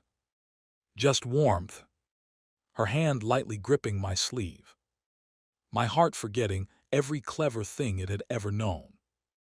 When we parted, Elena's face was calm except for the pink at her ears and the softness in her eyes. I, meanwhile, had no face management left. Elena, I said. Yes. I need to amend the contract. Her brow lifted. What clause? Dessert mandatory and kissing, allowed after mutual consent. Her lips curved. Approved. I smiled. Then my system, which had apparently been holding itself back with heroic restraint, displayed one tiny message. Choice recorded. That was all. No points. No happiness percentage. No route update. Just choice. Perfect. Elena touched my hand once, then went into her room. The door closed softly. I stood in the hallway for a full 10 seconds, staring at nothing like an idiot. Then Damon's door opened down the hall. He stepped out, holding a glass of water. He saw my face, paused, then grimaced. You kissed. I looked at him. Go back inside. I didn't ask for this knowledge. Yet you received it. He rubbed his temples. My deleted best friend would have told me these things. I am not telling you these things. Good. Good. We stared at each other. Then he said, was the date good? I sighed. Yes. He nodded awkwardly. Good. A pause. Then he added, I'm glad. That was too sincere. Very uncomfortable. I pointed at him. If you become emotionally supportive, I'm reporting you to your wellness system. It's called Anchor Liberation Interface. Even worse. He rolled his eyes and went back to his room. I entered mine still smiling. For once I slept without warnings, without memories, without death scenes, without comments. And in the morning, when I woke up, there was no emergency panel hovering over my bed. Just sunlight, quiet, and a folded note slipped under the adjoining door. I picked it up. Elena's handwriting. Elegant, precise, dangerously formal. Third date pending. You may pay. No systems. No running. I laughed. Then wrote beneath it. Approved. Dessert required. No board meetings. I slipped it back under her door.